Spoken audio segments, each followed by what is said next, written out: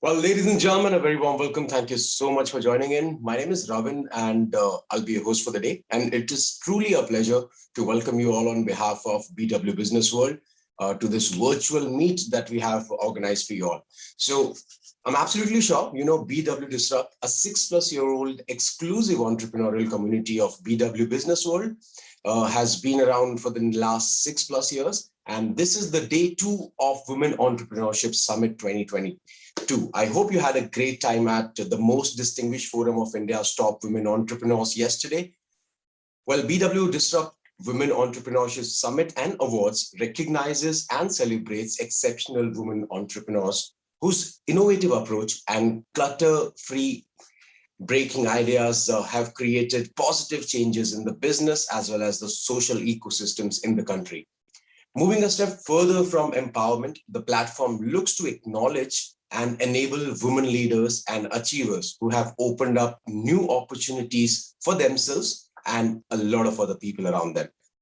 Well, BW Disrupt is a 360-degree platform to keep you updated on business of startups and covers all aspects of entrepreneurship and startup ecosystem in India. This includes founders' journeys, investment news, and other growth hacking content. So do check out BW Disrupt. BW Business World, of course, is led by Dr. Anurag Batra, Chairman and Editor-in-Chief of BW Business World and the founder for Exchange for Media Group. It is the fastest growing business media house in the country with a network spanning across 17 niche communities and 8 magazines. BW Business World is proud to be entrenched in various verticals of the domestic as well as international business ecosystem. Well, with changing times, BW now has a massive readership in the digital space as well. BW in its portfolio has 23 niche B2B communities that organize conferences and forums to facilitate interaction between business leaders and create a conducive environment for collaboration. Well, to give you a sneak peek on the legacy of BW Business World, I'll request the team to quickly show you the BW Legacy AV on the very screen that you're watching. Let's have a look.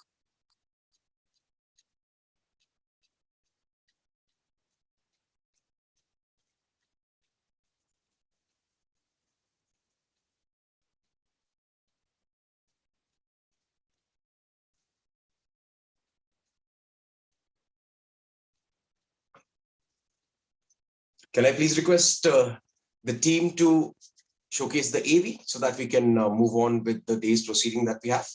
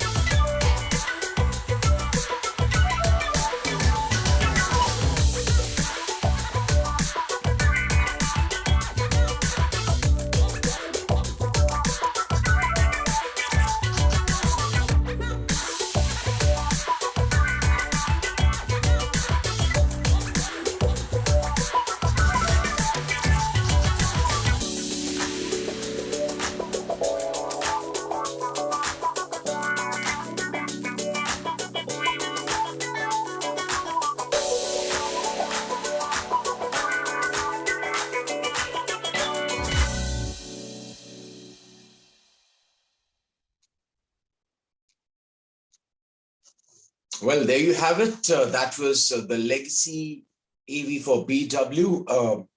Right. So before we begin today's conclave that we have for you, I'd request Team BW to showcase the BW Disrupt Community AV as well, to give you the glimpse of the community that we have been trying to build on this very platform. Can we have a look at BW Disrupt Community AV, please?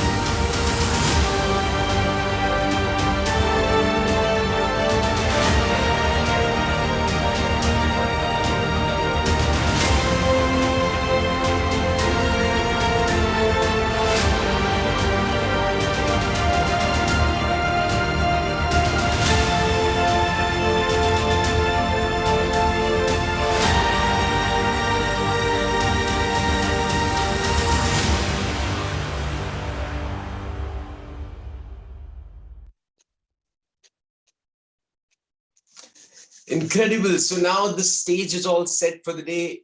Before we begin today's forum, I would like to remind you all it is being live streamed all across BW Business World platforms, including our social media channels and also at bwdisrupt.com. As we continue enthralling discussions on day 2 of this event, I encourage everyone to join in the conversations on your social networks using the hashtag BWWESA. So I would like to move forward with today's proceedings by thanking our partners for the day, who's given us incredible support throughout. Associate partners, IBM, thank you so much. Of course, along with that, our associate partners is Resurgent. Thank you once again to them. Our gifting partners, Smitten, lots of gratitude for them. Our supporting partners, Sipping Thoughts, and of course, Live. Thank you so much to both the supporting partners. Our coffee partners are Beanly. So with that, without further ado, ladies and gentlemen, let me bring upon the man whose vision has created this all, the chairman and editor-in-chief, Dr. Anurag Batra, for his opening address. Thank you so much, Ravin. Good morning to all of you. First of all, a big congratulations to all our 14 winners that we announced last night. Special congratulations to Dr. Suchitra Ella of Bharat Biotech. She was our BW Disrupt Women Entrepreneur of the Year. So really, I just want to say that the job of the jury at the Visa were not only to discover new talent, to encourage and recognize people who are at the cusp of building something great. Ms. Meena Ganesh has already joined us, so I won't go on. I'd rather hear from her. But I just want to say that women entrepreneurs are special because they literally juggle multiple lives in one life. I've said this yesterday that both me and my wife are entrepreneurs, but I spend more time at work than she does. She has much more work beyond her work at work. Second, I want to say that women have, we've been talking throughout the pandemic about resilience. Women, because of the inner strength they have more resilience than men. I can say that. Second is women are more mindful. While we see most women as juggling on multiple things, doing multitasking, but women are they're in the moment. They do one thing at a time. They realize the power of now. And third is the feminine traits of leadership, of empathy. Again, throughout the pandemic, we've been talking of empathy. We've been talking of self-care. I think women naturally are empathetic. That's my view. And as I said yesterday, the urban women have lots of support systems. The rural women in India still need much more support. So with this, I don't want to stand between you and Miss Meena Ganesh. I can only say that you should look forward to the new BW Business World print issue, which has all the winners. It's on stands. You can pick it up from now. And we look forward to hearing from Miss Meena Ganesh. And we'll take some questions from the audience. And I'll also ask a couple of questions. So back to you Ravin, to introduce Miss Meena Ganesh formally, though she really doesn't need an introduction. And then I'll be watching keenly. And whenever possible, we'll interject with a question. Back to you, Ravin. Thank you. Thank you so much, Dr. Batra. And as Dr. Batra rightly pointed out, well, we've got the women in our lives to thank for a lot of things. And for the first session as well, I would like to, for the keynote address, the era of empowered women. And nobody better than Ms. Meena Ganesh, MD and Chairperson, Portia Medical, to kindly come and enlighten us on this. Ms. Ganesh, over to you. Thank you very much. It is indeed my pleasure to be part of this very momentous and fantastic initiative to talk about women, empowerment, the success and the disruption that women are causing through entrepreneurship. What I wanted to actually start my conversation is just to hark back maybe 3 decades when I started my career. Women in the corporate sector were few and far between, and diversity was not a subject that anybody spoke about. A lot of effort has gone in over the last 3 decades to make some change in here. So if I look at the 2 aspects of this, one is the supply and the other is the demand. I've seen a lot of work that has happened from the supply side whether it is societal changes or changes in the women themselves, to take up education and career with a lot more of seriousness. And over the years, we've seen both professional colleges and others taking a lot more of women and bringing them into the fore, and hence getting them started off in the career. Likewise, on the demand side, corporates have spent a lot of effort in attracting women, retaining women, providing them with the adequate support and mentorship so that they can make a difference in the corporate sector also. And the result of that is there to see. We do see a great deal of diversity in many of the sectors in both. But however, this is still in the entry and probably up to the middle level, not so much as you go beyond. Even now, as you look at the senior leadership and at the top management and at the director level, the diversity is still far from adequate. Now, but I want to actually ask ourselves a question as to why corporates and the world has actually helped in building this, and what is the learning for that for us from our startup ecosystem then? Why is it that it is essential for all of us to bring in more women? So one of the key reasons that there is a strong requirement to have diversity in the workplace is that a workplace is meant to reflect the customers that you're serving. If the customers that the organization is serving is indeed diverse and your products are going to cater to an entire spectrum of humanity, then why would not you have a similar diversity within? If you don't, how do you really understand the people that you're serving? Now, these are key questions that corporates have pondered over and have made an effort. The other, of course, is that from a supply side, half the world are women. If you're not including them and you're not inviting them to be part of your workforce, you're missing out on a large number of talented women. So both of these are key considerations for bringing in women at the into the workforce.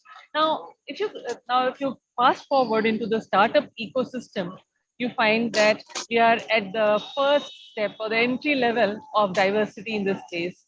The number of women entrepreneurs or women startups in this whole ecosystem is probably below a 10% mark. What does this mean? Is there that women are not good at being an entrepreneur?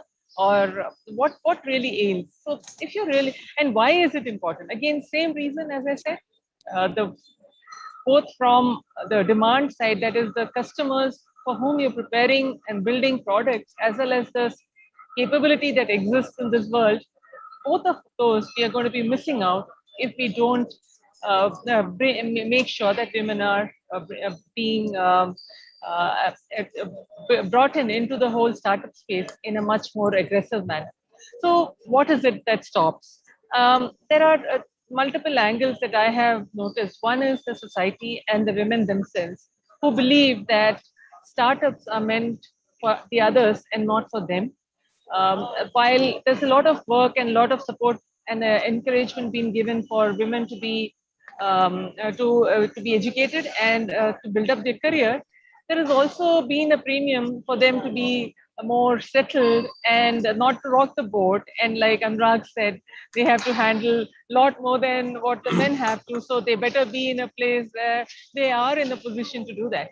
But in doing so, are we undermining the potential of women?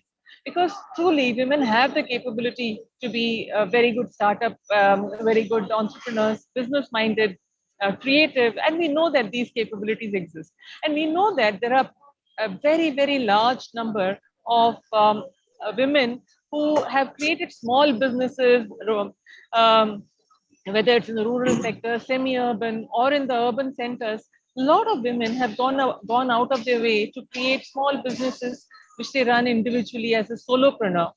The problem, though, is the confidence and the support that they need to grow these into funded large businesses which have big impact. That is something which has been a challenge.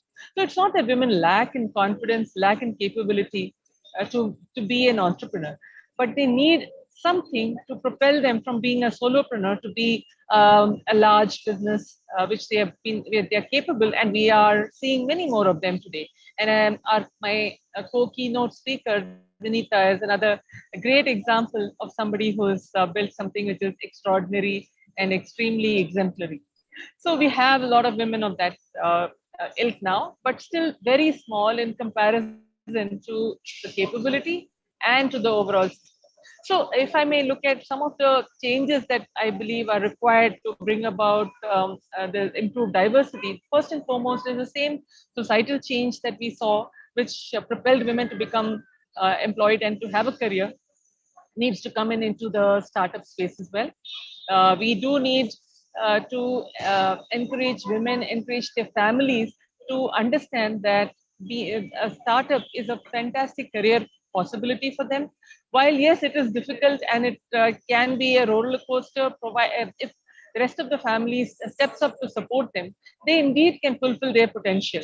And I myself have done my first startup in the year 2000 was with a 6-month-old baby in my hand, trying to build a 24/7 call center. It couldn't get hairier and weirder than that. I didn't know when I slept and when I woke up and what I did. But the entire family stepped up to support me, and that's how it became feasible. So it is indeed possible if everybody pitches in and believe that it is important for the woman to achieve her potential, and let us provide her whatever it takes to do that. So that's the society and the women themselves. Right from the school and college space, nowadays a lot of the boys and men are being encouraged to go in for hackathons, try out their ideas, present here, present there. Not so much women. Women tend to take a back seat in such events also. Can we encourage them and push them into the fore so that they feel more confident that this is also an option that they can consider? The second is to have enough of role models for them to see and emulate and learn from. And I am very grateful to Business World for doing this kind of an initiative where they have actually brought out a number of women entrepreneurs.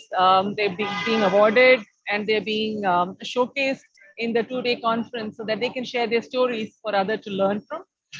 And thirdly, to create a good connect along with them, an ecosystem through which they can get the mentoring, not just from other women entrepreneurs, but also from other skills that you need to be a good entrepreneur.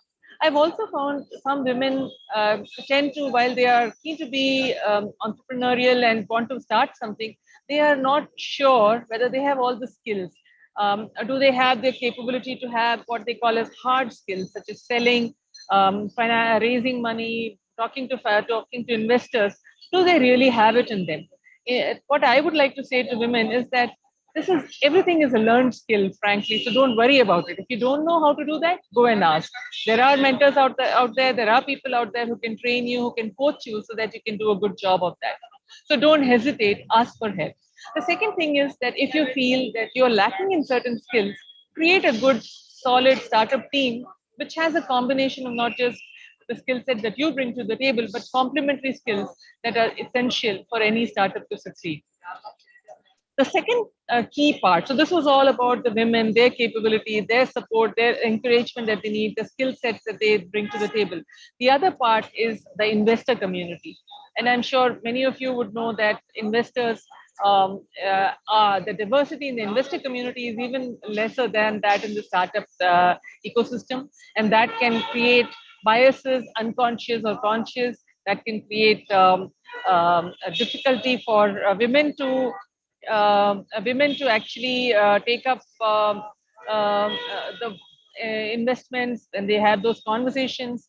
There might be hesitation or there might be actual bias. So how do we improve that? And I do see that there is progress that's happening on that front, and we are seeing that at the entry level and mid level, you see a lot more of women in the investor community, and hopefully they will start to move in larger numbers into the partnership and into the senior levels of decision making. The last but not the least is how do you ensure that women are able to attract good talent as well? And perhaps about the decade ago, when a larger number of women started to come into a startup space, they did struggle to attract good talent into their startup. As we see more women succeeding, creating good, successful startups, I think that problem is starting to get solved. So perhaps a combination of these things that I have spoken about may help in increasing the number of women entrepreneurs. It's not. It is a journey. Even corporate is a journey. As I said, we have only gone about probably 40-50% in the journey, and we are probably at a 10% or 5% mark as far as startups. So there's a long way to go. But events like this are important. Just like I think one of the two of you said that you think that the women in your life are very important. I would say the men in our life are very important. They need to step up. They need to support. They need to give the encouragement. And my request, I don't know whether there are men in the panel of conversations yesterday and today, but I would encourage that we get more men to come and talk about how they have supported the women in their lives or in their career to rise up both in the corporate as well as in the startup space. So with that, I will stop now and look forward to any questions. Thank you, Ms. Meena Ganesh. I just want to ask you, you said you started 30 years back. What has changed for the positive in 30 years, but what has still not changed? We know some of the things that have changed, but what does still need to change, which has not yet happened, or you see it happening now? So what has changed is certainly that there is a lot more of women coming into the into corporate sector and lately into the startup system also. What has not happened adequately is the sustenance of women or the retention of women through their entire life cycle. There is still a lot of drop-offs that happen in mid-management, and women are not continuing their journey all the way to the top where they are capable of reaching. Now, of course, corporates keep trying and making a lot of efforts. But what I would say is that, of course, both sides need to work. The women also need to understand that there is support available. Don't the whole guilt factor that some of the women struggle with. How do you overcome that? How do you get support so that you know that it's okay to fulfill your potential? Because in doing so, you're ensuring that you're the happy person that will create a good family environment for the rest of the family as well. So there is really no cause to be guilty. So those are things that women still have to overcome. Likewise, women may, for various reasons, have to take breaks. Corporates need to be a lot more encouraging in bringing back women who are mid-corporate, who have taken breaks, who want to come back, who have skills, and no better time than the pandemic to recognize that wherever they are, women can contribute. Wherever they are, employees can contribute. So can we get more women on a gig basis or on a part-time or on a remote work basis or work from home so that they're able to manage both? The flip side, I will also say that in the pandemic, women are the ones working from home have struggled the most. Like you rightly said, Anurag, they are juggling both home and work, and both the partners are working in different rooms. Who answers the doorbell and the maid comes? I know the answer to that as well, unfortunately. So that said, there is still a lot of work to be done on the societal front so that women who are pushing through are provided the adequate support and from their partners and from their families and from the rest of the larger society so that they are not pulled back. The good news is that at least in the urban, more educated centers, you will find that families are very supportive. But the same ambition is now there, very much there in the tier 2, tier 3 towns.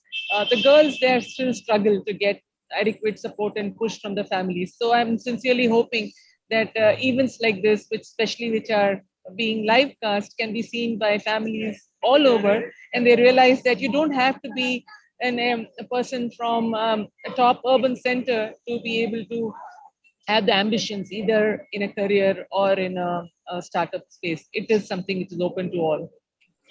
Thank you. My last question.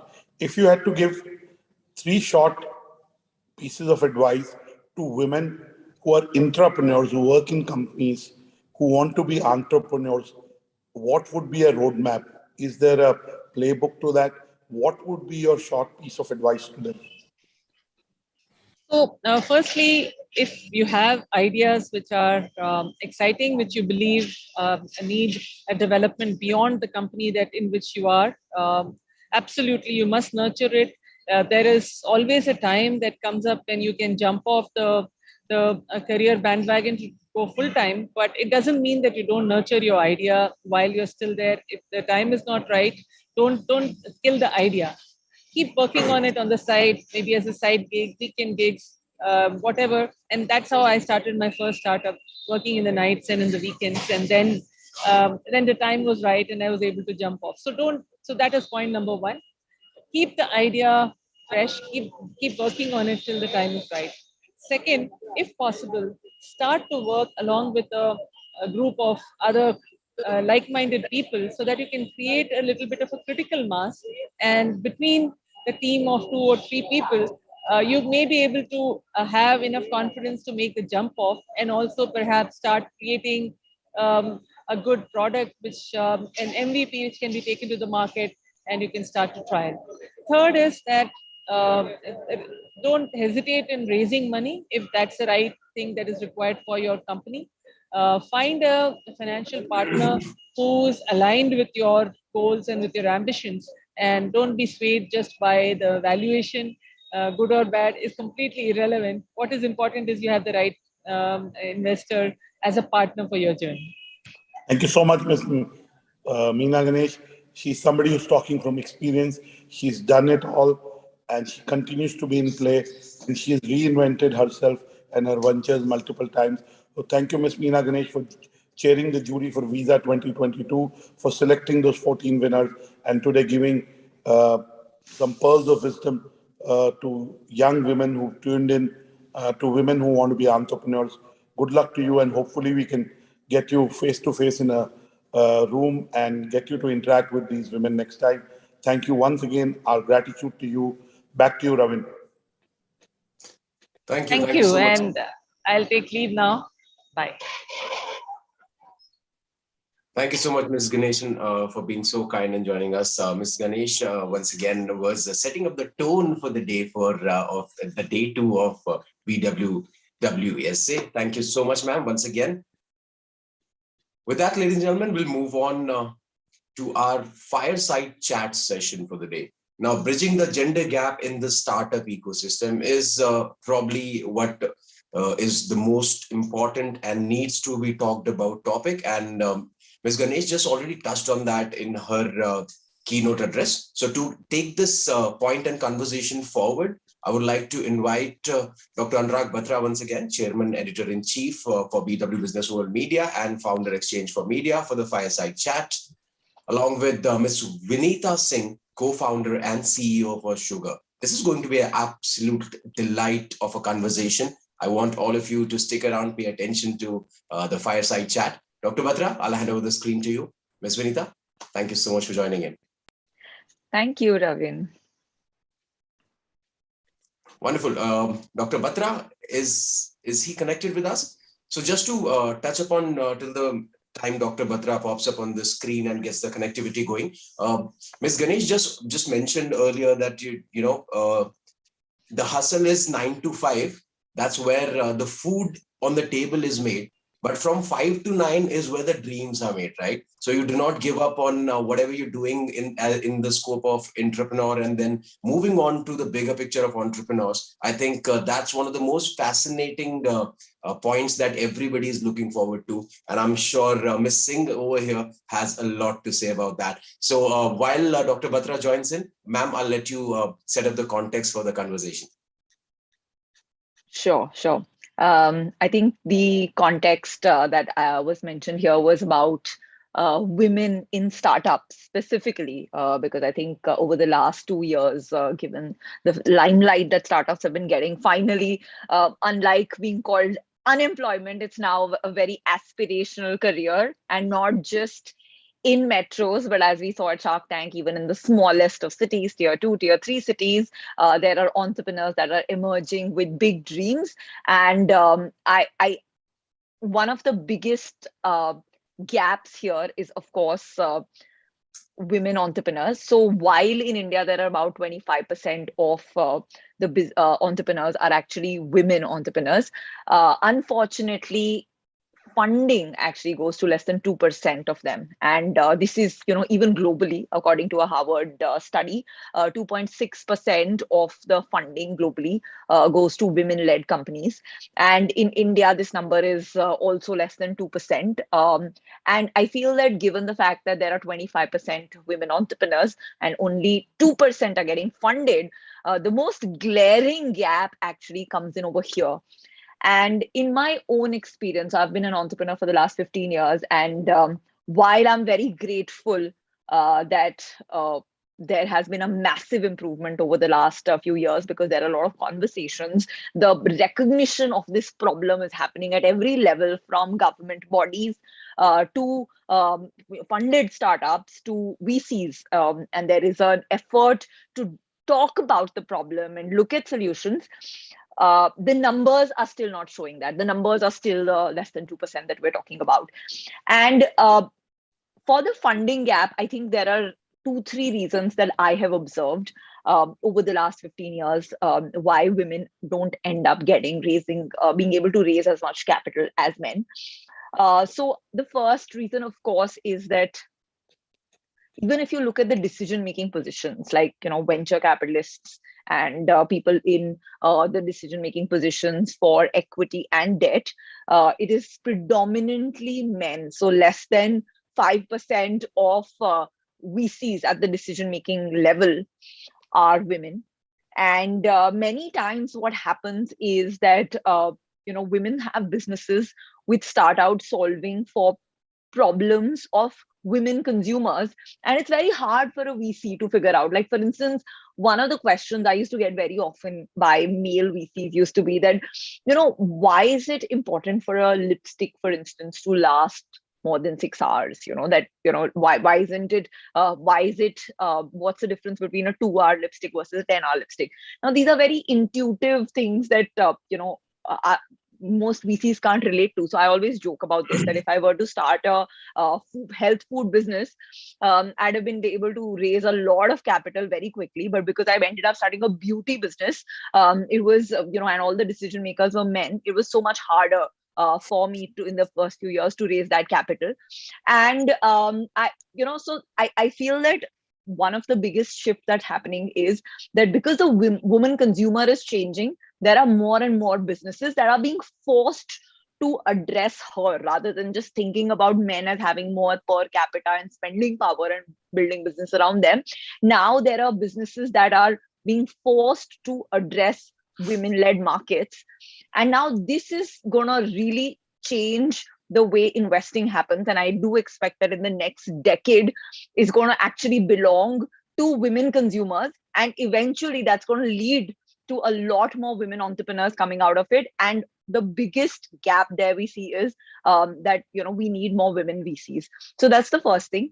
Second, I think there's a lack of role models. So if you look at like the unicorns, everybody aspires. There's so much talk about the fact that India has, 85 unicorns. And, in the last year itself, we actually created 45 of them. There is so much conversation around that. And, of course, the glaring fact again comes up that less than 5 of them are women. But again, the good news is that 10 years back, this number would have been like less than 1%. And now at least 5 out of the 85 unicorns have women founders in the leadership. And, when the whole Nykaa IPO happened, I think for a lot of women, this was, Falguni is such a role model because she's built a company which is profitable, which listed, which raised very less capital, where she and her family own more than 50% of the stake. And stories like these were really unheard of 10 years back. Yeah. And I feel that this is the fact that there are role models like Falguni is really going to change things. So again, like 10 years back when I set out to raise funding, angel investors would directly say to my face that, we don't invest in solo women founders. Because, what happens is that, like, when they have their family, their priorities change. And when I would like push that conversation further, they would say things like, I invested in one company And there the founder decided to wrap up the business when it didn't scale because her priorities changed.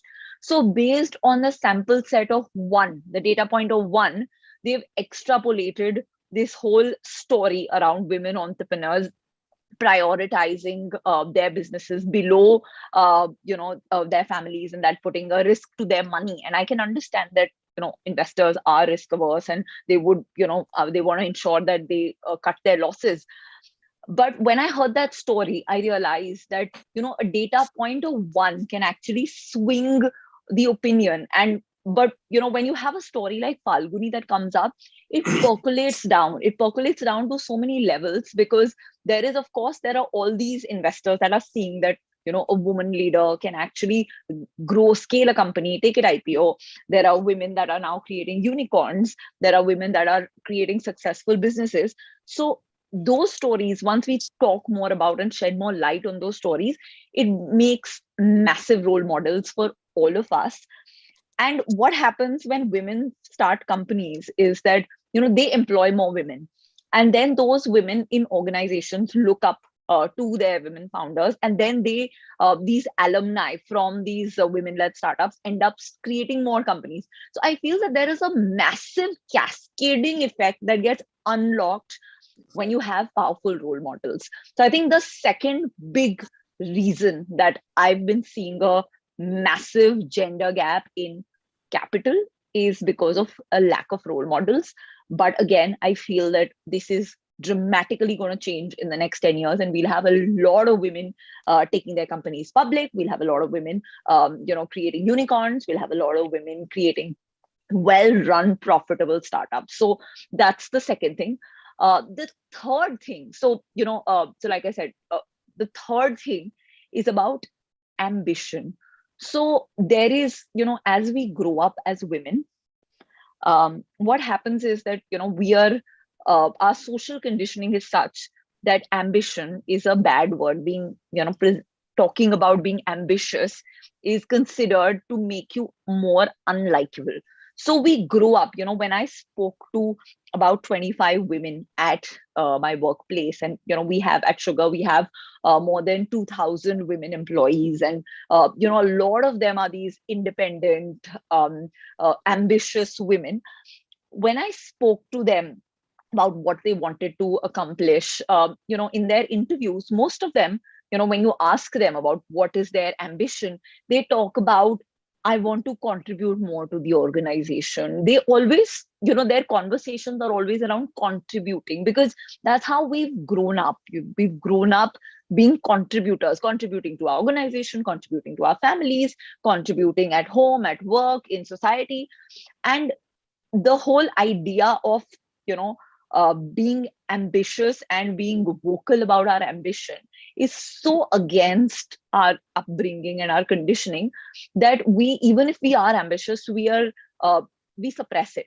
So I asked them to fill up this form where, I asked them to specifically write about what they want to be in 5 years. And then a lot of them came back saying, I want to be a CEO, I want to be a CMO, I want to be a CXO in the organization, I want to be an entrepreneur, I want to start a company, I want to be an investor. And that's when I realized that it is not that women lack ambition. It is just that we're culturally taught to not voice our ambition. We are afraid to come across as being too ambitious, at the risk of being disliked, not just by people like our family members, but even by our own employees, our own investors. And I feel that is one of those cultural things that will again change only once we have enough role models, and we are we change this from the point that we are raising our daughters, where we let them understand that they never ever need to apologize for being too ambitious. So I feel that these are the three reasons why there is a gender gap as far as funding is concerned. And beyond that, I feel that I feel that one of the biggest shifts that needs to happen is the access to capital. But the second biggest thing is not around having more programs and mentorship, and all of that is important. But I feel the second biggest shift that needs to happen is the shift at home. Because at the end of the day, all of us have 24 hours, certain mental, physical capacity, certain bandwidth, right? And in India, if you look at like the domestic unpaid chores that women are supposed to do, the ratio of what women,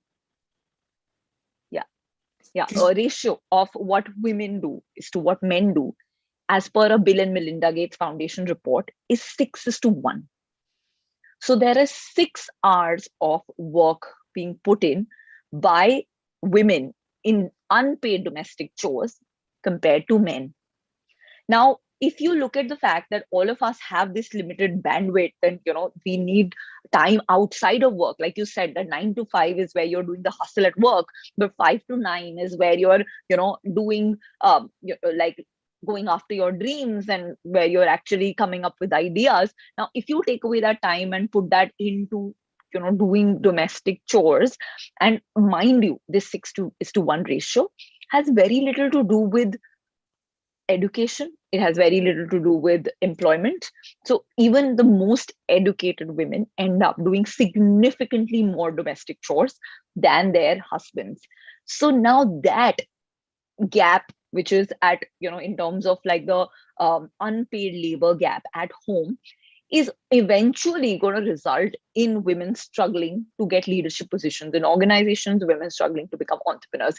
So I feel that once we fix the gap in funding, where the same proportion of women that are entrepreneurs are getting funded, the next big shift that is required is at our homes, where we bring parity in this task of domestic chores. Because unless that happens, we are handicapping ourselves. It's like saying that, we have a 100-meter race and, we're both going to race each other, but you are carrying a 100-kilo sack on your back. And now we're both competing to reach the 100-meter line first, right? Now that bigger handicap, which is the 6:1 ratio of domestic chores, it's very hard for women to overcome. And, of course, I know that a lot of conversation happens around how women are fantastic multitaskers, women are better leaders, and that's all great. And, yes, we are. But at the end of the day, the point is that everybody needs a certain amount of free mental capacity. And when a man says that, oh, I have these hobbies outside of work, he gets appreciated. Wow, he's able to work and he has these amazing hobbies. But when a woman gets, like, I love running or I love cycling, the questions I get asked is, but when you go running, who's looking after your kids? What happens to your family? When you're going on a work trip, how will your kids survive? So the kind of questions that we are over and over again asking, and the default assumption that the entire load of domestic responsibility rests on women, I feel is the other big shift that, in our society needs to happen to change this.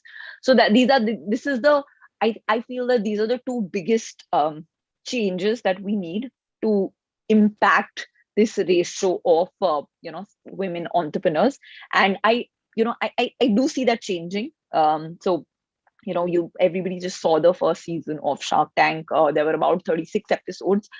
48% of the pitchers were actually women. In my own investing in the platform, 55% of the capital that I deployed went to women founders.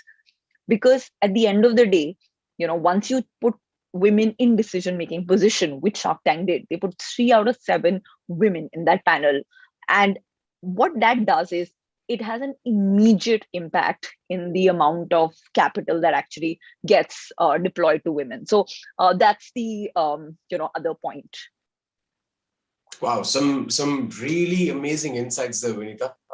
So when we're talking about, you were talking about a lot of fascinating points there. One really kind of stayed with me, and that's the difference, the disruption that we are going through since the pandemic has happened. So to state my point, empathy in the workspace used to be perceived as something of a negative trait, say 5 years back from now.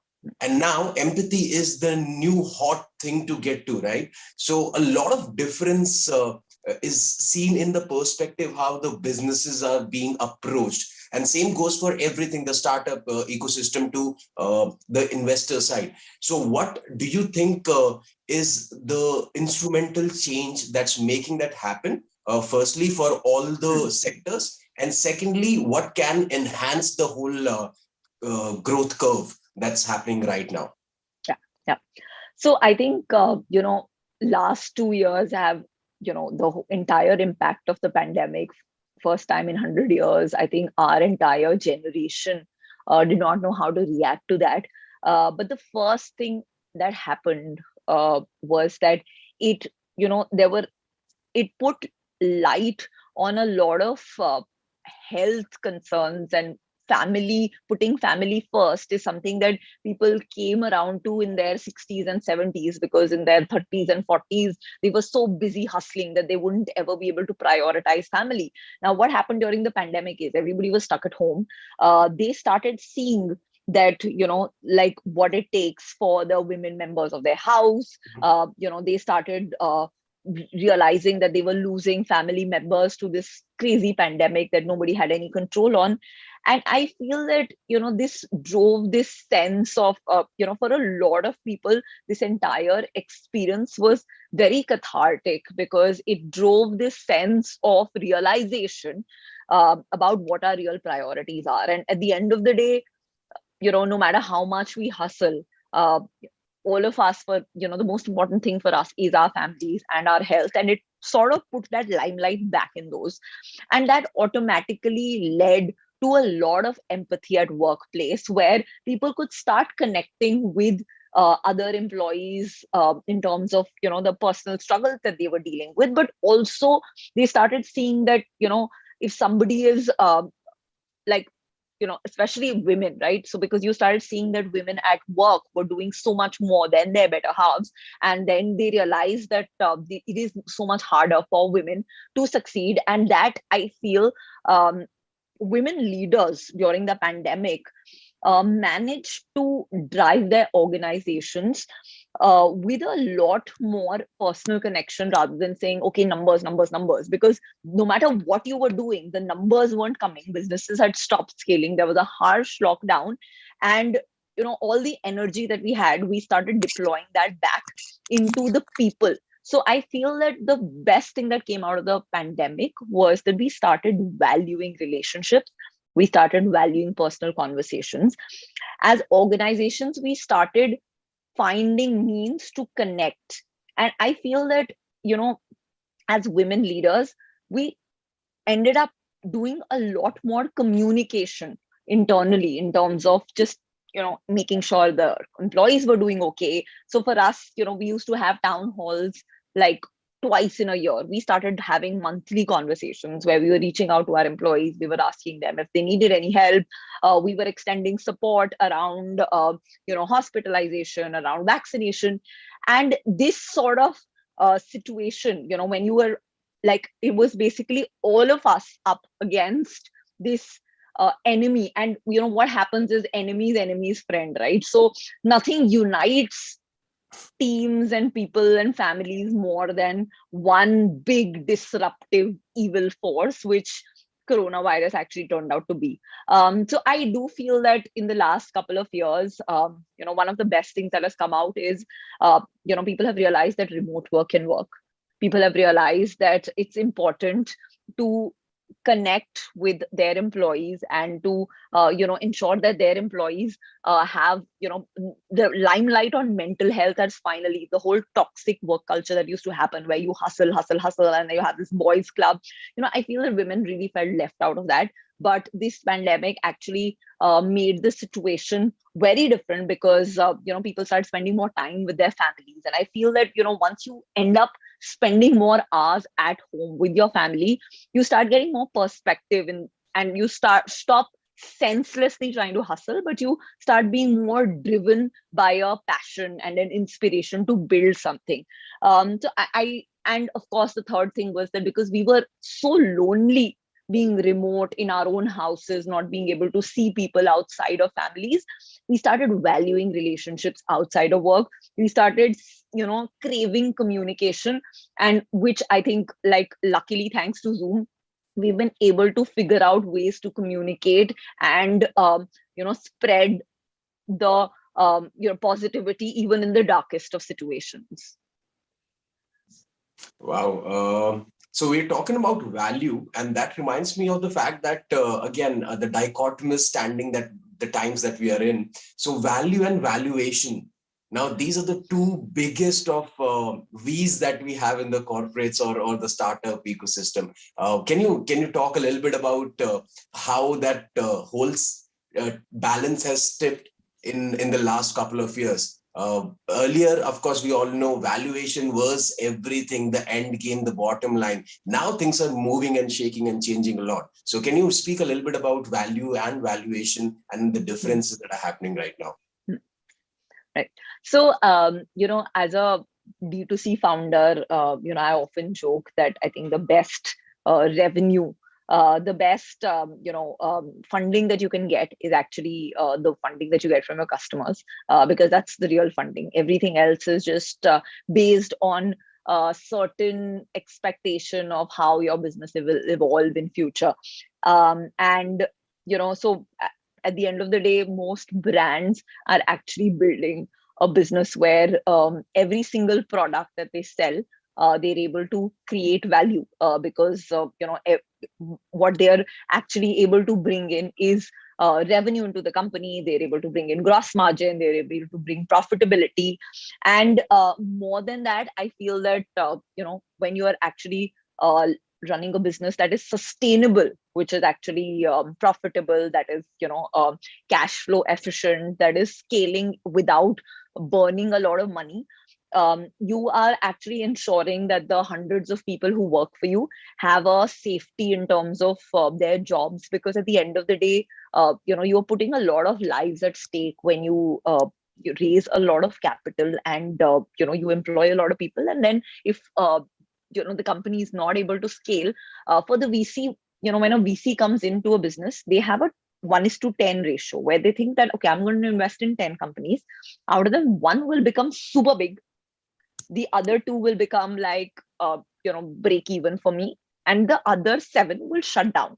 And that's fundamentally the model of a venture capitalist.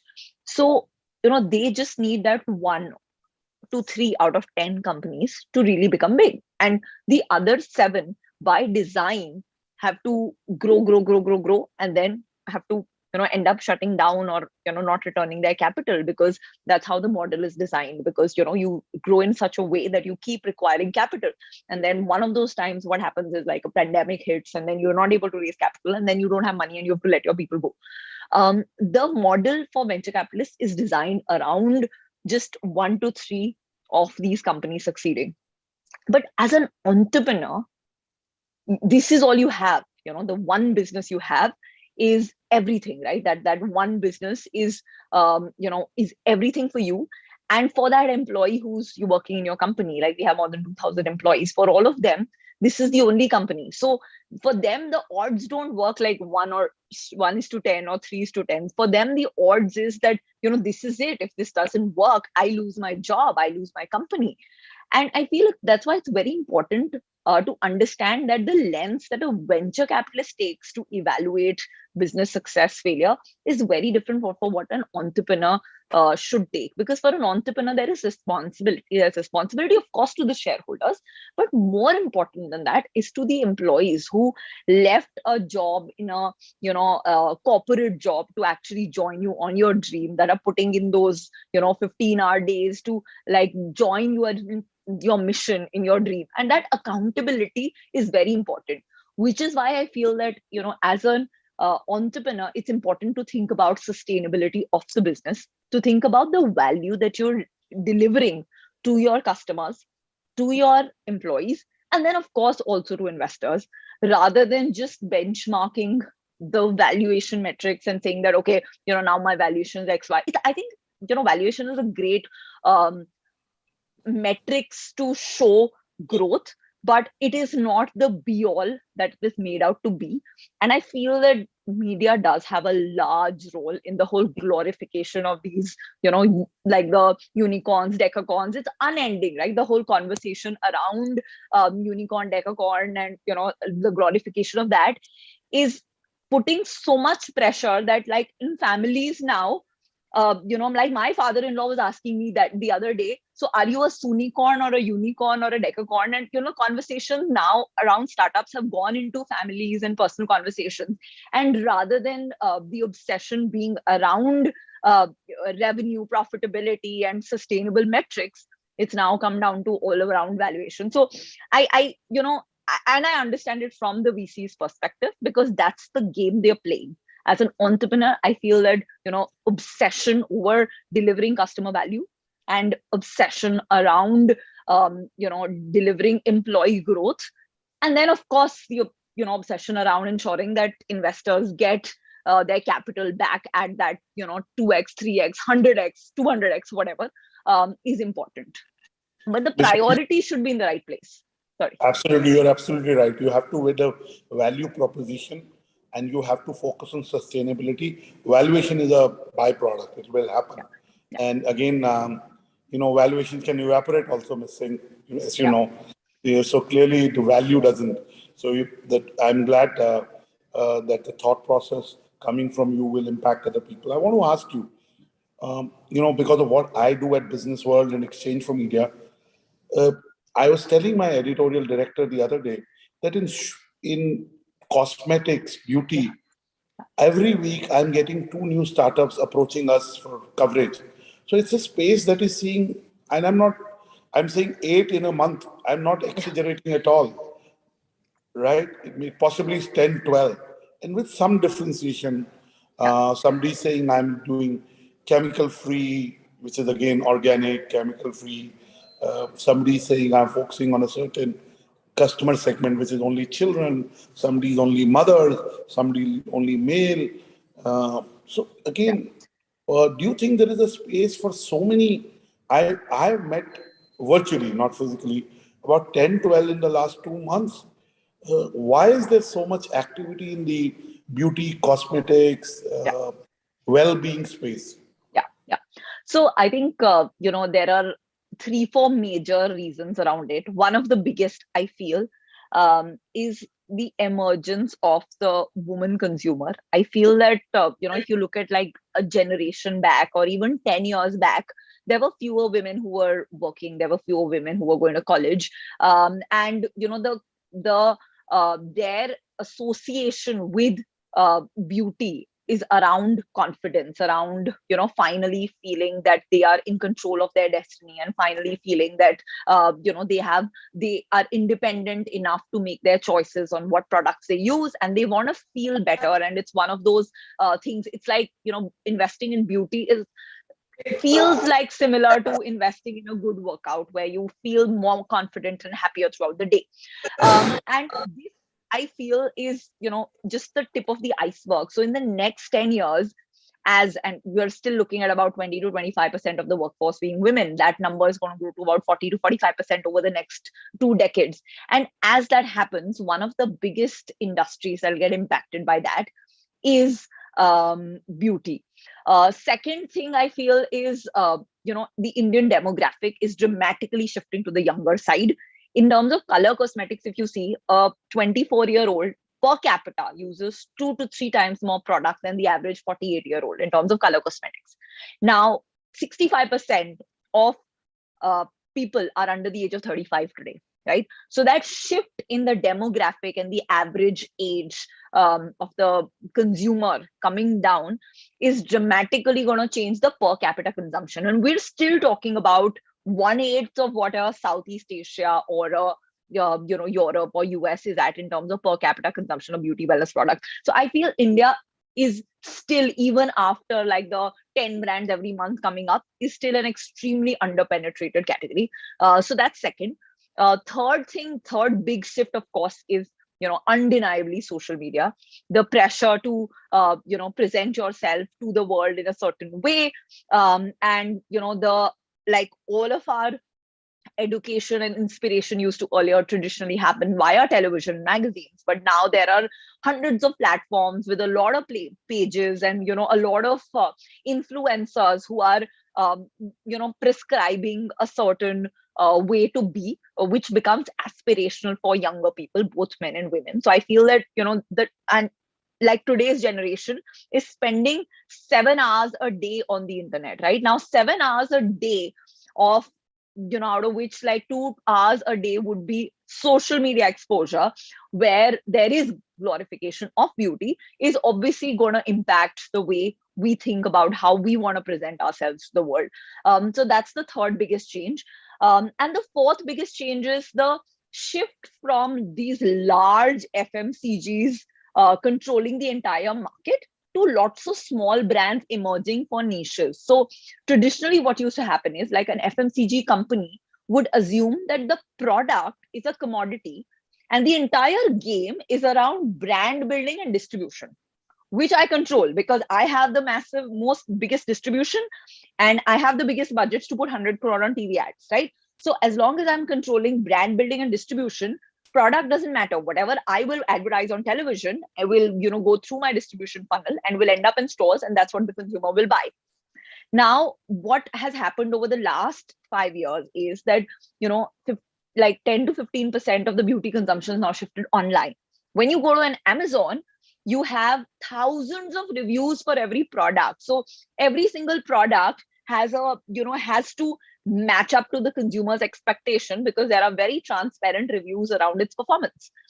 Secondly, there are social media influencers that are tearing apart products because of some of the legacy brands when they fail to meet certain criteria around ingredients, authenticity, or certain claims, or not having products for deeper skin tone women, and so on and so forth. So now the whole source of this like the entire assumption that the product is a commodity is breaking down, and brands are being forced to be more accountable to their consumers. And now that is shifting the power from these FMCG companies to the younger brands.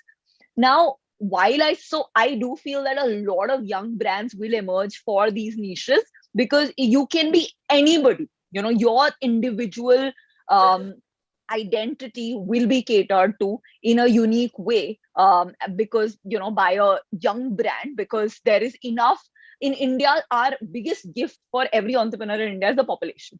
Right? No matter what business you start, you're able to create a market which is at least 10 crores because of the fact that we have a massive population for every single niche that is out there. But having said that, I do feel that a lot of, like, for instance, when, a brand succeeds in making vitamin C, there are 50 other brands that's come up with a vitamin C serum. And I feel that not all those 50 are going to succeed because then they are again doing what traditional brands used to do, dump the idea of obsessing with the product and just, they're not differentiating. They're not unique.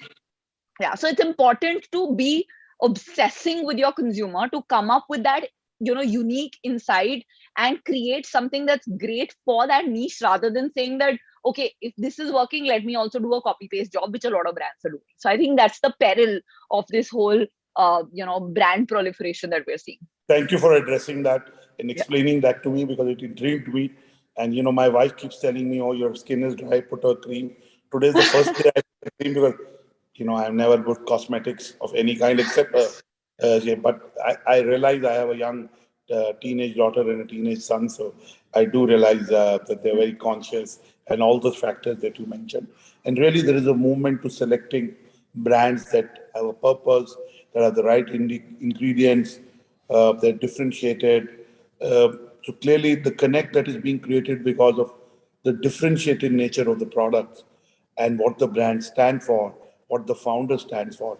And as you know, Vinita, that there was, Anita Roddick, who started Body Shop, and 30 years later, it sold to L'Oreal.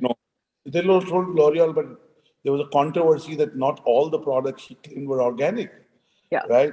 And a lot of us bought Body Shop because we believed that they were organic. Yeah. But my last question to you, very short answer. Yeah. There are lots of young women entrepreneurs who've tuned in. What would be your short advice to them if they're planning to become entrepreneurs? Yeah. My biggest advice would be, don't be afraid to be ambitious. What you're building, the inspiration and the vision that you have, it is very important to communicate to everybody over and over again, from your employees to your investors to your customers, because ambition and vision inspires people to follow you on the journey. As women, we are conditioned to not A shared express goal, our ambition. a shared mountain, a shared goal. Yeah, is able to bring people together. So don't be afraid to be ambitious. Build a large business and be unstoppable. Thank you so much, Vinita. Since you mentioned about FMCG's companies spending on TV advertising, yesterday I was looking at the number of startups advertising on IPL and burning VC money. So I in fact wanted to write a piece today that IPL is quasi-owned by VCs, not owned in the sense. But what is your viewpoint on, so much money being spent on brand building? If that went into product research or, giving the price off to the consumer, Yeah. what is your view, Vinita? Yeah. So I have this joke. I will not directly address your question. I have this joke. Last year, I used to say that, there was a lot of capital that went into the Indian market. All of it found its way to engineers and product managers in India because, the biggest inflation that happened was in the average engineer salary going 5 to 6x, six Yes. times. I feel that, now that's beginning to come under the control a bit. And now the new place where all of it is going is in the in the television channels. I shouldn't be complaining. As media, I shouldn't be complaining. So I'm just trying to get for you. So I do feel that, brand building is important. And, as long as what you're spending is like a certain percentage, like if you're spending 20-25% of your revenue on advertising, it's important because, for far too long, we spent too much in performance marketing, which was giving the money to Facebook and Google.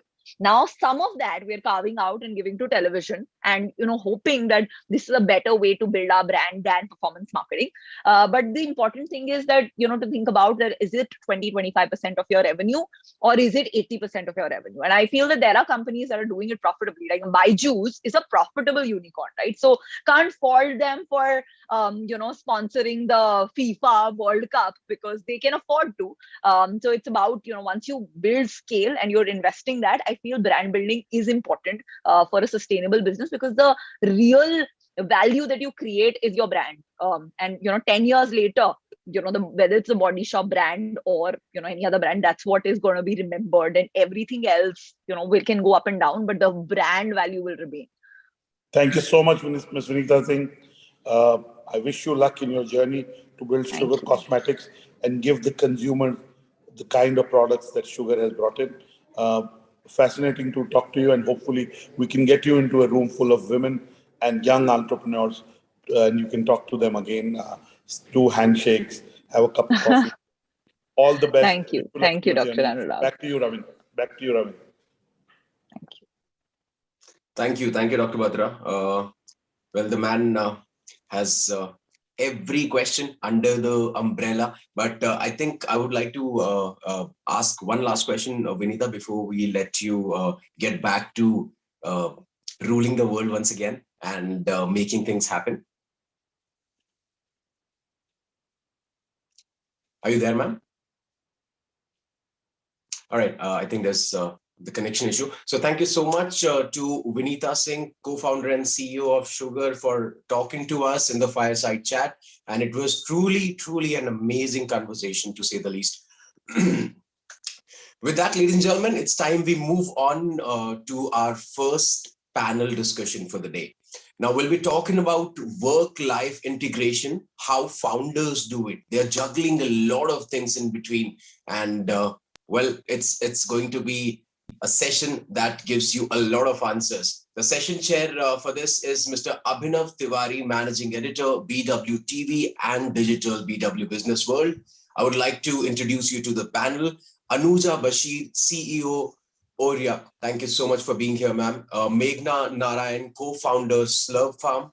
Jia Pamnani, co-founder, iTokri. And Galveen Kaur, co-founder, Connect and Heal. So that's the panel for the next discussion. And we are talking about how founders do it. Let's hear it from the founders themselves. Abhinav, I'll hand over the screen to you. Thank you, Raveen. Thank you so much. I hope I'm audible and clear. And although I would love the name Tiwari, but I'm Trivedi Raveen. So thank you for that. I'll first start with Meghna. We've always spoken about work-life integration in books. And it's easy to talk on these subjects when it comes to, talking big, making big claims. And this has been a bone of contention, not only for entrepreneurs, but also working professionals since the time employment and work has come into picture. So we go back, way back to 18th century days, when India was not even an industrialized economy. But today here, we are sitting here in 2022. So first, I'll ask you, Meghna, and of course, I'll move on to other panelists. How does each one of you define work-life integration? What is work-life integration according to you, firstly? So I think, I had come to this panel looking for answers. So, throwing a question at me is not really helpful. But let me just say this thing, right? I'm going to talk sort of from personal experience, whether I was at McKinsey or sort of running my own business now in year 6. I have always optimized for being happy every day and not sort of waiting for some, to hit a particular target or a thing. Your everyday happiness and everyday being extraordinary needs to be what you optimize for. And I make choices that way, right? So, okay. So that's one piece. The second piece of advice was I got from, a mentor of mine, a professor at business school. There was this whole, actually at the time, there was this whole, can women have it all debate, right? There was Sheryl Sandberg on one side, and then there was this professor at, saying that you couldn't have it all. And I think, so she said it very nicely to me. She said, I think they're debating the wrong thing. You can't have it all at the same time. You can't do it sequentially. So actually to pick your battles and to figure out, again, it all comes back to you and what makes you happy. So, so whether, choose who you work with, on what you work with, and then you won't feel like you have to make this work-life trade-off, right? Sort of my business partner is my best friend. We have a great time. We laugh a lot. We hire people that we can laugh a lot with. Otherwise, we're not doing some 2-year, 3-year thing, right? We're on a 20+ year journey. So this has to be amazing. Otherwise, what are we even talking about? Great. Galveen? Thanks. So I think for me, basically work-life balance, work-life integration sort of just is, the flexibility to work at my own terms, right? And sort of make work fit my life as sort of make life fit my work, and vice versa, right? I think it's also no longer for me as, compared to our previous generations, work is now all about passion, right? It's not about security. It's much less about it. And, doing what you want to do and doing it at your own terms, right? And I think it's just sort of like, making it sort of gel together, having your own, having time to laugh, having time to, enjoy what you sort of set out to do, and at the same time not sacrificing or not pushing back your ambition. So that's okay. This has always been a subject of speculation, and it's very complicated, ladies and gentlemen, when it comes to founders and entrepreneurial community, because the community is never able to switch off. And when I say switch off, I mean mentally being switched off. I remember when we started up in 2016, it's always difficult for you to not think about business and work after 7 o'clock. I mean, you're always thinking, what's your next day is like? Where will the next cash flow come from? How will I back the next client? Did I do something wrong in today's meeting? How should I satiate egos on some side? How should I handle complications within my team? How should I diffuse a conflict? As a founder who have their skin in the game and they have to bear the consequences of every small decision to make, it becomes slightly difficult, Yeah. So I'll again come to you, Meghna. Of course, when we say work-life integration, the answer is obvious. This is what it means.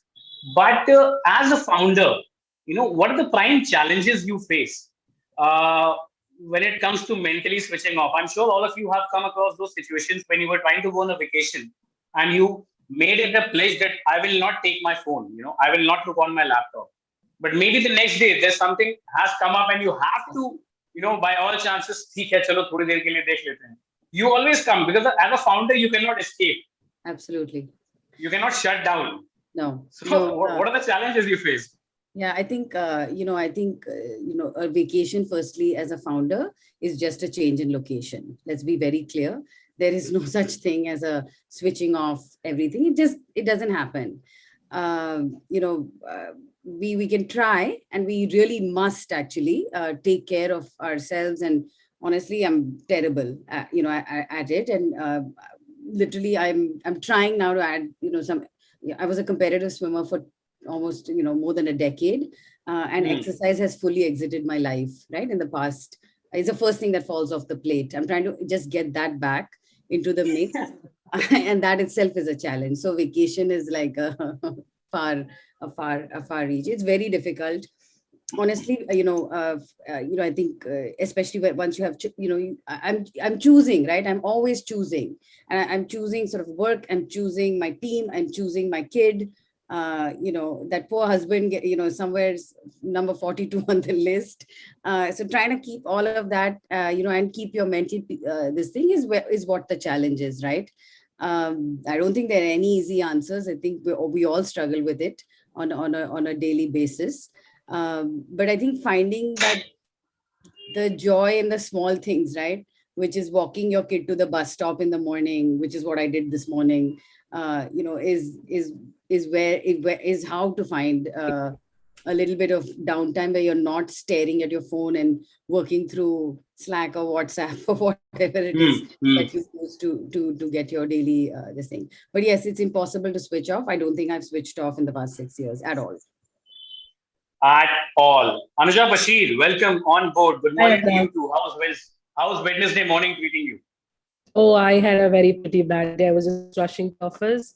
I got in a very hectic traffic, and here I am. Somehow I managed to reach.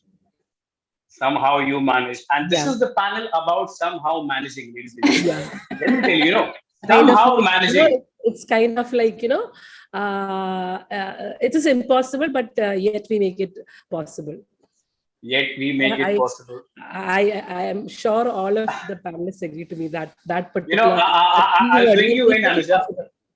I'll bring you in, Anuja. Like Meghna and Galveen, all of us, we were having this discussion ki work-life integration, pehli baat hota kya hai? And that has an easy answer, Everybody can define what is work-life integration. But when it comes to founders, the answer is slightly complicated and layered, and how difficult it is. So before coming to Galveen, because she's already aware of the context we're talking about, I'll try to bring you in, and of course, I'll involve Galveen as well. What is work-life integration to you, and how difficult it is for you? Let me be blunt. How difficult it is for you to not be involved mentally on your phone or on your laptop when you're on a vacation? Anuja, that's for you. Okay, so the question was work-life integration. Yes. How do you define it, and how difficult is it for you to completely switch off? Switch off. It is impossible. I would say the same thing what my co-speaker just said. I don't think in about 4 years, I've never. I can live without anything, but this is something the phone I cannot live with, because everything runs on the system. So, and regarding discipline, the thing is that we all try to bring in a balance between our professional as well as our personal life. But the thing is that, the question is that everybody tells us that, you have to prioritize. I really don't know what is the meaning of this word called prioritize. What is, because everybody is prioritizing. When it comes to my co-founders or my people, they prioritize on the work terms. When it comes to family, they prioritize on so everybody is like, what is there? You can thodi der ke liye like thair jao na, like stop it for the some. But the question is that what should I stop first? And what should I give more priority to? See, everything is a priority. See, being a mother is a priority. I have a 12th grade son and a 10th grade daughter. Okay, their exams are going on.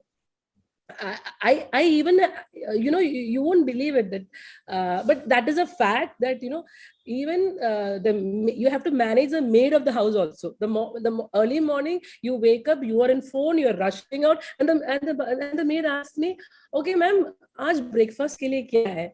आज dinner के लिए क्या है?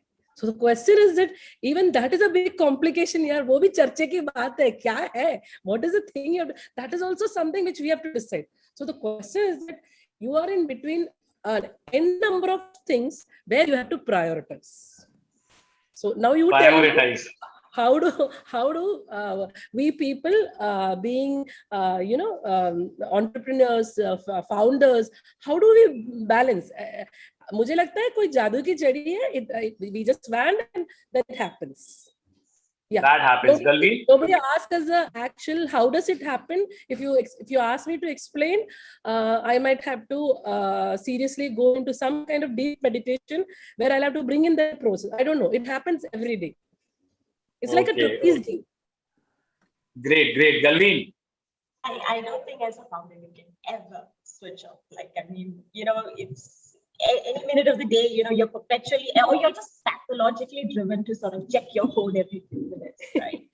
But I do think it was slightly different for me when I used to be working. So I was in Deutsche for like about 10 years before starting Connectively, right? And there, the only way the bank actually managed to force you to do this is by giving you mandatory time away, where you are not allowed to at all look at your phone, right? We, unfortunately, in today's world, as founders ourselves, we can't afford to do that, right? But however, having said all of that, I think it's very, very important to like sort of have, it could be, it could be 2-3 hours, but that 2-3 hours is extremely important for you to be able to, sort of switch off, because otherwise it's a never-ending run, right? You will burn out, and that little bit of compartmentalizing or taking time off for self-care is extremely important. Well, that's why you run this company called Connect and Heal, which I can relate to. Meghna, I'll come to you. We do a lot of entrepreneurial summits, with a lot of entrepreneurs. Considering the BW community, we regularly interact with a lot of entrepreneurs. I mean, startups in the right sense, some who have started a few years ago and some months ago, bootstrap, as well as established, successful, and known entrepreneurs. Now, what are the common themes which I personally come and understand when I talk to founders? It's like an entrepreneur is creative and hell-bent on his or her business for only 15 years. That's the time frame. After 15 years, you should pass on the baton to somebody else, somebody new. And then, because you have been so involved in the business for the first 15 years, you already burnt out. Post 15 years, you can just pass on the regular working to somebody else, get a professional CEO. I mean, you take the back seat, let him or her run the company. And that is the time for you when you can actually think of life integration. For the first 15 years, if you're an entrepreneur, forget work-life integration. Do you agree with that theory? So, I don't think you have to wait 15 years, firstly. It's not just about the CEO. There's so many, honestly, I was everything, right? From company driver to, bag handler to box loader to everything, right? To sticker man in the warehouse, everything. And, as the company grows, you get people on board. So I don't think, and sort of you're doing, you just shift what you're doing. It's not like, if I get a sort of chief business officer tomorrow, I'll just move doing other things. It's not like, I think that's because, we're all doing this because these are the topics that I'm most passionate about, sort of, early childhood nutrition and getting kids and families eating healthy, right? This is why I do what I do. I'm pretty sure it's the same for Gavleen and Anuja. It's not possible otherwise to live these lives that we do. So I don't. So I think that's a falsity to think that after 15 years, you're going to hire somebody and then you can go and, chill and come to a board meeting every quarter. It doesn't quite work like that. We are also wired differently, I think. We have chosen this, right? Nobody forced any of us to become entrepreneurs. I had a very sort of happy job at McKinsey. I loved what I was doing. It just felt that this was a problem worth chasing. And it was not something that we could solve in 2, 3, 5 years. We knew that when we when we entered it, that this was a marathon hone wala hai. Kitna lamba ye socha nahi tha. Of course, it's as they say, entrepreneurship is an unending test match, not a one-day T20. Gavin, what about you?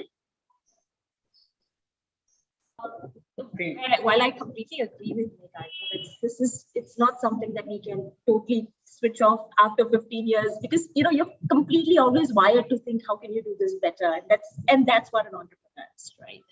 But what I do think is a shift in the type of leadership skills that we are now bringing to the table, right? Because the generation that you're currently hiring, they want a lot more accountability. So just in terms of leaders, maybe it's not going to be completely being all hands and all involved. And I mean, I'm no longer the call center manager as well as the office girl or the tea lady and all of that. But what it means is now sort of influencing what I want to have achieved in the business, right? But so that the generation of today, they're not coming in just for a paycheck, they're coming in for accountability. And how do we sort of create that particular forum and space for them? Galvin, I think we're losing your audio a little. It's becoming a little thin. Okay, is this better? Yeah, I mean, it is better, but there is some distortion in your audio. Maybe it's... I'll just check on that. No problem. Till that time, we can have Anuja's opinion. Yes, please. Yeah. So I think, as Meghna said, when we started as entrepreneurs, we knew it. That was a choice we took. There was a choice, like, whether you have to plunge in or whether you have to back off. So every entrepreneur, I believe, they do it out of passion. That is what they are for. They know that is their purpose. That is something for which they have been. How do I put it across? Like, that is something which was there in them, which at a point of time they realized. So though it is hardship to manage it, like she said, when you're a founder initially, even if you have members also, you have to do it everything because it is your vision. See, somebody can't do your vision and implement it. So, like Meghna said, even I had people, but I was so OCD to my, what I want. I micro. Even today, even my co-founder says that from one company we have 3 companies now. At least, you let it go. But the problem that let it go thing, I don't think it is possible by entrepreneurs. It never works like that. See, you're talking about 50 years. Sorry. Yeah. Meghna, it is always a little ironical. What happens is that, and Anuja is absolutely right. Problem statement is not defined here. Sometimes you have to micromanage because there's no other option. Other times, micromanagement is the biggest devil for an entrepreneur because it not only takes the peace out of your mind, but it also irritates people around you because sometimes things work better when you don't micromanage. Yeah. Okay, things move fast forward when you don't micromanage. I mean, you've got to trust the people you hire. So my point is, again, the key is balance. So does it require extensive amount of experience, or is it pertaining to India only? Because work-life integration, micromanaging, mental hassle, is it pertinent to India's entrepreneurs, and more so because all of you are women entrepreneurs, or is it because we are eventually an outcome of our thoughts? Actually, I think it's more like life stage of of your business, right? So in the beginning, there is no option. You have to micromanage every piece. If I don't move this cup from here to here, it wouldn't move. That was broadly what happened, right? But now, there's incredible stuff happening way beyond my capabilities at the company, and it's so exciting to watch, right? Like, I'm almost like it makes me teary eyed a little bit to see sort of in some ways my vision coming to life in a way better than I had even imagined it. On brand, on operations, on the way we're scaling up, the technology solutions coming into the mix, and that was all coming because of people who actually know what they're doing rather than figuring it all out like from with a clean sheet of paper, which is what I was doing, right? So I think micromanagement is you have to do it in the beginning. There's no option. Because you also, the business is small, right? You have not hired that caliber of people.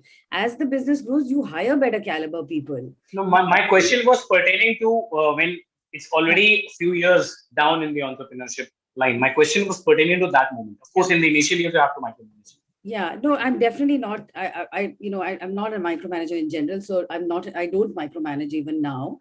I think I micromanage the vision and making sure that what we're delivering is, on every packet of Slurp Farm, it says made by two mothers, right? That's my stamp. I'm not going to there's zero compromise there.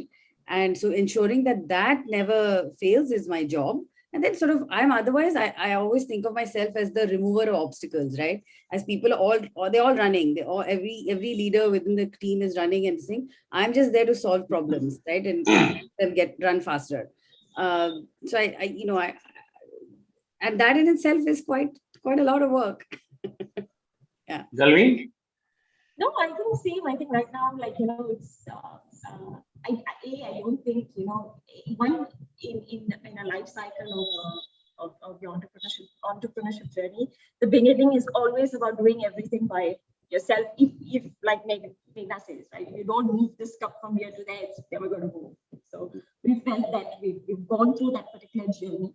But now it's a lot about trying to sell your vision to people who are much better than you, because the stuff that you see a lot of other people bring to the table is what's going to make your brand, right? It's going to that's going to be leaving that particular mark.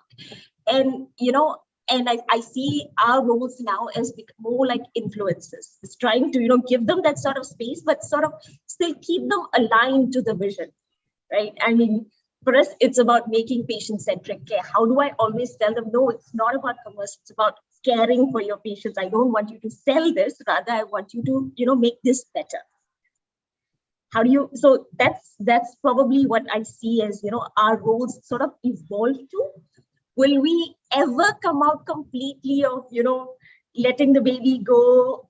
I mean, that's a little bit, that's the tough choice, right? But it's sort of managing that, balancing that sort of space and yet seeing, being an influencer in your vision. Anuja. Yeah, Abhinav. So the thing is that, micromanagement, I mean, that keyword itself is like kind of very, very, very broad. So I didn't mean that, we on a professional terms, we involve in everything what they do, or line and length, the line and length, only this, I want this much, nothing like that. See, the micromanagement part comes even if you're not, even if deliberately, if you put an effort, okay, fine, I'm not going to micromanage. Like Meghna said, at the end of the delivery time, we do it because that is a part of it. Otherwise, it affects our brand and the way in which we want to give. However, like the employees, they have the experience. It's been years. They know it, how to do it. There's a fashion to it. There's a pattern to it. So again, the last moment when you deliver it, you can't, because that's again your baby. However, people nourish it, I mean, take care of it, do everything. We can't actually have that risk of at the time of delivery. I'm specifically meaning that. So that part, somewhere the micromanagement comes. Even if the founders say that they don't get involved, I think that's I mean, even they're not knowing it. Unknowingly, they're doing it. Let me ask all three of you a question which is pertinent to today's time, day and age. In the earlier times, it wasn't that people were not entrepreneurs. People did used to run business. And even today, there are millions of small giants in the ecosystem. You know, they choose to remain small, most of the business. And one of the prominent reasons which comes out of these entrepreneurs' heads and mouths is that we want mental peace at the end of the day. In the race of raising funds, in the race of becoming most valued company on the planet, in the race of healthy bottom lines, of course, I'm not saying zero bottom lines, but there is never an end to a better bottom line. You always have more expectations and more dreams. The race to consistently become better, not only as a company but also as an individual, has somewhere taken away that mental peace, has somewhere taken away that balancing act. Now, of course, it's difficult to implement most of these thoughts, but do you think that the kind of times we are living in, the kind of media we're surrounded with, the kind of conversations we have in the ecosystem, very few people talk about bootstrap companies, which are not very big, but founders find ample amount of time for themselves. Founders find ample amount of time towards their interests. And at the same time, they're able to run and manage their companies. So do you think that exercise is needed when it comes to work-life integration? Or do you think that in the race of becoming better and better every day, it becomes more difficult? The more stakeholders you have, the more difficult it becomes to achieve work-life integration. Meghna? I mean, 100%, right? I think the problems just get more sort of the bigger and the risks get bigger and so on. I think if you ask me, it's even more important at that time to find time for yourself to meditate or whatever it is that floats your boat, right? Yoga, run, something. And I think you'll find that most people, sort of wildly successful entrepreneurs do take the time to do that. I'm convincing myself that I'm in the messy middle. So that's why I've been so terrible at self-care. But honestly, this is the year that, so from Jan, I came back from sort of a week of vacation to seeing my brother after 2 years and so on. And then, I've been walking every day, right? Trying to get my 10,000 steps in. Sab kut laga diya challenge pe. The whole team is on an app competing with each other. So we're just trying to get everyone moving now, as opposed to let's get to some goal and then this thing. But I think it's even more important to find the time for yourself and to be able to, just get that brain to stop racing. Because otherwise you're going to burn out, right? And we're all here because we like the topics we work on. We want to do it for a long period of time. So, I mean, I sound like I'm so sorted, but I'm not really in real life. I'm trying, but mostly failing. Sure. Anuja, सुकून ढूंढिए जीवन में, जरूरतें तो कभी खत्म नहीं होंगी. 100% सुकून तो होना ही चाहिए. At the end of the day, we're humans. But again, the thing is that, I believe in balance. I totally believe in balance. But sometimes I feel I cannot make it up. Sometimes, like Meghna said about the self-care part, I put on some 10 to 12 kilos during this entire COVID thing, because I was so much into business, because that was a time when things were going in a very different, because we were not anticipating this COVID at all. So that is where, I completely lost in touch with what I was enjoying. I had my dance class. I lost everything. But, as far as an entrepreneur is concerned, what I believe is that they hit the problems first. They find a solution and then they go to another problem. Then they solve it. I believe that one at a time. So it can be done. And right now, even I am actually focusing on my self-care, because ultimately at the end of the day, if founders are not finding peace in themselves, how do things move? So it's not all about every time it's a race. Mine are all bootstrapped companies. Nothing. We were looking for an investment for one, and then we were like, no, we are okay with the bootstrap system. So I don't believe that, see what we want to prove. It's not that as entrepreneurs we are going for a merit thing. We have become the best of best. It's not that. It is actually we are trying to bring some kind of solution to a system where we believe that we could do it. So if we had done that, I think we don't need to run for a race. Whatever that has to flow, it will come its way. We just need to believe in ourselves. And I believe that, like I said before also, maintain a balance, strike a balance. That's very important for an entrepreneur. Maintaining a balance. Galveen? We have to realize that, we have to come to that realization, that the acceptance that this is a marathon, it's not a sprint, right? So, are you able to hear me? Sorry. No, actually, I think, are you speaking from the laptop? I mean, without headphones? Yeah, I was actually, because you said you couldn't hear me with the headphones. No, you can use your headphones. Actually, that makes sound a little. Give me a second. You can adjust that audio because sometimes audio echoes and it becomes difficult, especially if you've joined from a laptop and you don't have your earplugs and your mic eased in. I mean, you can use a mic. Is this better? Yeah, much better. Yeah. Okay, perfect. So I think it's first of all, it's important for us to realize and come to that acceptance that this is a marathon, it's not a sprint, right? So while it's not easy for us to accept that, but if we want to be a marathon runner, and to lead that particular pack, self-care is the most important thing to do. And I've not come to this realization overnight or anything like that, but it's something that you have to consistently work upon to sort of get there, right? And mental peace is a state of mind. It's like, for me specifically, right? It could be 4 hours, it could be 5 hours, but that compartmentalization and switching off, or trying to at least attempt to switch off during that particular time, that's the most important recovery time, because I know that energy that I will get by sort of thinking with a clear head is going to be worth a lot more miles than I can run further. So I think just predominantly that I think important to switch off, and it's not a short-term game at all. Okay.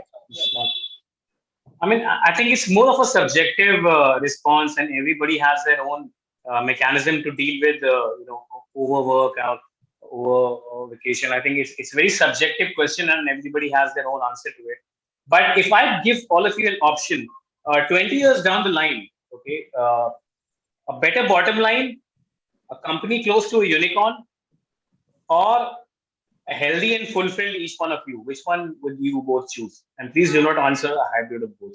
Meghna, I'll go with you first. I mean, you're asking people who want it all, right? Otherwise, we would have quietly stayed in our jobs and checked some boxes. This is a fully false question. I protest. I want it all, and I'll get it all, and I'll get there much faster than 20 years. Great. Anuja? I think you're on mute, Anuja. Yeah, I believe that dil mange more. So nothing, we can't compromise on nothing less. So if we were to, like she said, we would be sitting and doing some other job. We took this because we wanted more, and we would never. I think the greed is always more. It's like, I think that Greed is what is greed is more. So okay, we are ready to focus to that level. Yeah. It's not everything. Yeah, it's actually what we want, what exactly we want. We have a clear-cut vision of what exactly we want, and we're working. All of us are working towards it. Galveen, do you also want to declare my question redundant? Like the other two ladies? Absolutely. That's why we're here. We want it all, and we're going to get it. So Want it all. Okay. Now, one of the prominent questions which we keep coming across, and it's always more towards the young entrepreneurs, and especially because each of you is also a woman entrepreneur in your own right. In India, entrepreneurship is already very rare, and more so when it comes to women entrepreneurs and founders. Now, I don't want to get into the cliches of what challenges did you face as a woman, and what were the challenges and vagera. Those arguments I feel are redundant now. My question to each of you would be, what would be your advice to a Meghna or an Anuja or a Galveen maybe 10 years ago, or when you were starting up? I mean, if you had to advise each one of you when you were starting up, when each of you was younger, towards in the context of work-life integration, or maybe I think this is more of being oversaid when you say balancing personal and professional life, because in the end, for entrepreneur, it's just one life, and you have a similar personality, whether you are at work or you are at home. For an entrepreneur, it's almost very similar. There's nothing personal or professional for us. So if you had to advise each one of you, maybe when you started up the business, now each one of you can have different time duration depending on when you started up. So what would be your advice to your younger self, especially on the first day when you were starting up? Anuja, I'll start with you this time. I Otherwise, think I would Meghna is not, going to kill I you. would not, Always come to her first. yeah, I don't think I would give much advice, because I believe that each entrepreneur's journey was carved by itself. So whatever it is, I think it has to be this way.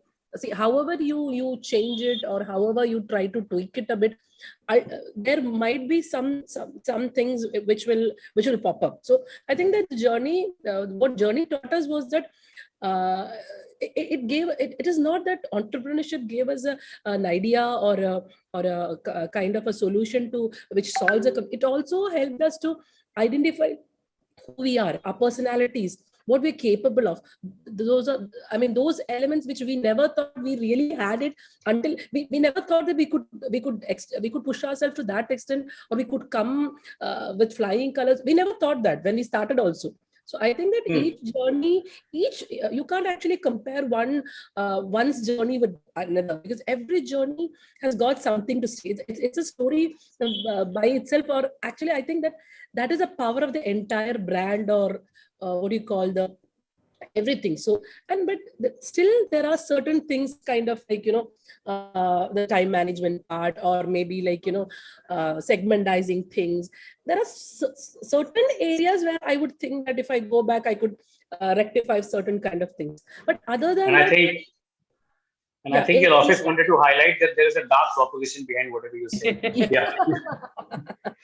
Yeah. So the thing is that what I believe is that not, if you ask me as a whole, I do not want to go back and change anything or as such, other than some very minor, little bit tweak things. That's it. Sure. Galvi? Always, if I could give myself my advice 5 years back, don't try and think that you can do everything yourself. Sort of, like let go, make sure that you try and hire the best out there as quickly as possible, would be the sort of advice that I could give. If I could we've gotten that, but it is, you could always get there a lot quicker. And you let go. Meghna? I was thinking about that question. I was thinking, if I knew how hard it was, I don't think people realize how hard it is when they're deciding to do this. Fundamentally, that's why you have so many delusional individuals diving right in, right? And then when they, then you start to enjoy it, and then it's sort of, and you have a little bit of success, and you have a little bit more success, and you get there, or you don't, right? But I just fundamentally do not think I did not certainly appreciate how difficult this was going to be, and how much sort of persistence and resilience it's going to take. So I think just knowing that would be good. Knowing a bit of that, but not too much, because if you know too much, you wouldn't have done it. So, but I think maybe a little bit of heads up. It's a little bit like motherhood, I feel. Like, people show you all these photos of so pretty babies, and that first year is like, whoa. So, it's a little bit like that. So I think just knowing maybe a little bit would have been useful as to how hard it's going to be. But I think same, right? In the beginning, you do try to do things yourself because you're not sure, right? Does this idea have legs? Do you want to go hiring people when you can't sort of pay the salaries in a year from now? You're not sure you want to do that. So it's hard. It's very hard to time that correctly. So yes, hindsight is always is 2020. And there are definitely, when I see there are points we could have done better, so many things we could have done better, right? But it's hard to do that, I think, as a first-time entrepreneur. That's why people say second time round, you're like, the first day you hire like 25 people and you run, right? Okay, let me be a little more specific, because the kind of responses I've been getting from all my panelists are a little generic, and I don't blame them. Let me reframe this question for each one of you. Yeah. When we start up, okay, there are a lot of mistakes we commit. Okay? Yes. There are a lot of first-time learnings, because entrepreneurship cannot be taught. It's like teaching somebody swimming. You cannot learn swimming unless you jump in the pool. Now, what happens is that at times, we don't know how to embrace failure. We don't know how to communicate our vision and thoughts and ideas to our colleagues. We do bad hirings. Okay, we are not very careful with money. So, my point of asking these questions to all of you was, what would be the few pointers which each of you would like to be careful of? Like we were having this discussion about a couple of days ago on World Entrepreneurship Day. Then, and the same question popped up, that what would be your advice to your younger self? Is there something which you could have learned earlier? Then answers were different. I would have learned sales earlier. That would have given me more mental peace. I should have learned Excel earlier. That would have taken a lot of work out of my table. I should have learned how to handle my emotions better because I was very expressive, either angry or I did not know how to handle crisis. I used to panic too soon. My point is that there are some traits which stop each one of us from achieving mental peace, no matter how difficult the situation is. I mean, life is always good in the hindsight as an entrepreneur. Today, if there is a crisis in each one of your lives, you can handle it much better than you could have at least 5 years ago. So, what is that one skill which each of you could have learned earlier, or maybe you would want to tell your younger self, "ये जल्दी सीख लो, क्योंकि ये काम आने वाला है school में." Anuja. I think strategical approach. Okay. Like you said, now at a point of, I was a very impulsive person initially. Even I am at times even now, but still entrepreneurship has made me, that patience, perseverance, and sometimes though you have to go a little back and just see in a different perspective, because we are not, sometimes we don't find the loopholes. So what happens in entrepreneurship is that when you are when you're actually stuck very much, and if you feel that, oh my God, what is happening? So I think that is where, if you just calm down yourself, go a bit back and then see in a different perspective, so that and then figure out a solution, it is possible. So what entrepreneurship has taught me was that, like you said, I can handle things better, way better, because now I don't get panic. So whatever happens, it's kind of like, okay, fine, ho gaya. We can't change what has happened, but definitely I think we can solve everything. Just we need to be a bit patient. We need to bring some sort of strategy, because in every problem there is a solution, and people who do are called entrepreneurs. So it's just, you need to be a bit patient, and some kind of strategy, it will come within you, because you are solvers. You will find a solution when a problem comes. You will think about it. So it's a thought process. It's a thought process. Meghna? So I think, you don't always get hiring right? And it's very often not because the person doesn't know what they're, doing or anything like that. In fact, sometimes, the person is exceptional at what they do, but they're just not the culture fit. And that can actually lead to all kinds of other issues in the organization. And, it really it flies in the face of what I want to do on a daily basis, right? Which is be happy on a daily basis. So, firing faster when that happens, that was something that was a challenge. It was not easy to do. So I think that, I wish I knew how to do better and, take those quite tough calls faster. Tough calls faster. I mean, that is one skill which requires a lifetime of learning, taking tough calls faster. That's absolutely right. Galveen. So I think taking tough calls was definitely one of the things that, I wished, we'd learned.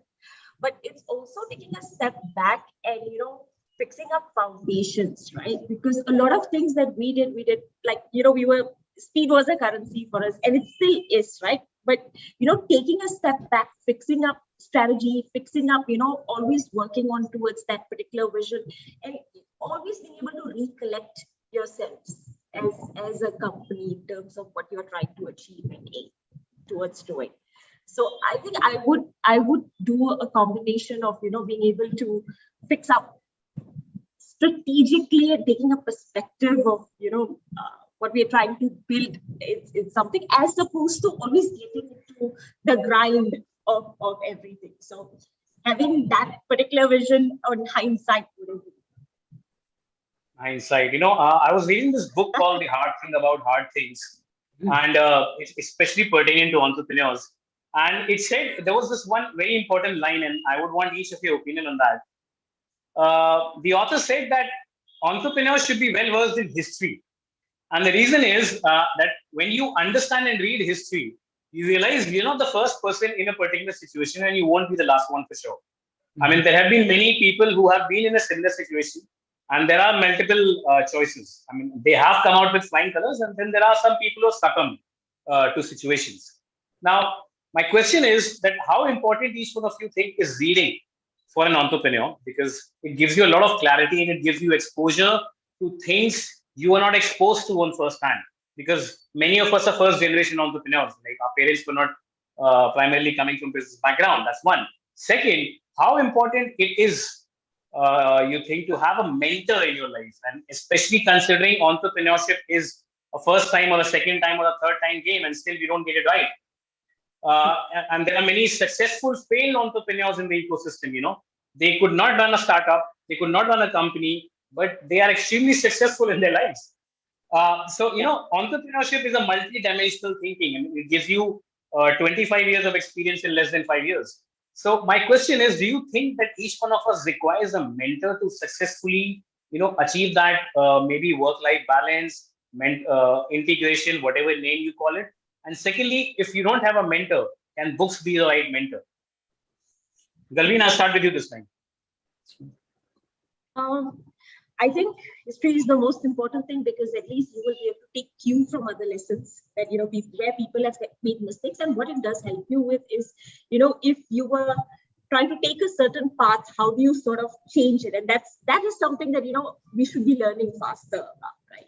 I think having a mentor, irrespective of whether the person is an entrepreneur or not an entrepreneur, keeps you very well grounded as a person, and sort of gives you that perspective of, a bouncing place in terms of, what do you think this could happen? But I completely believe that, everyone should have a mentor. Sure. Meghna? So, between the two of us, Shoravi and I, so we're two co-founders, she's the reader. I want to say she reads like a book a week, right? And sort of, this is just the business books that she reads, right? And it's amazing. She writes detailed notes, circulates it amongst the leadership team. We discuss them. It's outstanding. And we, as a team, learn a lot by her reading. So forget this thing. I think each one of us learns slightly differently. I feel bad. I used to be a big reader, and my reading has dropped a lot. But I learn differently now. I listen to a lot more podcasts. I sort of watch a lot more video. I've been ruined basically by technology, and mentorship. Right? Again, it's not a mentor. I have multiple mentors in my life for different things. I'd say I'm a work in progress on multiple dimensions. One of them is communication, in terms of communicating within my team, broader organization, and I have a mentor who's exceptional at it, right? So I think the lesson for me was to go to various people that you trust, to really be vulnerable and share what you're worried about, because only then will people help you, right? And be able to help you in a meaningful way. Yeah. Fair enough. Anuja? Okay, so regarding reading thing, like even I'm also spoiled very much by technology.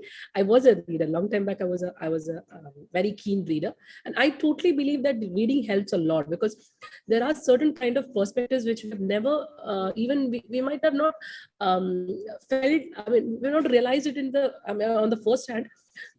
While reading, you get some kind of ideas, or some kind of stuffs which actually helps you in solving a particular scenario we are in.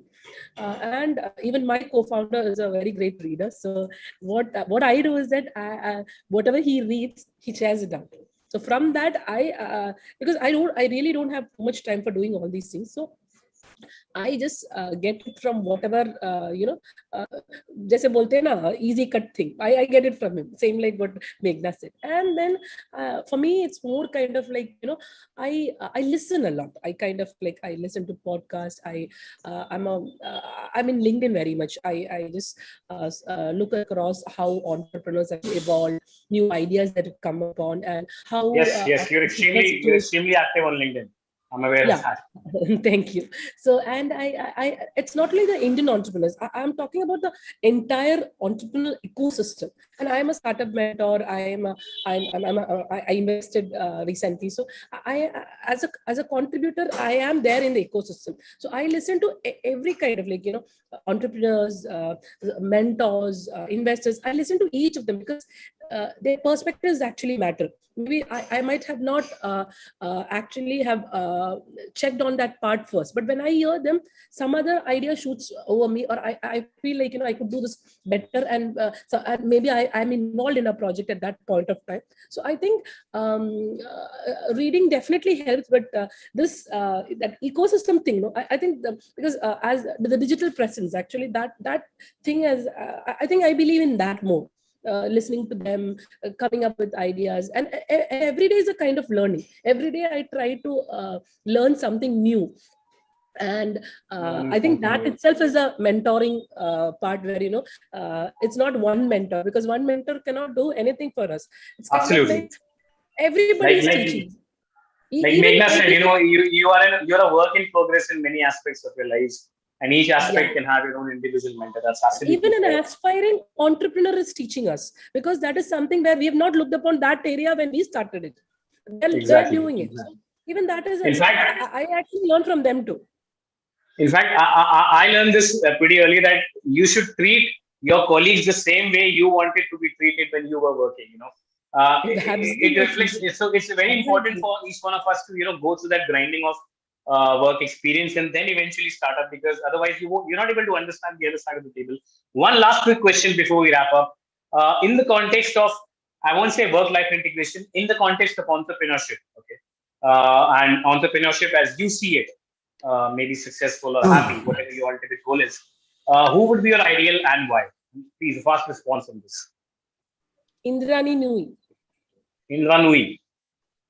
Okay, and why is that so? Because I believe she is balanced. I don't know. I idolize her. I kind of like the way she is composed, the way she is stabilized. I don't know. I'm on that path. So I kind of like adore her. Sure. Meghna? Can't think of a particular name, but I think anybody who's building a business that is going to be a force for good. I think in some ways, actually right here at home, right, Fab India, they've built something really quite amazing. The businesses I idolize, and I want Slow Farm to grow up and be that. Okay. Dalveen? I think she was too annoyed with my question. So, Dalveen, are you there? Okay, I think she's signed off. Okay. So thank you, each one of you ladies, Meghna, Anuja, and Dalveen. This was really insightful. And I hope to see you soon and connect on other panels. All the best to each one of you. Thank you so much for joining us today. Thank you so much. Thanks for the lovely question. Thank you. Bye. Thank you. Raveen, over to you. Nice. Thank you, Abhinav, and thank you so much, ladies, for joining in. You guys are an inspiration that a lot of people out there look up to. So kudos to the good work that you all have been doing. And we wish to see you again next year in the next edition, doing some even more phenomenal works. So thank you once again for that panel discussion to all the panelists. And with that, without taking any more time, let me quickly move on to the next interesting conversation that we have for you. Now, in this panel discussion, we are talking about being a female founder, challenges that we overcome daily. So this is going to be a perspective that you do not want to miss out. The session chair is Resham Suhail, editorial lead for BW Disrupt. Resham, welcome. I would also like to invite and introduce the panel to you all. Kirandeep Dham, the CEO for Globus Infocom, is joining in, along with Sonia Carrara, founder and CEO, Rivera Learning and Solutions. Neha Indoria is also joining in, the co-founder for Boeing. Pallavi Srivastava, co-founder and director for ProCap. So that's the panel for you, ladies and gentlemen. I'll hand over the screen to the talented lady from BW Disrupt. Resham, over to you. Can you see me? Can you hear me? Yes. Can we have all the ladies on screen, please? Thank you so much. Thank you so much, Ravin. Thank you so much, all the ladies, for joining in. I'm sure you can hear me and see me clearly. Yes. Yes, we can. That's great. Before us, women founders were talking about finding balance and peace in their lives. I believe that the last decade has been a roller coaster ride for entrepreneurs in India. We all are aware of the disproportionate impact on women and specifically entrepreneurs, if I may say it that way. Despite all these challenges, the stories of innovation and resilience disruption have emerged. I'm sure our listeners will get the real life perspective as to what are the challenges, especially unannounced challenges, challenges based on gender, and how do you all manage to conquer those? Absolutely, there has been a significant development where we are seeing increasing women participation on leadership levels, and so many entrepreneurs and change makers like you coming to the forefront of business as well. Let's start with quick opening remarks. What is entrepreneurship for you? Can we start with Sonia? Thank you, Reshma, for giving me the honor. So entrepreneurship for me is like a blank canvas, on which I create my creation every day. And it is the way I want to impact the world. So it is pure, it is not diluted, it is not, it is not being affected by any other element. So it's a everyday journey for me, which I create and make an impact to the outer world. That's great, Miss Indoya. Thank you so much. Hi, Resham. Thank you so much. Thank you for having me. So I started on this entrepreneurial journey when I became a mom. And I know that typically that's not the time when people generally would take on something like this. But you know, when I was in my maternity leave and I was spending time with my baby, I realized that for me to step away from this and actually, you know, have purpose in life outside of motherhood. And I was very sure that I wanted to do that also. I wanted to have purpose outside of life. It would have to mean a little bit more than simply going to a 9-to-5 job, which did not have all my heart and passion in it, right? So entrepreneurship for me is purpose. It is about doing something that I love, doing something that is worthwhile, taking time away from, from things that would have otherwise taken my attention. And making a difference in whatever way. The work that I do, I make furniture and I make happy rooms for kids. So it's not social impact in that sense, but it really makes me feel very happy because when I see, you know, kids having fun in their room and having great furniture for them, I feel that it's been a good day. That's amazing. That's all we all want. Ms. Dan? Hi, everyone. Good afternoon. Thanks for this opportunity, first and foremost. Entrepreneurship for me, yes, I started very young. But I wanted to follow what I loved being with. So education from day one has been of prime importance in my life. And I wanted to do something in that domain. And luckily, I found my partner who had the same mindset, what I wanted to pursue. And we started Globus Infocom. And we started way back in 2001. And it is something till date I'm enjoying every day of my journey. So it's been 21 years, but till day I'm learning, I am innovating, I am trying to give my best each day. I am being consistent. And at the end of the day, I'm following what I love doing. I'm following my passion. That's great. So before I move on, I would like to welcome Pallavi Srivastava, who is co-founder for ProCap. She has just joined us. So we are discussing what is entrepreneurship for you, founders.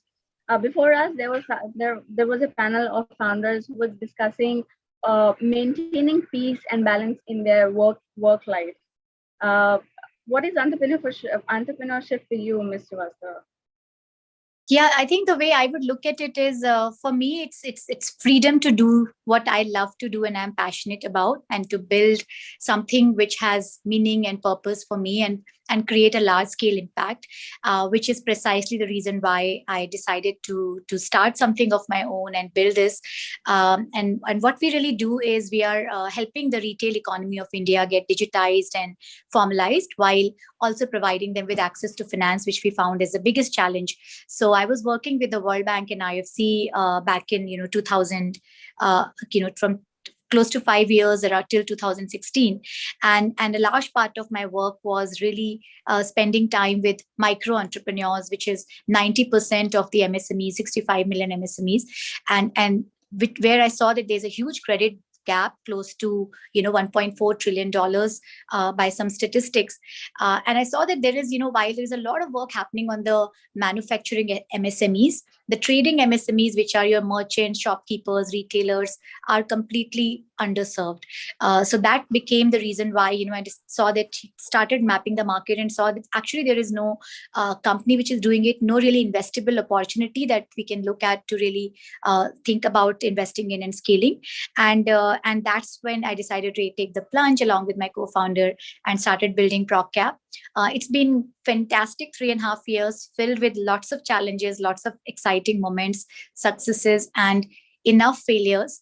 But I would agree with the panelists before me that it's, I would not have it any other way. It's just been very, very exciting. And by the enormous potential that is in front of all of us, the ProcCap team altogether, we are sitting here to really disrupt a large market, and we can really make something out of it. So that's what keeps us going and waking up to build. Yeah.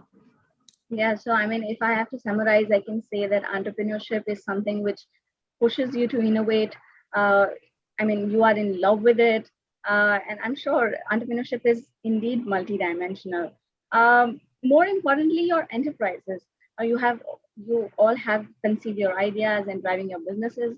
I would want you to kindly shed the light as to what are the challenges you face in respect to the business development.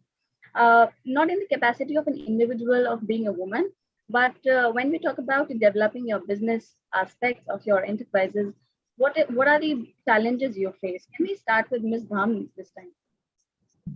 Okay, thanks. Yeah, so I would tweak it a little bit. Not challenges, I would take it as opportunities. I always look at the brighter side. Such a good way to rephrase, such a good way. So I look at the brighter side of the picture. So there are opportunities for me. Every day is a challenge. When we started, yes, a lot of challenges, because yes, as a woman co-founder of the organization, people were judgmental. Because we are, I'm in a domain which is a very niche kind of a domain, and with very few women leaders in technology being there. So, when I joined, people were judgmental about me. And I am not from a technological background. I'm a master's in HR and marketing, and I've done my graduation in science stream. So that analytical skills were quite well developed. And, so we started off with our setup, and every day was a challenge. We faced a lot of failures also. And it is not that in the beginning only we faced failures. It's like the whole time which we have spent in this industry, it's a matter of ups and downs, but you have to really to be really positive about things. Even failures make you a better version of yourself, I feel. And failures are very important in life, because they actually teach you to bring the best out of you. They bring the best out of you, and they make you more strong. They make you more focused. They make you more process oriented. So yes, challenges were there, because setting up an organization, when we started, we were only 10 people in the system. Today, touchwood, by God's grace, we are 260 team members. So yes, you have to be working on this every day, not just at the start, but it has to be consistent throughout your journey. And every day has to be lot of inputs, lot of guidance, lot of processes, lot of plannings have to be prim and proper. You can't just take it for a ride, even for a single day. So that's the thing. And yes, being in that kind of industry, when we started, we were a very we had a very limited product basket. So we were like normal resellers, just selling projectors and, having a limited customer base. Then we started, researching, because we started talking to customers. We understood their needs. We did a lot of research on that. So then our R&D team started working on innovative solutions which make a difference in the technology, in the education delivery mechanism. And now we have the most comprehensive basket of solutions in our brand. We don't take any other brand. We are manufacturing all things in-house, and we are a one-stop umbrella brand for our customers. And yes, we have been greatly stringent about delivering quality solutions. So quality is one thing which we never compromised and which we are improvising each day. So that thing has to be of the prime importance for any leader of the organization. Yeah, I mean, the key is to take failures as opportunities to do better, to innovate better.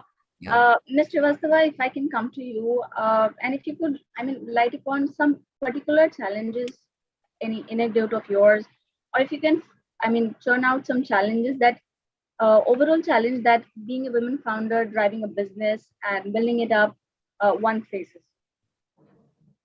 So I think, I leave the gender part here because, we all talk a lot about challenges related to women founders, and then we are all here building things, doing our bit, and I think in some ways men also face different challenges. So I would leave that aside. But in terms of the entrepreneurial journey itself, I think most of the challenges, there are two ways that we can divide it. One is like, mostly when we talk about challenge, we always by default think about how we started. I think that's just been the hardest part. So the first customer, I shared this yesterday in the panel, the first, funding, the first investor is the hardest to get when you launch the first pilot and try to make it work if you do everything yourself. But as the resources start getting mobilized, as you start seeing scale, you also develop that confidence, right? I think, right? So when you hit a roadblock, when you face a challenge, you always, tend to go back to drawing board and start thinking around, dig deep and see what am I learning from it, how I can solve this problem. That's the life of an entrepreneur on a daily basis. As you grow, and the growing pains are very different, right? Now you're thinking about scale. And so in our journey, I think for us, the biggest challenge was when we started looking at the product market fit. When we went out in the market, we were trying to solve for this, the kind of retailers I talked about who wanted a product. And our hypothesis was this, it's a large market waiting to be disrupted. But you will not believe, when we went to first customer, second, 10th, 14th, the customer said, we don't want credit. We don't want this product, right? So the very customers we were trying to get financially included were the ones who didn't want it, because it was, now we pivoted and we figured, and pivoted in our thinking, not the product as such, that the customers have a different way of working. They have an informal financing available. They have a way of accessing informal credit. They don't understand that it comes at a very high social and economic cost, but they had this comfort that I get it from my distributor or somebody, and I'm able to still run the business. Why get out of the comfort zone? So the challenge was that how do I make this product which is very similar to how this existing terms are with the distributor, which means that first 30-45 days nobody asks for interest. So can you give them a product where a loan product where you don't charge interest? So we decided that it has to be a product like a credit card where you swipe but someone else subvents. We don't pay interest on a credit card. We only pay when you go into beyond the cycle. So similar products. So innovation starts happening when you start looking at challenges and see how I can start solving them, and that led to not letting the challenge stop us, but actually seeing, okay, what can be done. So that's what I think the story would be with challenges as we scale. I think the important thing that we are seeing is it's a very different set of challenges now, which is maybe regulatory. We are into a banking industry. So what kind of issues can come up at scale? And therefore, how I prepare myself today with the right set of processes, systems, structures, mentors, relationships that I can build in the industry that can help us cushion some of that. And when we face that challenge, we are able to navigate that better. So preparing for that ecosystem and having that foresight of what are the risks in the business, how you can prepare better, is what really helps, as you grow and scale. Yeah. So start was the hardest. First customer was the hardest. I'm sure the rejections were, the keys that made you stronger. Ms. Karara, coming to you, what would you say on this? So when we talk about the challenges or opportunities in a business development, so I have three areas which I saw in my journey, and the same was relatable to all the entrepreneurs who were growing with me when I started this journey. So one, when you start your business, or when you start anything on your own, your inner circle and your outer circle, your immediate network, are the one where you seek support. And ironically, they are not the one who will give you the support at the first go, because they have known your personas from all these years. They don't have that belief that you will be able to do it. So that's the biggest challenge, because once you are developing a business, you would try to seek immediate support from people you know. And similarly, in my case also, the first customer was a stranger, who was not known to me from all those entire years. So that's the biggest challenge, that your inner circle and the outer circle of influence will not be the first support system once you build your this journey. It may be possible that few may get those resources and that support, but I don't think 90-95% of the time it is true. The second is, the biggest challenge is, once you start your business, that you need a lot of skills. You need marketing skills, you need sales skills, you need content development skills, you need product development skills. So all is not possible to acquire. Luckily, in my case, because I had been from corporate background, where I had been into research, design, product planning, strategy, marketing, and sales.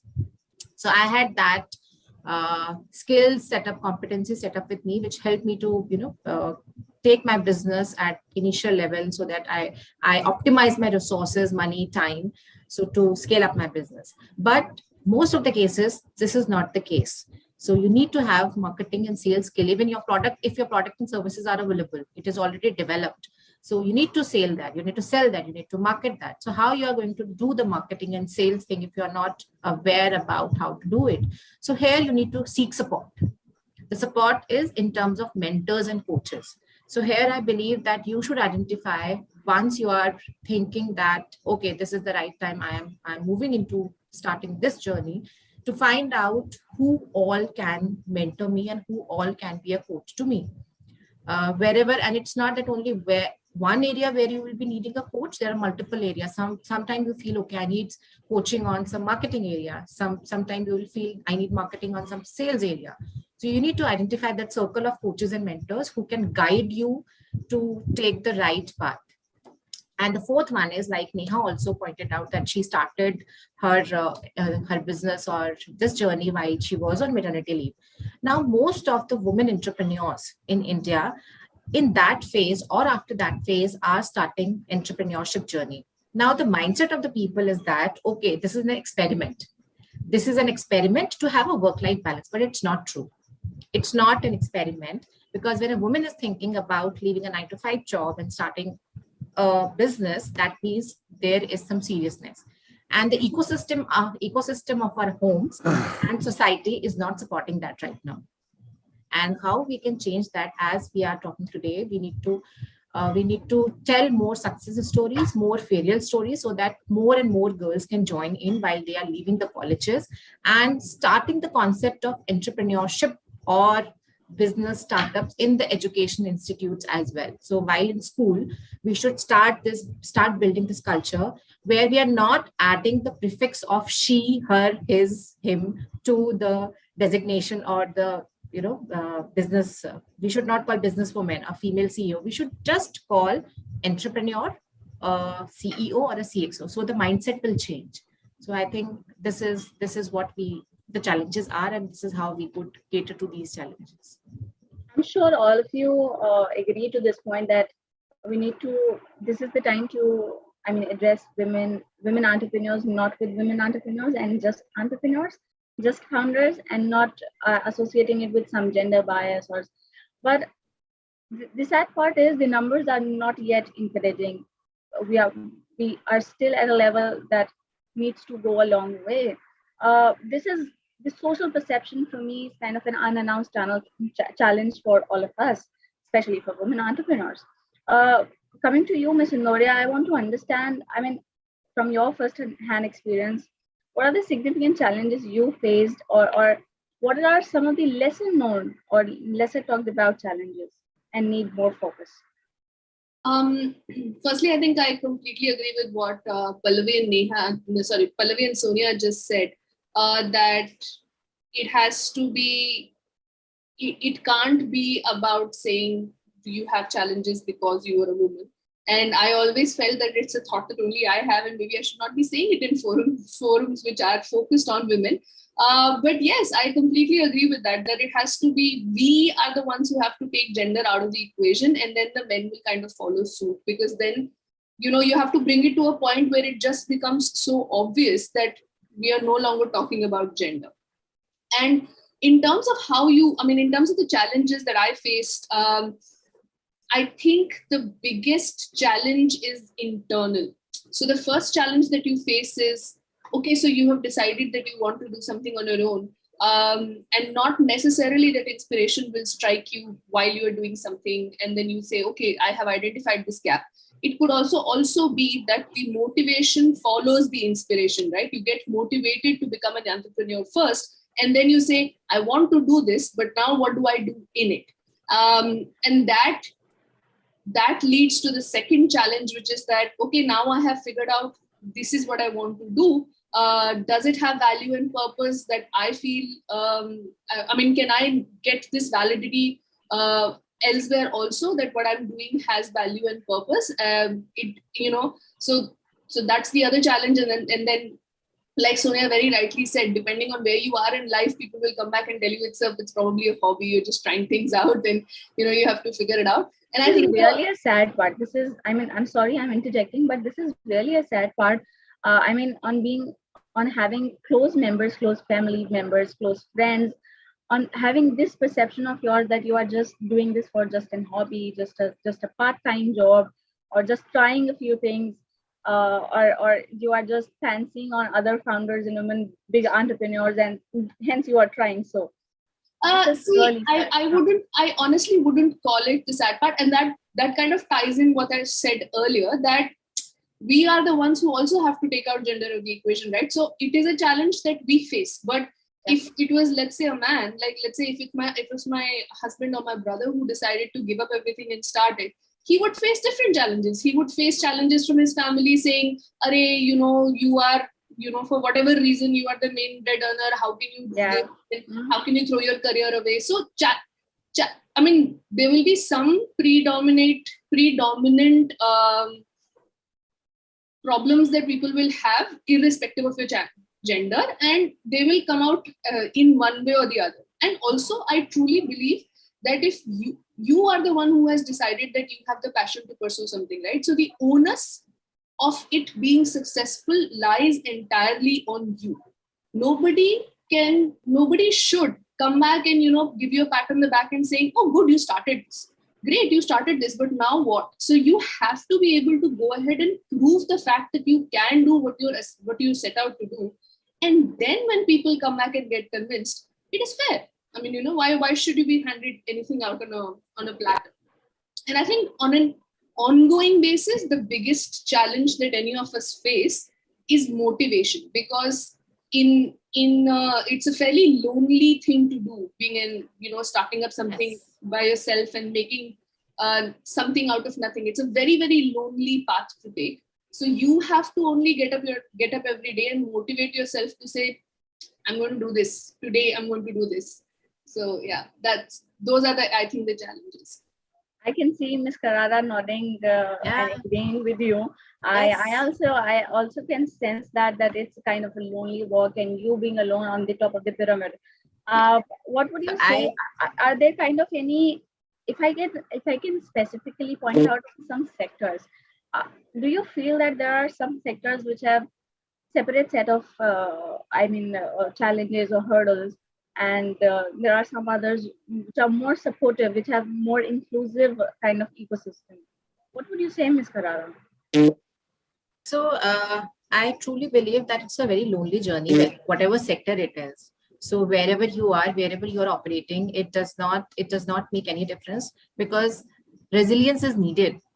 And whatever you are doing, you are the only one criticizing your own work, appreciating your own work, because the world will only appreciate you or your work once the work is visible and the work is successful. Right? Till that time, nobody is going to come and say that, hey, you are doing good work. It is you know that how much amount of effort you have put in that particular work or task, or how much good it is, and how much more improvement it requires. So I don't think any sector, but yes, definitely sector wise there might be some operating challenges. Like I'm in a training and education and coaching area. There are some different challenges, because the coaching is not evolved in Indian market right now. In more Western countries and more developed countries, coaching is already existing. People know. So selling coaching in Indian setup is really difficult. Selling training is easy. Selling consultancy is easy. But coaching is one field which is a lot uh, more elaborate and niche practice. So selling it is hard. And even if people understand what is coaching, it is difficult for them to pursue that, okay, this is going to work for me.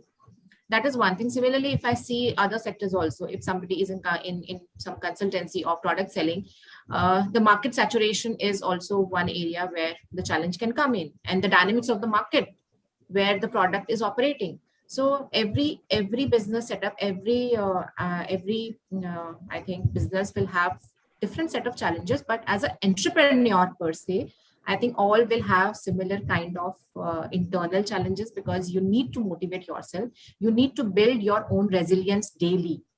And one thing I would like to add here, when we start this journey, we feel that we are starting from scratch. That when we are switching our careers from a mainstream to a different entrepreneur journey, we feel that we are starting from scratch. But there is a beautiful line said by my husband at that point of time, that you're not starting from scratch. You are starting with a lot more of experience. And that was the change in shift in my mind, that yes, I'm not starting from scratch. I'm starting with a lot more experience with me, or experience of 13, 15 years with me. So that was a time where I felt that, okay, whatever challenges are going to come, I will overcome with my experience. So whether the experience was in automotive. Sorry, Ms. Karara, you went on mute. Sorry. So I was coming from an automotive world. So with all those experience I have acquired in those 13 years, I'm trying to resolve everyday challenges. Similarly, anybody who is switching entirely from a mainstream career to a different business setup, they can utilize the experience they had previously in the current setup. So that's my take on this. So that was your moment of acknowledgement, appreciation, a push from your husband for you to give it a start. I'm sure that there would be challenges. The challenges would remain, and the challenge, being in this setup, when you face challenges daily, is kind of a good environment that pushes you to do better, to innovate better. But there are some kind of challenges which becomes hurdles sometimes, and we all want to eliminate those. I would want to know your suggestions, know your ideas. How could we eliminate from these challenges, and how can you people like you can create this ecosystem a better place? Ms. Srivastava, your suggestions, please. How can we make it a better place? So the question is, how can we remove those challenges, or how can we make the ecosystem a better place, Resham? Yeah. Okay. So I think, I was reflecting when Neha and Karara was speaking about how a lot of challenges are internal, right? How we are battling mostly with our own mind. And therefore, I think I personally, what I've seen is that it's very important when you're building something, you're on a mission, which only you know of, and everyone around is not believing because they haven't seen the success, and there's no entitlement just because you've started something that you will get people to acknowledge and say you're building something big unless you prove it, right? And you're more than proving, you're doing it because you have that fire in the belly and you want to build something and put it in shape. I think most of the struggle that we have is very internal, and therefore forums like these, ecosystem, which exists around us, where you're able to share your journeys and learn from others, inspire from your own story, is what really helps. And secondly, I feel that that's more external, but internally, a lot of self discipline to protect your energies and your motivation is what is really required. Because when you are when you're building something, when you're scaling it up, you you mentioned earlier, how we are actually trying to motivate ourselves on a daily basis. So one thing that helped me personally is that how I take one day at a time. I don't really get worked up with what's going to happen tomorrow. As long as I can have a good day balancing everything that I had to do today, it's great.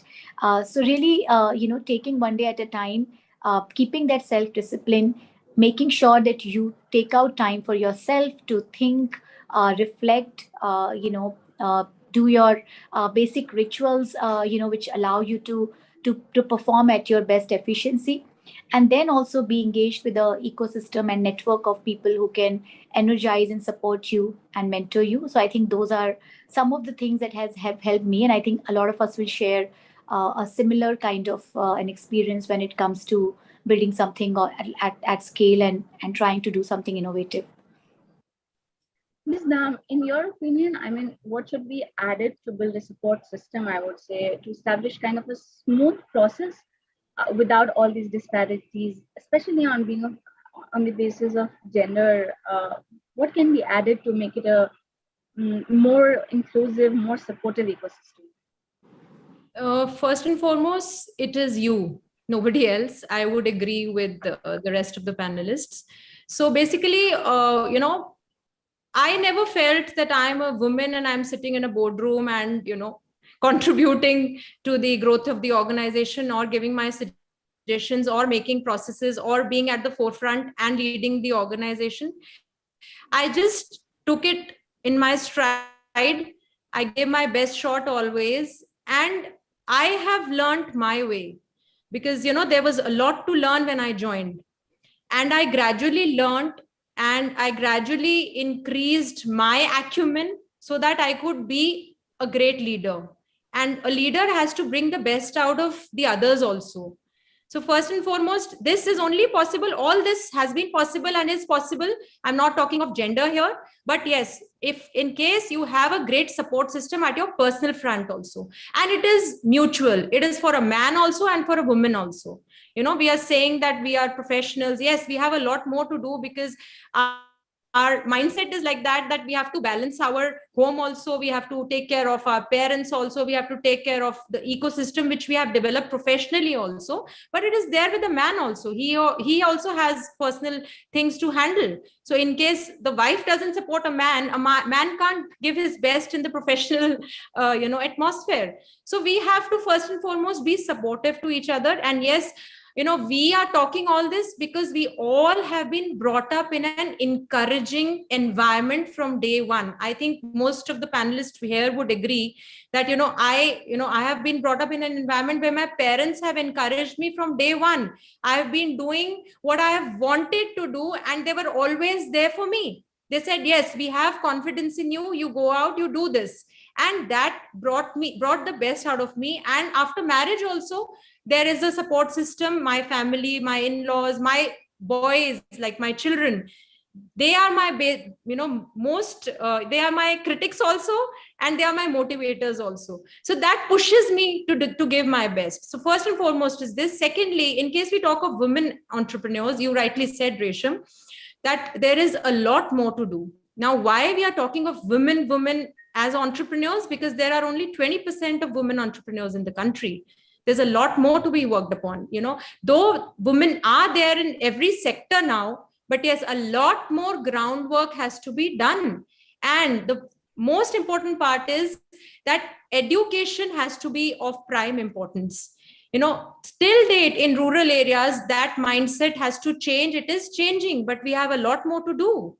Girls have to come out of their comfort space and do what they want to do. And the main thing is that maybe, but this is a problem, that communication is still a hurdle in, those areas. So the most important part is that speaking up.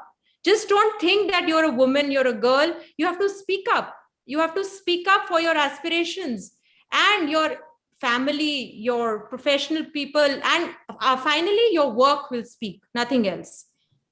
So in case you have developed and you've reached to a stage where you are able to deliver your best each day, and you've been consistent in giving what you wanted to do, and you've made a difference somehow, that is the main thing. So these all things matter a lot. Support system, support from your close ones, finding your own way of taking it.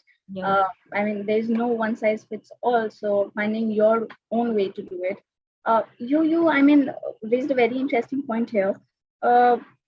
We can see that urban women are more like kind of, if we can say, more privileged or more, have more access. Idea अभी मैं यार ये कर रहा हूँ बैठकर ये वाला डिजिटल चल रहा है ना visa. Can someone from back end help us, please? There is some other noise coming in.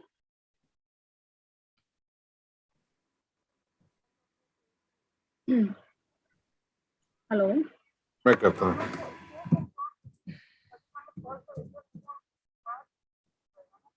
Someone can. Hello. If someone can help. बोल देता हूँ. Hello. I request the backend team to help us, please. Hi, Dalise, can you mute yourself, please? Mr. Rizvi, can you please mute yourself? He's on phone and talking. Yeah. This is such an interesting situation right now. Anyways, coming back to you. So I was saying that urban women are like having more access to resources, good access to support, investors, everything. But women in tier 2, tier 3 cities trying to come up, trying to come at the forefront of businesses, understanding the nuances. This is kind of, the set of those women can face the different set of challenges. What would you say that, what can we do? What can you do for them to make it a better place? Miss Indoria. So firstly, I think it doesn't necessarily entirely apply. Because absolutely.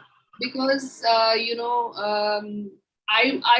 would like to believe that women who are and possibly Pallavi can kind of echo that women who are in the lower financial strata in our country are actually much more entrepreneurial and much more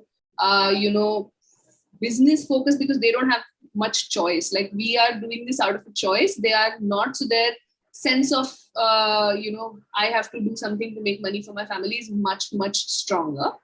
Where it kind of falls, like the strata that kind of falls out, I would say, are the girls who are getting education but are not able to sort of get access to or rather do not have the wherewithal to kind of get up and say, listen, I want to do something on my own and I'm not going to look for a job, or I want to actually work and I don't want to just be at home, so I'm going to go ahead and do that. And I think where we will help is possibly with forums like these. These conversations go out, you have more and more people that representation. At the end of it, it is about representation, right? Like how they say that if you have enough African Americans in Hollywood movies, people will stop seeing color. I think it also applies to gender and applies to who can do what. At the moment that you have representation, it changes entirely. Like, the conversations with my daughter have changed because I am not doing a job and I'm doing something very different. So then she will come back to me and say, Mama, why don't you have toys on your website? If you did toys, so many toys can be sold. So I'm changing her thought process simply because she sees that I can do it, so she can do it too. And that's the only way that it will change. I don't think there is anything else. Nicely put it. If I can talk about investment, capital, quite a few studies, whether global stats or Indian stats, show that the major challenge women face is to raise capital, or if I may say, access to capital. I really don't know what it is like on the real ground. I would want to know from you, Mr. Vastava, what would you say? Is it really a challenging task, or do you see a disparity on the ground of investment?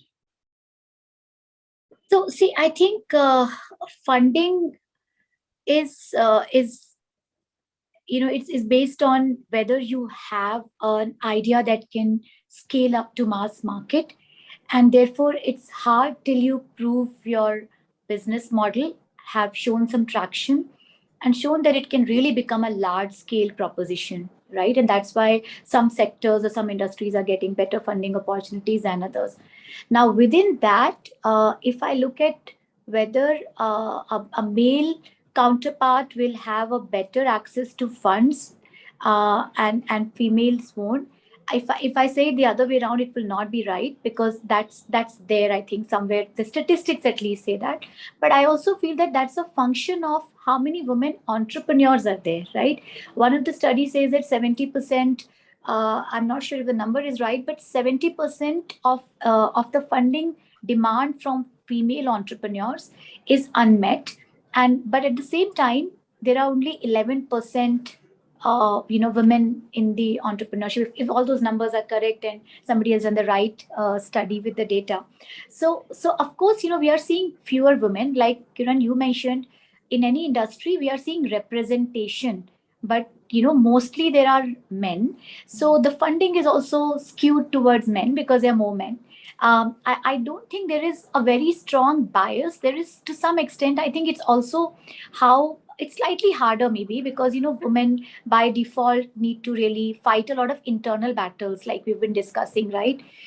We start thinking, oh, I'm a woman, I don't get funding properly, and therefore I need to shrink myself and not just say the story part and not really work on the numbers part. So I think a lot of these biases exist, but we are seeing enough women who are really matching up to the male counterparts accessing funding. It's happening, and we are seeing enough examples. Maybe there are a few biases. VC industry, if you look at, right, there are mostly males. So it's again an industry where we are seeing more women entrepreneurs. At least, I have met hardly one or two female investors. So that again, at the partner level, at the decision maker level, no female investor so far, right? And we have raised 4 rounds of funding by now. So there is a gap, right? I think the gap, it's a more systemic problem, and slowly 20% we just said, right, the representation here of women entrepreneurs, or it is 11%, whatever that number is, we are still minority. That needs to change, and then slowly the ecosystem is moving, and we'll see more women coming out as VCs, as entrepreneurs, and there is enough studies to show the ROI on your investment, or the work that you do as an entrepreneur. What's the multiplier effect when you have a female leader? So that's definitely, I will not contest that women definitely do better there when it comes to providing a great return on investment. So we are very investment worthy, if looking at it from the VC's perspective. So yes, they should look at, even if like it makes so much financial sense for an investor to invest in more women entrepreneurs, and if I were to invest, I would really look at definitely a good mix, or maybe an organization led by women to invest in, because it's going to do far better. So that's definitely there. It's a matter of time. I think it's changing, and we'll see much more better traction there. We need to be optimistic in this era. I know that all the investment should be driven by the market opportunity the business holds, or the uniqueness of the idea, or the impact they are going to make. But yeah, there are some mindset, what should I say, the biases or the challenges everyone would face. Ms. Dham, what would you say, or what is your take on this?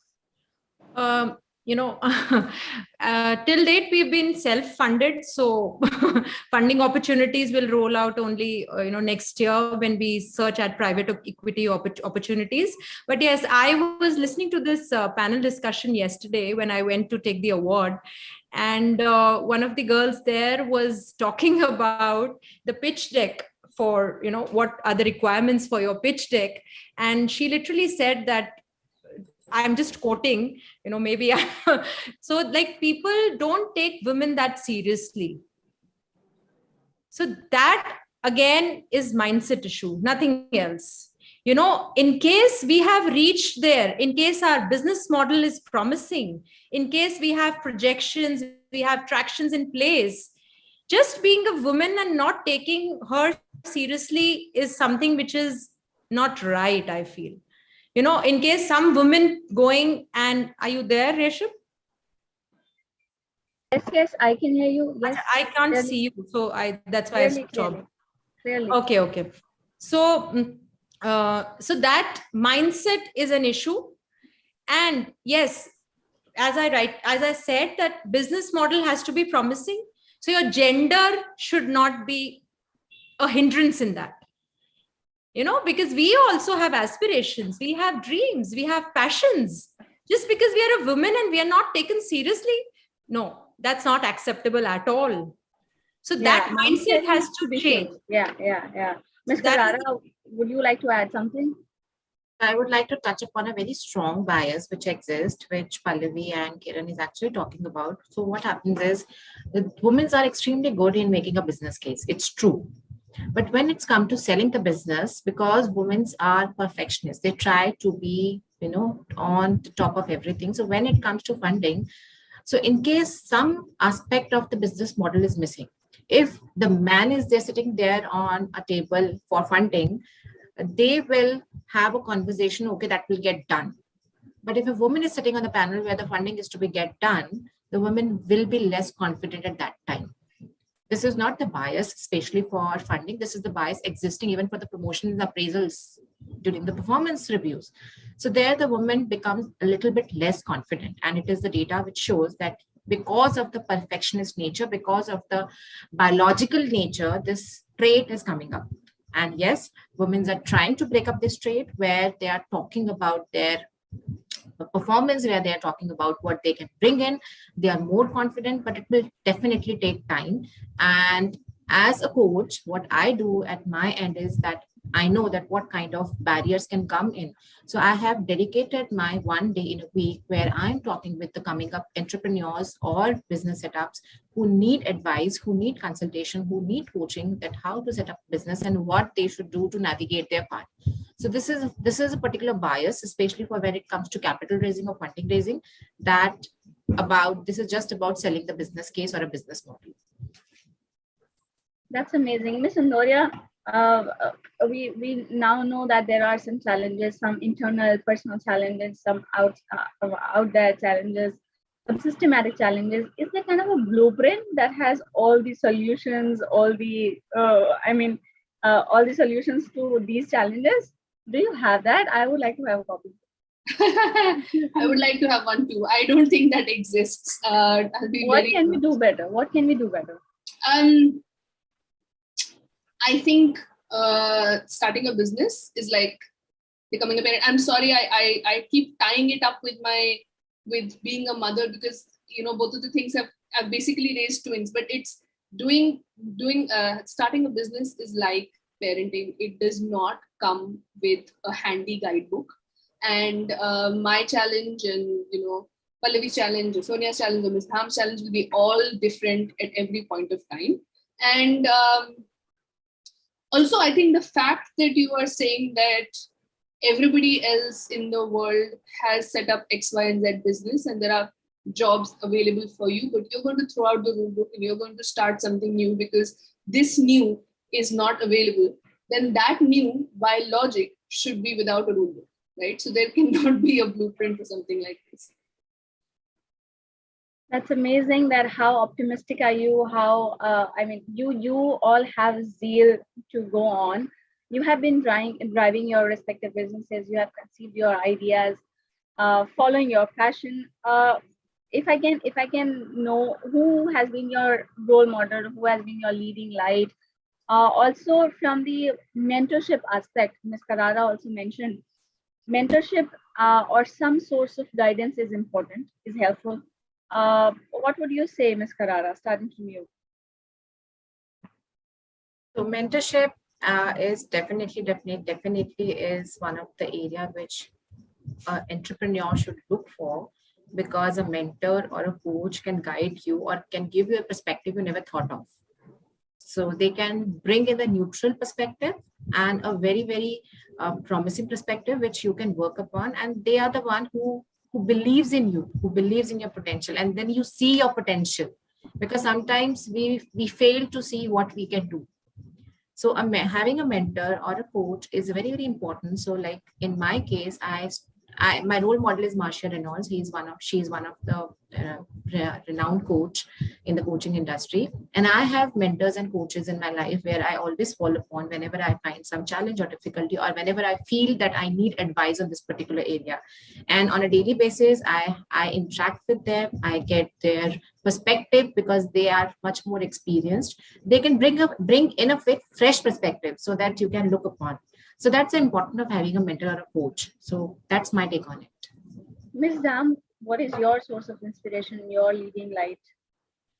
So from day one, my parents, because they have taught me every bit of what I am today, and I'm thankful to them. And I feel that mentorship, teaches you something, and you are learning in that process. So I even learn from my teammates at office. It's some things you learn on a daily basis from them also. Yeah. And you have to see the positives of a person, and maybe a minor thing, but yes, you learn.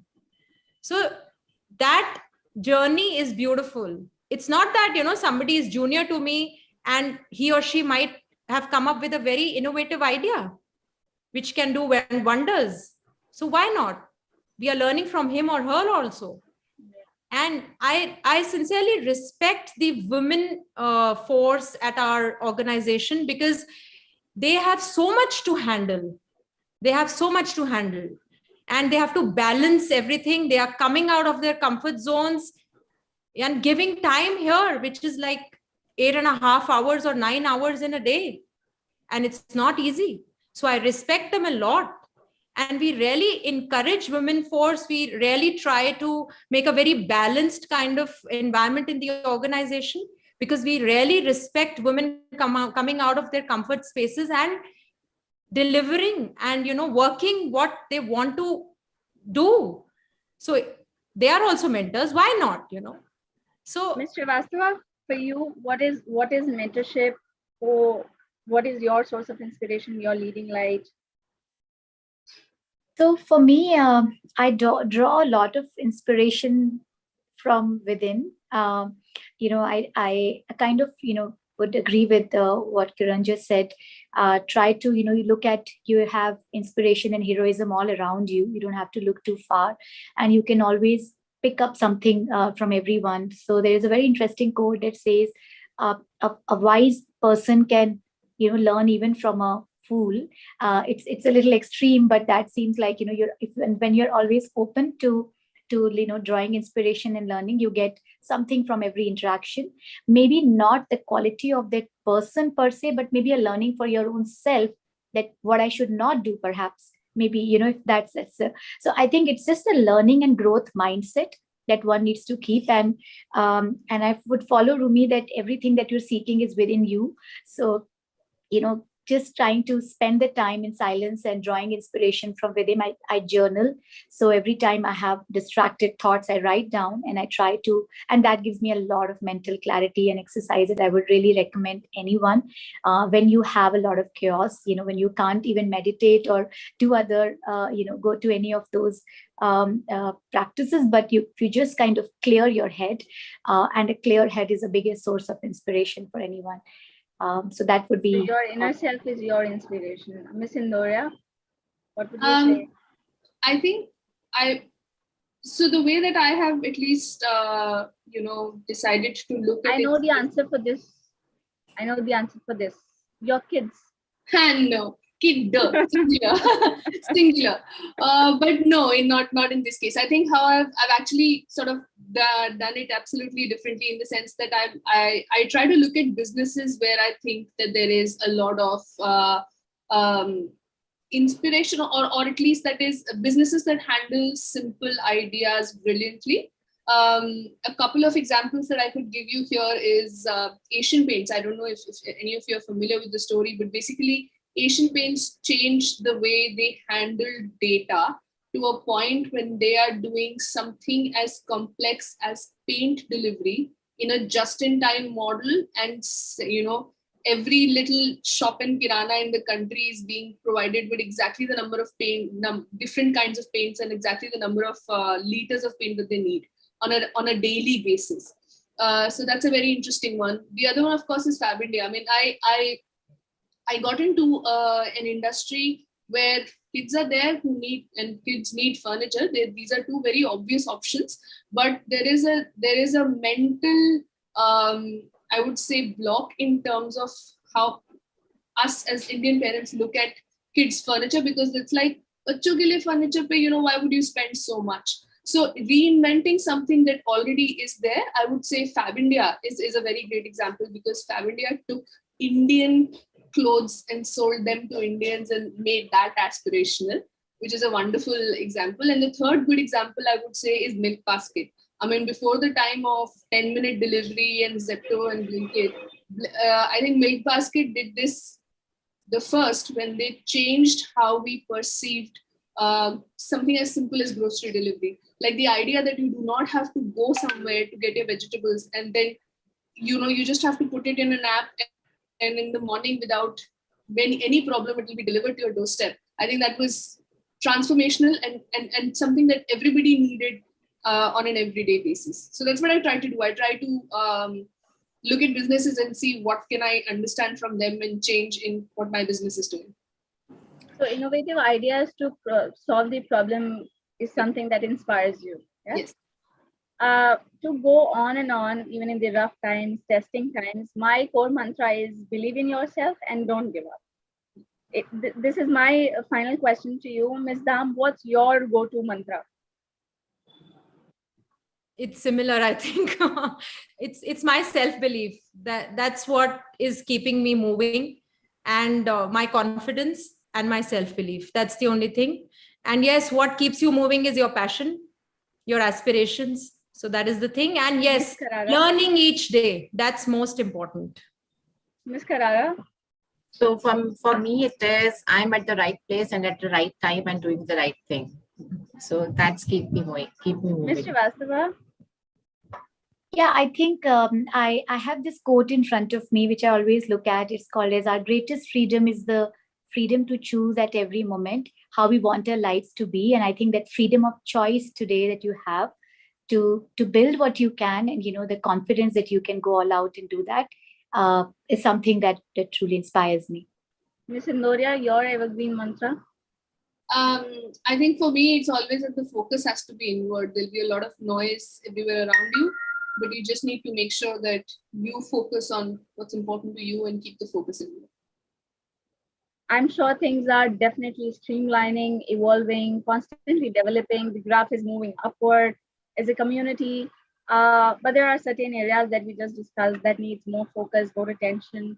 I'm certain that women leaders like you would continue to inspire and encourage more women to join the league and do the wonders. I'm grateful for these extremely valuable inputs you shared, and I should be formally thanking you, each one of you, for your time and being with us. It has been a pleasure. Back to you, Ravin. Thank you. Thank you, Resham. Thank you, Resham. Thank you all. Bye. Thank you. Thank you all. Bye. Back to you, Ravin. Thank you. So, ladies and gentlemen, what a wonderful session we've had. Resham, thank you so much for moderating that, and the ladies for sharing your insights and wisdom. And it's time. It's actually bang on time. At 1 o'clock, we'll be moving on to the next panel discussion that we have for you. It's Navigating the Glass Cliff. The session chair is Soumya Sehgal, editorial lead for BW Business World. Soumya, welcome. I would like to quickly introduce you to the panel before we start the conversation. Ms. Srishti Bhatia, founder, Fresh for Pause. Ms. Runam Mehta, CEO, Health Cubed India. Ishanka Wahi, founder, Ishanka Wahi Entertainment, and Manisha Matanhelia, co-founder and director at Synergy Environics. So that's your panel, ladies and gentlemen. Looking forward to an interesting conversation. do not go anywhere else. It's happening right here. Soumya, I'll hand over the screen over to you. Thank you, Ravin. Well, before we move ahead, I'd like to inform you that Ms. Wahi will not be available for the session. She has some personal exigency, and Ms. Martin Hilia will be joining us in the next few minutes. So beginning with the conversation today, I have to admit that it gives me immense pleasure to be moderating this session today, primarily because it is not every day that I sit in a women's only panel. And I must begin with congratulating all the wonder women who participated with us today for not only taking their game a notch higher, but also leading by example in their respective areas. I really, really understand the kind of hard work, grit, and gumption that goes behind the scenes in getting us to the places that we are today. And we all recognize and appreciate that hard work. On that note, Ms. Bhatia and Ms. Mehta, if you could just switch on your cameras. Hi. Hi, we welcome you to the BW session today. Let me first, open my question to all three of you. We would want to learn about each of your businesses. What made you delve into the respective areas? How would you define your initial days? And any interesting stories that you may have for the audiences. So Ms. Bhatia, maybe we can begin with you. So hi, so I'm Shrishti and I'm the founder of Fresh for Paws. So Fresh for Paws is a ready-to-eat dog food brand. So I think I've always been very curious since I was a kid that what my dog eats, what she doesn't eat. So when I grew up, I started learning about the pet industry. I did my market research. I studied canine nutrition, and that's how the idea came into being, and that's how I developed it. And my initial days, I think they were not easy. It seems very easy when you just have that thought to start a business. But once you start it, you actually get to know what all you have to do on your own. So I think initial days were just learning about, being a fresh student out of college, no business experience, learning how to actually start a business, curate recipes, do the packaging on your own, design the right packaging. Get in touch with customers, testing your recipes on different canines, seeing how they're actually, what are they liking, what is the outcome, and then actually making good vendor relationship, going to the customers, talking to vendors, telling them how, what is the technology, being totally new in a field which is very new. I mean, nobody, hardly there were any leaders in the market, that in the fresh food market, there was hardly anybody doing that. So actually creating a new space for yourself is obviously not easy, but when we started and now we've actually done pretty well. Excellent. Ms. Martin Hilia, what are your comments? So I'm an architect by education, and the work which I'm doing is linked to that, though it's not designing anymore, but we all have experience. When we walk into a space, we feel good. Or sometimes we say, mostly when we are buying a house, we say, yahan to bahut acha laga. So as an architect, or sometimes we say कि जब से हम ये घर में गए हैं और जब से इस office में आए हैं, things are not going well for us, I'm falling ill.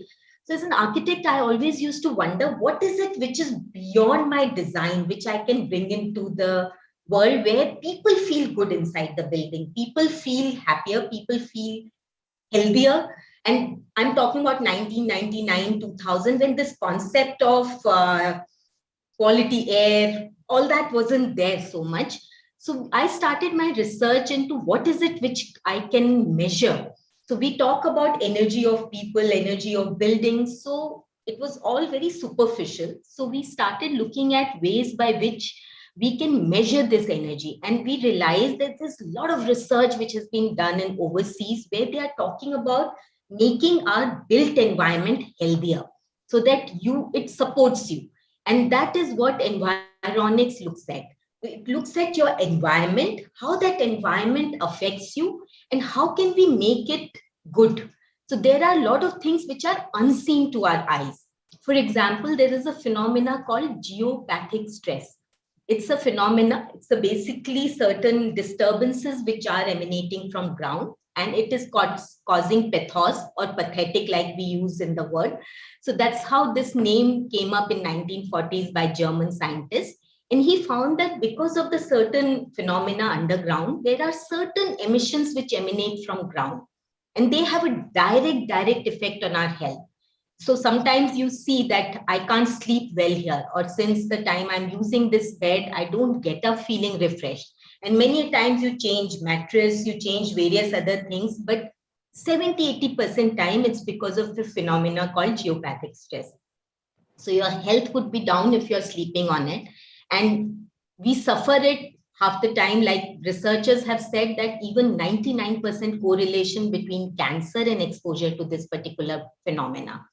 And now we have done more than 1,200 homes, and we find that 70–80% time it is linked to a phenomena called geopathic stress. If you have a back pain, if you are not feeling good, or your sleep quality, that directly links to. So this is what we look at in, and not just our health, but machines' health also get affected by it. So there was a research done on Mumbai-Pune highway, and they found that out of 90 accidents which happens every month, 2/3 only happens at 2 spots, and those are not sharp bend. And what people found that these are actually affected by geopathic stress. And these are there's a research paper which has been published, and we have done a lot of industries where we find that accident zones are created because of that. We are now working with government on the road accident to see those black spots can we take care of that. And in industry, the machine breakdowns also happen because of geopathic stress. So this is something which we started doing starting from 2007, and nobody knew about it. Like you, I can see that all of you also are nodding in a sense that it may be first time you're hearing this. And that was the biggest challenge, that something which is invisible, we had to show it to people, and how it can impact them, we had to measure it also, because otherwise people would say that it is all in our mind. So we started in 2007 with this concept, and we started with 1-person team. Now we are 70 people, 80 people team. And our first corporate work was PepsiCo, and now we have top 25 top clients are 25 of the top 100 companies are clients. And we started from one establishment. Now we have done 2,600 odd establishment. And the second thing on the way, which we started doing, which you all are now aware, and somewhere you link it also, is protecting you from the mobile radiation or the wireless radiation. Because we realize that this is a part of our life now. More and more we are going to use this technology, and there is always a downside of the technology because of the way we are using. And being a woman, or if you have kid or anywhere, we all feel the effect of this. That yes, by the end of the day, when we were all working, we realized that by the end of the evening, online classes or online things, we were feeling very tired. So our company has found solution to the problem. And it is first in the world. It is Make in India thing, that how can you protect yourself from these wireless gadgets? And now around 6 million people are using it in India. So that's something, again, a very, very innovative and new concept. And we were able to come to this level. So thanks to the team and thanks to everyone who accepted it. So this is a little bit of our journey as well. Wonderful. Now I know who to blame when I want to sleep throughout the day. So it's the geopathic stress, right? Actually. I have a valid and logical answer now. I will tell everybody this is the reason why I want to sleep every day. And okay, then so, you can call us. So not able to blame them. Yes. Thank you. So Ms. Mehta, how has your experience been? Hi, firstly, compliments to the Business World team. I think you've got a very interesting panel together. It's been a pleasure. It's just been introductions, but it was so inspiring to listen to Shrishti, and so eye-opening to listen to Manisha. So yeah, thank you. Thank you for putting this together. I'm a physiotherapist by education, but I was always fascinated by healthcare and the poor healthcare systems that unfortunately our country has. Been in the healthcare space for the last 15 years. My first startup was when I was as young as Shrishti seems to be. So right out of college and trying to find a solution to a unique problem. People who were working in corporates, typically banking, investment bankers, IT professionals, continued to suffer from back and neck pains. And I realized that one patient at a time is impossible to cure the world. So we created an organization which would go into their workplaces and try to deal with their postural issues. So we did that for a few years. And I think, Manisha, had I known you then, I would have roped you in and we could have done something together for We these can people. still do together. Yeah, well, Yeah. so that's that. I mean, we also had some really great clients, but then I moved to Bangalore. I joined Portia, Soumya, which is India's largest home healthcare company. Worked with them for 7 years, built several business verticals for them. I was very fortunate. I worked under the leadership of Vaibhav Tiwari and Meena Ganesh. Meena Ganesh, I think, was your keynote speaker, one of your keynote speakers for today. So I worked in her tutelage. And most recently, I've been appointed CEO of HealthQ. What we do in a nutshell is we're trying to solve for access. In our country, where 70% of the population lacks basic medical facility, diagnosis itself is so challenging and so time consuming that they often forego any kind of diagnosis until the problem is so bad that it may cost them their lives, right? So we've created this very little device. It's about as big as a set-top box. And currently we can do about 33 tests on that device, which includes all your vitals, your basic biochemistry, testing for chronic diseases like hypertension and, diabetes, so on and so forth, but also does an infectious panel. So now I'll give you an example for use case. Imagine somewhere in Jharkhand or Uttarakhand, Pahadi area, difficult to really access medical health. Can someone comes into a clinic with high fever? You could either draw blood and take 3 days to get a report, or you can use our device and in 15 minutes know whether this person with high fever and chills has malaria, dengue, or one of those diseases. Treatment can start in 15 minutes as opposed to 2.5 to 3 days, which can be life-changing, in fact, life-saving for a lot of these people. So that's really the kind of solution that we're trying to take to market. We work with private clinics. We've most recently started working with mobile vans, which go around the country. It's a great initiative by some state governments, and our unit is part of that setup. We are now working with PHCs and CHCs and a lot of CSRs. A lot of organizations are actually looking at utilizing their CSR funds to kind of bring healthcare solutions to the country, but they don't always know how to implement. So this could be one of the ways in which they bring accessibility to the masses. And then, of course, government kind of runs it in the long term. So yeah, that's what HealthQ is doing today. Wonderful. We've gathered so many interesting insights from this one answer only. So let me come to my next question. We realize that establishing a company is never easy. I would want to open this question to all three of you and understand what were some of the initial hiccups that you all faced and how did you really overcome them? So Ms. Bhatia, you can go first. So I started a dog food brand in a market which is dominated by very well-established players. So first, I think the biggest hiccup was I was actually creating a niche product in a market where people are not even aware what is fresh food or why should we give fresh food. Or, why back when I started in 2018, people never knew what is retort technology, what is ready-to-eat technology in pet food. Hardly anybody was doing it.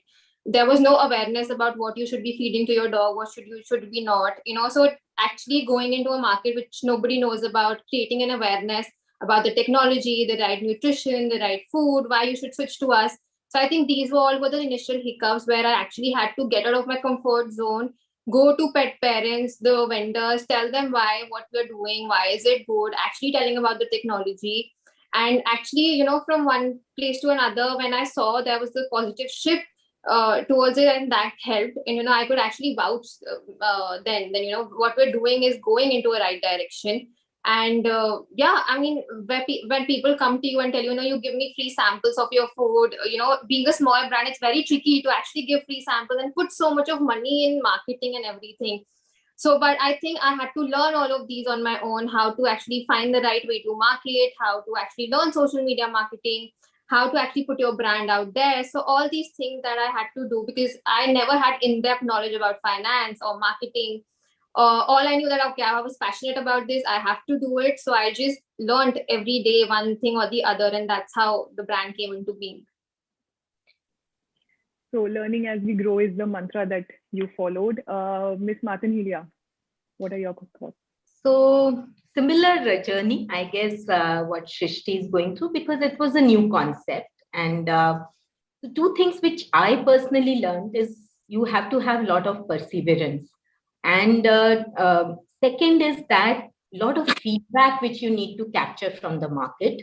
So that comes with passion and perseverance, because initially a lot of people will tell you that this is not something. So being an architect, and I also was gold medalist and all that, you see a lot of your peers doing wonderful things, earning a lot more than what you would be earning if you were just going in the normal circumstances.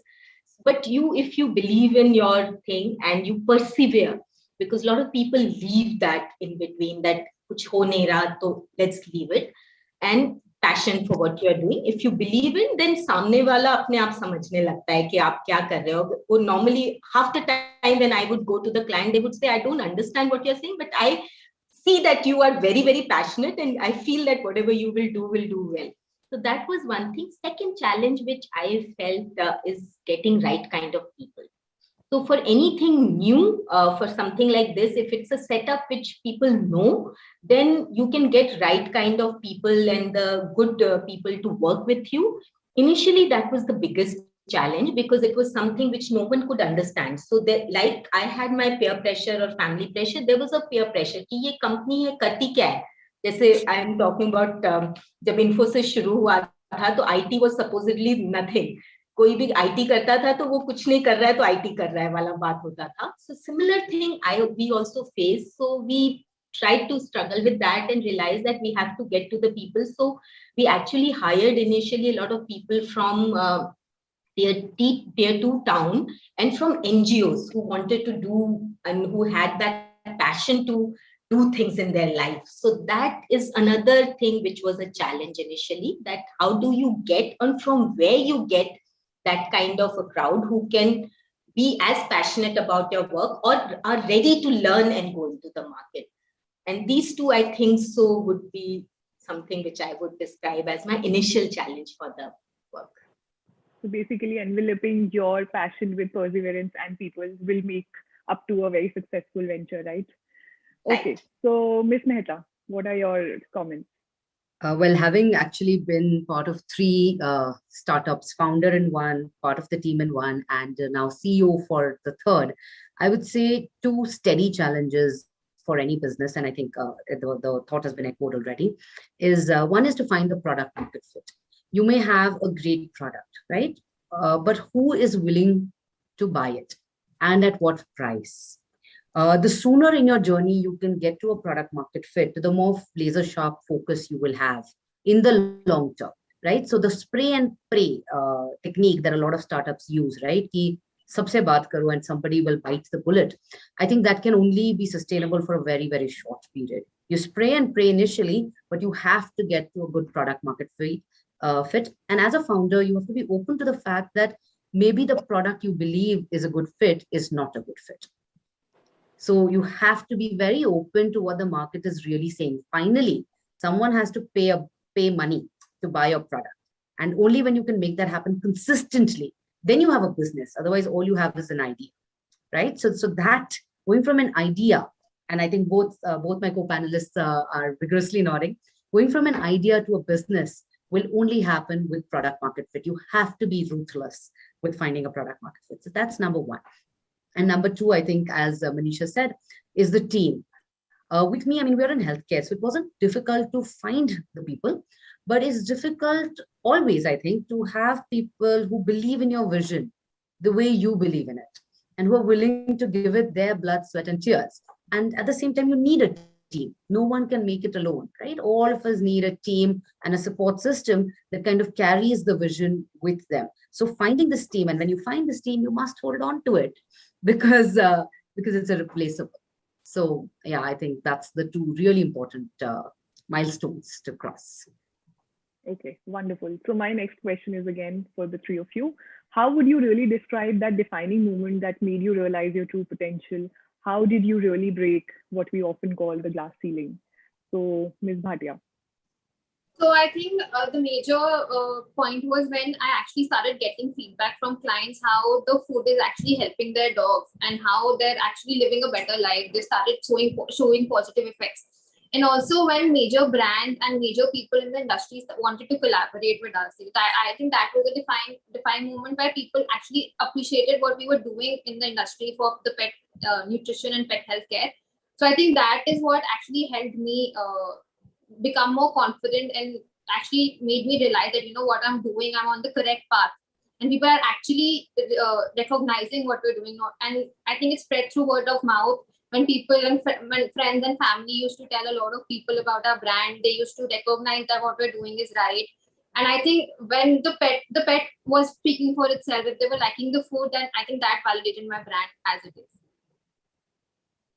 Okay, excellent. Miss Martin Hilia. You can call me Manisha also. I know I have a very tongue I twister practiced that, you know that. Please feel free to call me that. So I would say, yes, what Shrishti said is one thing, that once people come back to you with the feedback, I think so that's the biggest, I would say, impetus to anyone who's doing. And if it is making difference to people's lives, that gives you that kind of self-confidence कि आप तो सही जगह पे हो. अब how do we do it and break the glass ceiling? I think so the more and more you go out, you start learning. Sometimes you do mistake, but don't worry about mistakes. And that's when you break the glass ceiling, is that when you know that people, what you're doing is making a difference to people's lives, and they are giving you that positive feedback, and what you are saying, they are accepting it. So it gives you a lot of confidence, and that's how you grow. And I think so that's how I have grown, that whatever you are doing it, you just continue to do that, and you get positive response, you continue to grow in that. And obviously there are a lot of times you make mistake, but I think so never to let the mistakes bog you down. Just learn and go on. Sure. Miss Mehta. Thanks, Soumya. Soumya, I think you asked what were the defining moments that gave us confidence and break the glass ceiling. So 2-3 things here. One, I think is, Soumya, that in most of our lives, the glass ceiling continuously changes, right? Yeah. You always think that this is the best you can do, but then you find it in yourself to cross, and then the ceiling itself goes up higher.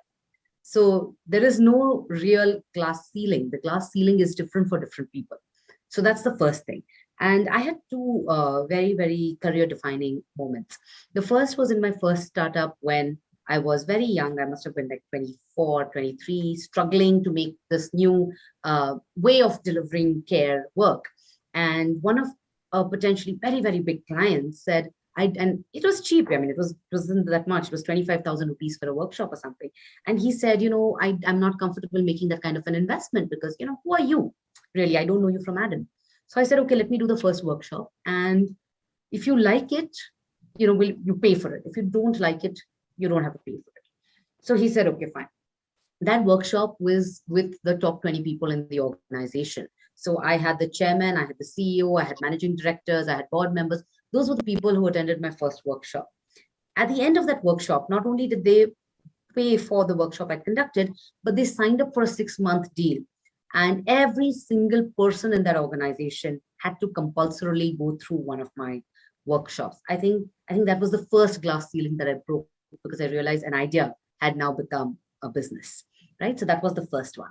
And much later in my career, there was an account that my organization had pretty much lost. Our client had walked out of the meeting and said, let's shut this down. It's not making sense anymore. And then I worked with my team to come up with a business plan that would, be a win-all. And when we presented that plan, the head on the other side of the table said, we're signing up for this for the next 2 years because Roonam is going to lead this. So I'm not giving it to the organization. I'm giving it to this individual.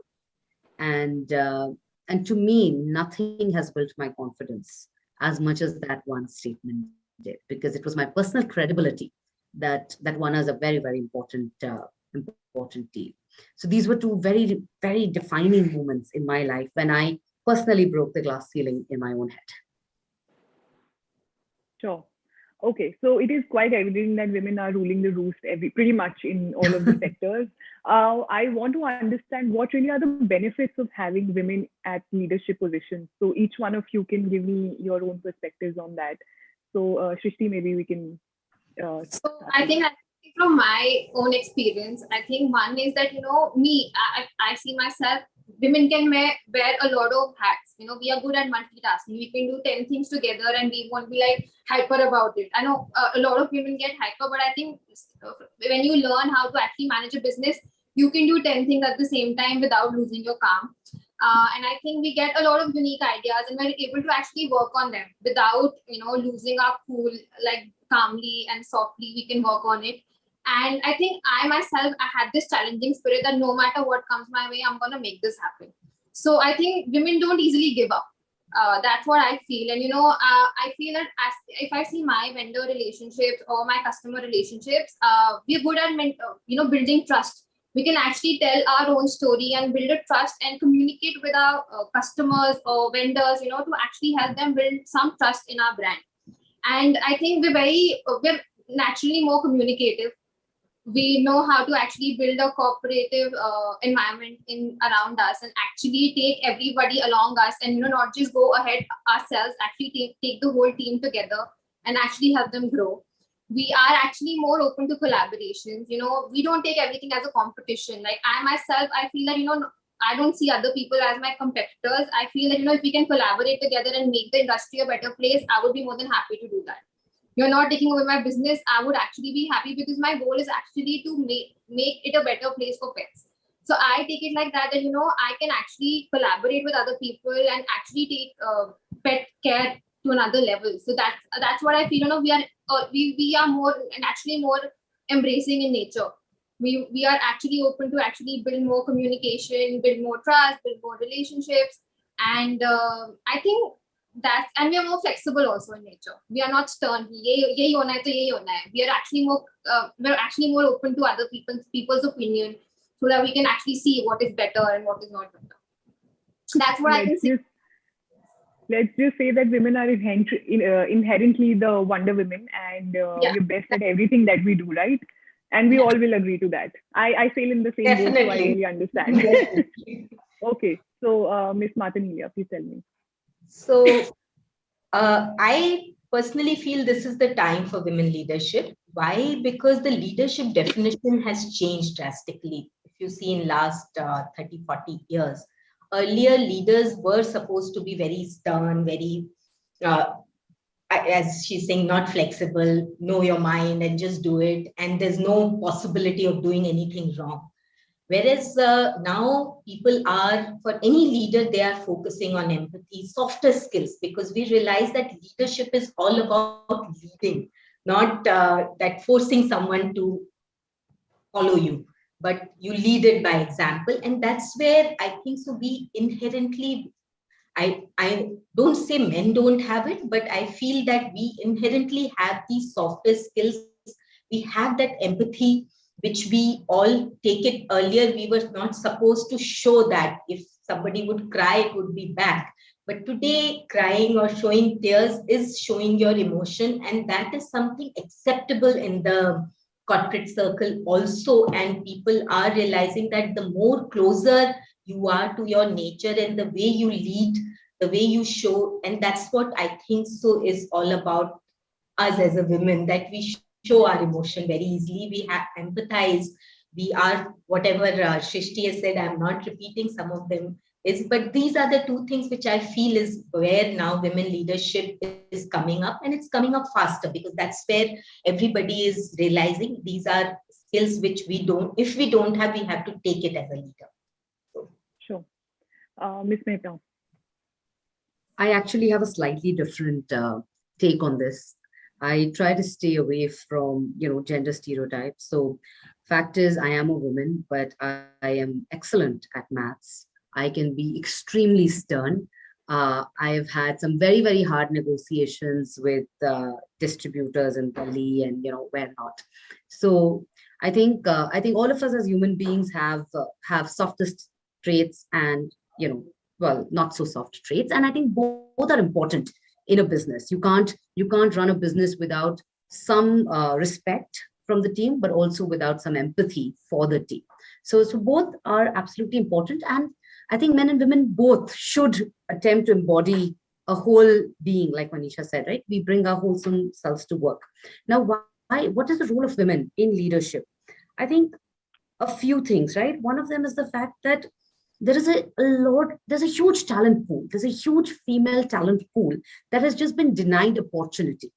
And when women are in leadership roles, they tend to open up this whole opportunity for, well, of course for men, but also specifically for women. So there's this whole pool of talent that's just waiting for opportunities, and we tend to unlock that more than men do.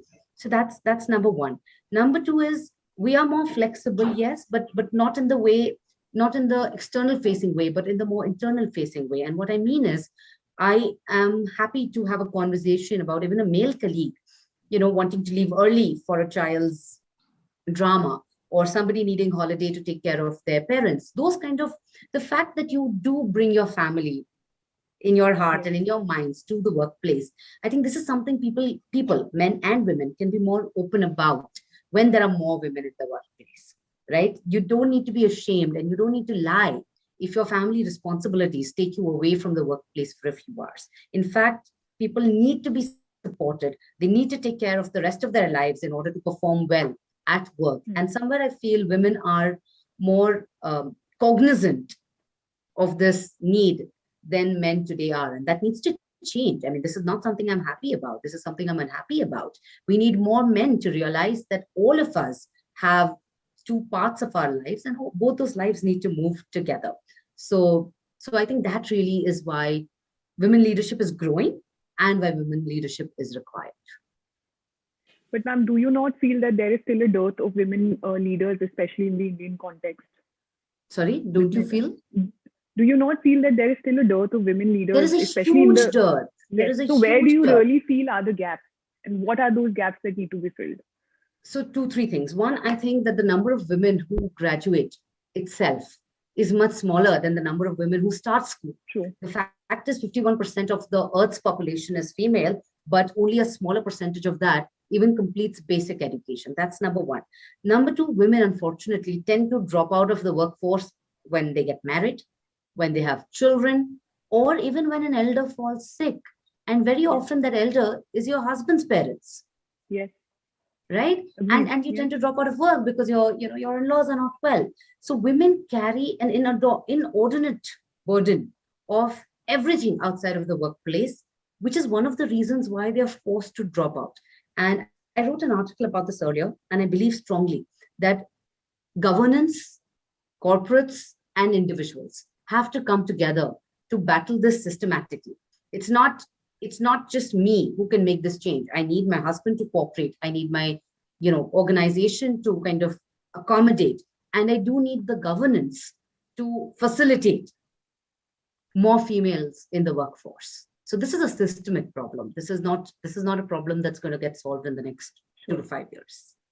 Sure. Ms. Martin-Helia, given your experience and expertise, I'm sure you will also have some comments to make on the same question, that why there is a dearth of women leaders, especially in the Indian context, plus where do you really see the gaps? So actually, I echo Roonam had put it really, really well, that how the whole system is. It's not at one place where there's a gap. As she rightly said, it starts from education.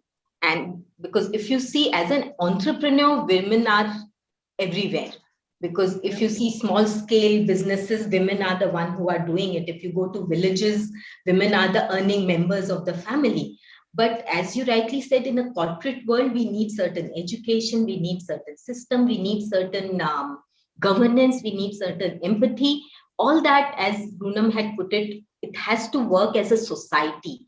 Individually, it starts from your family saying that, yes, first you go out and educate yourself, then they are not pushing you to immediately get married. Then after that, even if you get married, the other family also accepts that you have both the side, you have a corporate side, you have a work well. So that balance, like men do it, women also are supposed to be doing that. And then the third comes the environment, which is around the safety, the security. If I have to come at late at night when I'm younger, I don't have my car. So those kind of things which government also have to provide. So it is a holistic way the society has to work, and each one has to put in, because why we need put in is because we have to come to a certain level, and then it can be an open field.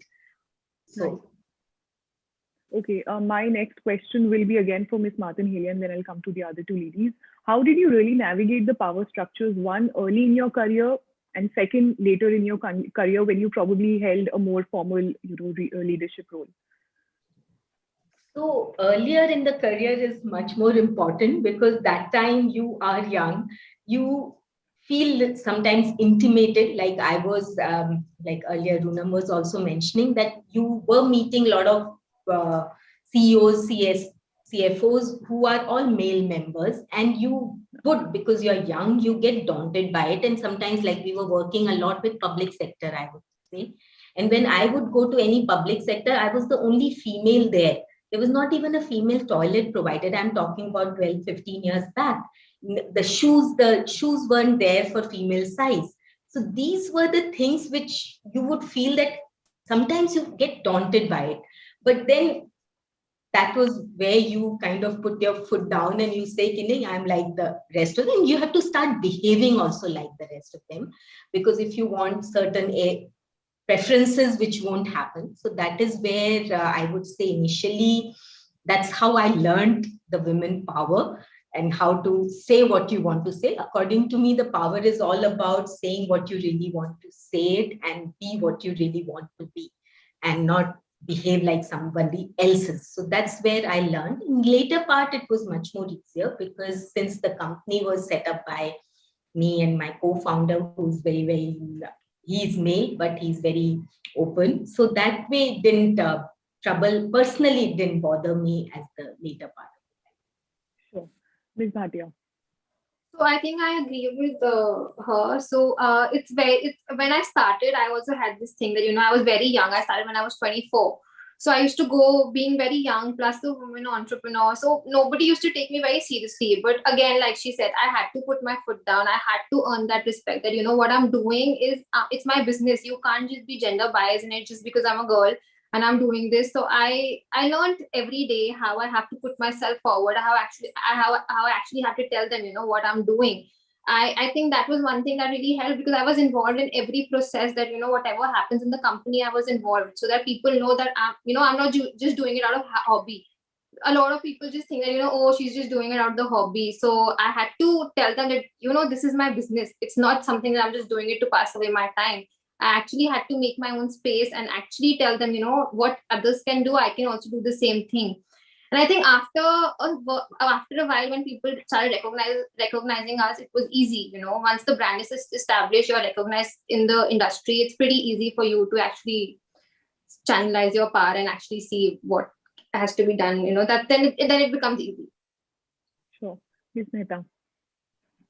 I think for me, I had to deal with two kinds of biases. One was, of course, the fact that I was female and that all of us have encountered.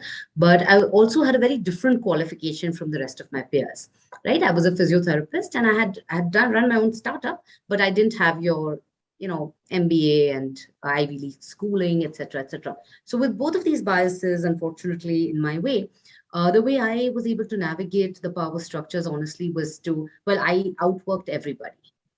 I have never had an argument with my managers for, money. I've always argued with them about work. I've always wanted to get the best project, get my first dibs at, the next big thing that's coming up. I worked very hard. I learned from everybody and I created my own network. Now, my network within the organization was upwards, sidewards, and downwards, right? And the fact is, power is knowledge. Right? Knowledge is power. The more you know about what's going on, the more people who know about what you're worth, what you're doing, the more people who have visibility into, your agenda and your KPIs, the stronger is the system for when you need to launch yourself off. Later in your career, I don't think, Soumya, it gets any easier or harder, at least for me. I think the people that you play with, so to speak, changes. Right, so your peers kind of can keep changing over time, but you need to be working hard. You need to let your work speak for itself. If you encounter bias, you must call it out. There was this one meeting I was in, 3 men and me, and they kept talking over me. They kept interrupting me. They kept, how men behave. And at one point, I stood up and I said, "Call me when you're ready to hear me." And the silence. And then I said, "You haven't let me complete one sentence. So why am I here?" They never interrupted me again, right? So when you encounter bias, call it out. I mean, if you're not being taken seriously, call it out. I think that really helps, because I really believe that people don't want to be biased. It's just what they grew up with, right? So men, unfortunately, grew up believing that they're better and stronger and smarter and, all of that than women. You call it out and they change how they behave. So that's something that I've done and I continue to do even today. Sometimes I used to do it for myself. Today I do it for other women along with myself. But yeah, I think that's important. I think we all will second with that. Coming on to my next question, you all are the captain of your respective ships. I would want to understand, how do you really push for systematic change around ideas that are new or perhaps not that popular in common parlance? So I would want to understand from each one of you. Srishti, maybe we can start with you. My business itself is an example of that. I started something which was not at all very typical in the industry. Yeah. It was something new. So I wanted to do it. I researched, I backed it by research, by my R&Ds, tried a lot of recipes. And I think, when you have a passion for something and if you work around it and you can actually put it on the paper and actually put it in reality, it will speak for itself. Like the technology also that we use in the company, it's not something people were familiar with. I had to research a lot to see that if this is the right technology. Not that I had a lot of options, but I was hell-bent that I want to do that. And I think also one more thing, that I don't belong to a business family as such. So I was one amongst the first people who actually started a business. So actually, putting a lot of work, backing it by R&D, I think that all helps, not just going through. And I know you have to go with your heart, but actually backing it up with research, development, and your own gut feeling. If you can do it, you can do it. And that's how I think that's how I've done in all these 3 years, that I don't just go with whatever is actually happening in the industry or in the world. I don't just follow it blindly. I make sure that I see what is better for my company and for myself as a leader, and obviously for my team as well. Sure. Ms. Martin here. So I would say, as agree with Srishti, that my whole business is also a new idea, and any new idea, you have to start practicing yourself. So if I'm saying, your well-being is my concern, then I have to speak for that. My body has to speak for that. So people, once see you, they start following. If you are practicing that new idea yourself and they are seeing the result of that new idea, then it is much easy for people to adapt to that, whether within the organization or outside the organization. And second, any idea, you also need to evaluate the result of that, or how, for example, like what Srishti was saying, back up with research. So that is also very, very critical. Like, for example, I can say that mobile radiation, whatever it is, my product is solving it. But if I have research from the AIM saying that it has helped in the sleep quality, which we have got now, or have a research with the MAC saying that, so then people are likely to believe, because there are different kinds of people. There's some people will go by results, some people will go by theories, some people will go by science backup. So if you want everyone to accept this idea, whether it's just taking a new system to having a new concept, I think so you have to fulfill all 360-degree things which people require. And that's what I feel is required to get any new idea out in the Correct. Ms. Mehta. So, yeah, I mean, I think I agree with a lot of stuff that both of them said, Manisha and Srishti. When I was in Portia, for 7 years, I was always running a new idea. They kept giving me projects that we weren't even sure whether they would succeed or not. And the idea was for me to kind of work on it, do the research, figure out if it's going to work, persevere, make that idea popular within the organization, and then allow it to kind of take off before moving on to the next idea, plus 2 startups. So this is my model. The first thing is to believe in it. You have to just believe in it, because data will take time to come. The second, like Manisha says, is your perseverance. You cannot drop the idea. If you said, I'm going to give it 6 months, you have to just doggedly do it for 6 months, right? The third thing is, like one of them said, to lead by example. So you have to do it, and then you ask other people to kind of also do it. And fourth, which no one has said so far, but which I have found very useful in my personal life, is to find allies. You'll find someone in the system, someone in the organization, one client, one advisor who believes in this idea. Now, once you have an ally, someone who is not judging the idea, but kind of helping you to succeed, then suddenly, the batti, it can open up, because now you have an ally and he'll tell you when this is a doomed idea versus when this is just facing some obstacles. So finding any new project, idea, business, I think it needs, Manisha has a co-founder, right? So you need that first client, first co-founder, first teammate, whatever, somebody who's your ally. And once you have one or two or three allies, then whether you fail or you succeed, at least you know you've given it all. So in Portia, I always like to say that I actually shut down a few businesses also. I said, this is not going anywhere. But I never looked back and second guessed that decision. When I said that this business isn't going to work and we're better off not doing it, I knew with certainty that I had not left any door unopened, and this is not the right business for us to be kind of venturing into. Okay, Very point well. taken. Ms. Bhatia, my next question is for you. I'm sure you would have a lot of women, talent in your own organization. How do you really keep them going? How do you encourage them? Any special initiatives that your company has taken? So I think the first thing is to actually lead by example. If you do it in the company, other people will also eventually follow, being involved and actually being giving your own feedback to everything. I think I value a lot of opinions that come my way and the feedback that comes in my way while we're working towards a project or anything for that matter. And I have a very small team, and my co-members are female. My dispatch and packaging staff are female. So I let them be. I let them take the charge. And if there's something that's not happening, they come to me, they trust me, and they tell me they can call out to me. But I don't react in a way that they might feel that there's something wrong. I try to sit with them, try to make them understand, this is the way that you're supposed to do it. So that they also feel that they are a part of Fresh for Paws. They're not just a mere employee. They contribute to our growth as well. And once I feel they've actually learned how they want to do and how they are supposed to do some things, I let them be. I don't oversee everything. I let them be. I let them delegate, and I let them choose what is good for the company. And I think that also creates a sense of responsibility in them, where they also feel that, they are trusted. When you invest in someone, when you let them be, I think their innermost potential comes out.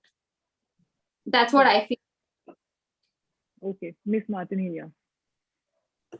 So yes, what Shrishti said is right, that you trust. And I think so that goes for everyone as any team member. If you trust in them, they will get the best out of. Especially with women, I feel this understanding their other responsibilities is very important, which we all talked about earlier, that they take very seriously. If even husband, wife are working, and if kid falls sick, then women would be the first one saying that I want to take half a day off and go and see my kid. And understanding that also and guiding them that this can be later be both mutual responsibility. So many times we don't even ask for it from the other partner or other member of the family. You are the first one who would say कि मैं चली जाती हूँ. Like Poonam earlier said कि अगर in-laws हैं तो मैं उस job छोड़ देती हूँ. So that I think so mentoring that, because that is very critical. They are doing it they are not doing it with any thought. So mentoring that, understanding them, letting them reach to that level is very important, because this is the time when they either give up or they feel that they can't do it. So you have to give that strength, and that's the most important thing when you have women workers here, and giving them that knowledge that they are safe in that workplace, or whether they are going out for a meeting with a client, they're still safe. You are there to back them. So these two things as a women, I feel are critical, and that's how we have more than 40% women working within our team. And that's how I feel, that's what I would want if I am there. So these two things we especially take care. Sure. Ms. Mehta, how do you encourage women around you? So I think just general motivation incentives are the same for everyone, regardless of gender. But exactly what Manisha said, there are times in women's lives when they tend to drop out, right? And specifically, they're to do with marriage, childcare, and healthcare. Offering flexibility and mentorship at this point is absolutely critical. Offering things like sabbatical, time off, reduced working hours, work from home.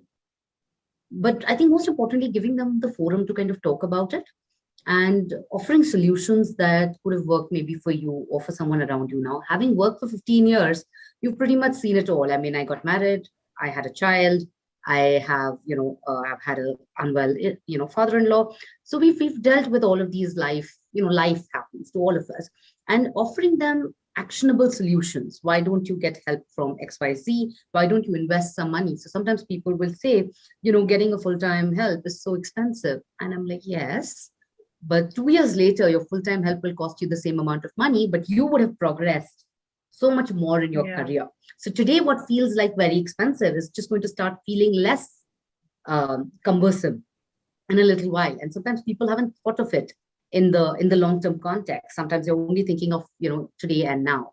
So offering those kind of solutions, I think, is extremely helpful. But one of the other things that I like to do is to make sure that enough women have a seat at the table, right? Like I said earlier, men specifically, tend to talk over women, not encourage ideas, or even if there are ideas, sometimes they will well, I would not like to say do it on purpose, but just not give it enough credence or enough importance. Or like Shrishti said, not take someone seriously because of their gender. This happens all the time. And I run a pretty young organization. We have a lot of young people in our team. And it's very important for us to imbibe this respect for all kind of a culture at this stage, because I'm dealing with people who have 2 to 4 years, 5 years of experience. And at this stage in their career, they learn to respect all of their colleagues and to understand that good ideas can come from anybody. It can come from somebody who's not very fluent at English. It can come from, well, surprise, a woman. It can come from, it can come from anywhere. So respect for all is a culture that I definitely purposefully drive. So if I see a colleague interrupting someone, I will call it out and I'll say, wait, hang on, let's hear what this person has to say first. And I think that makes all the difference. Sure. So we come to the end of this panel, but before we go, I want to throw a very typical question to all three of you. We'll begin with Ms. Bhatia. How do you really balance your career, personal life, and passions? And is there such a thing as balance at all? So what are your comments? So I feel you can't balance everything every day. There are days when you need to balance. There are days when you need to prioritize work. There are days where you need to prioritize social life, your passions. And being an entrepreneur, early in my age, I've learned the early years of your business venture, it needs to be prioritized. And I feel I am blessed with such people in my life, and that they understand that my work is my priority. So there are no hard feelings. And yeah, I do take out time for things that are more important at that time. But in your early stages, your work comes first, for sure. I don't know if others can actually, I think the other two can actually relate, because they started working way before I started. But yeah, I think as you grow in your business, you try to make a balance. You find a balance. But right now, I struggle a little because my work needs more of my time. But yeah, it's every day. You something one day and you prioritize the other thing the other day. There's no such thing as perfect balance. You can't find that. True. Okay, Ms. Martin. I totally agree with Shrishti. But I feel when I talk about balance, I feel if you yourself feel balanced, rest all gets balanced with itself.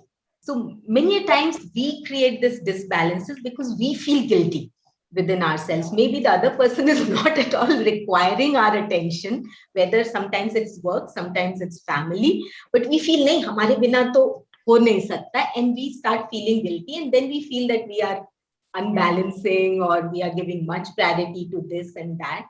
I feel if you to some extent, if you keep your balance, you know what is good for you and what is good for your family and what is good for your business. And it comes naturally what to give what time.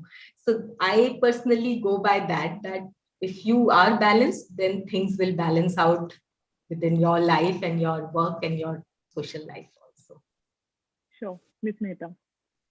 So I think both of my co-panelists have answered it very, very beautifully. Difficult for me to add, but I'll try to. I think besides what both of them said about, well, it's work-life integration, Srishti, what you were talking about. It's not work-life balance. You say my life is one and whole, and some days somebody needs me more than someone else. So that's exactly what I try to do. I also agree with Manisha that guilt is something that you should feel only when you're doing something wrong. So neither the fact that you spend time at work is wrong, nor does your family demand, is your family demand wrong. So there is no room for guilt. And the third thing is, I'm very fortunate. I married an extremely amazing person. We have a gender neutral household. So both of us work, both of us can cook, both of us take care of our child. And based on who needs to do what on a specific day, we kind of make ourselves available to the other family demands. Now that actually helps me find work-life balance, because it's not me finding work-life balance, it's both of us finding work-life balance with each other. So that I think is immensely helpful. Absolutely. We do have 3 minutes left. I would want each of you to take 1 minute and give me one quick advice for all the young women out there who are trying to make it big in this so-called male-dominated world. So one quick advice. Ms. Bhatia. So I think when if you set your heart on something, don't feel that you can't do it. Just have the perseverance and the determination and the courage and go ahead, work on it, try it out.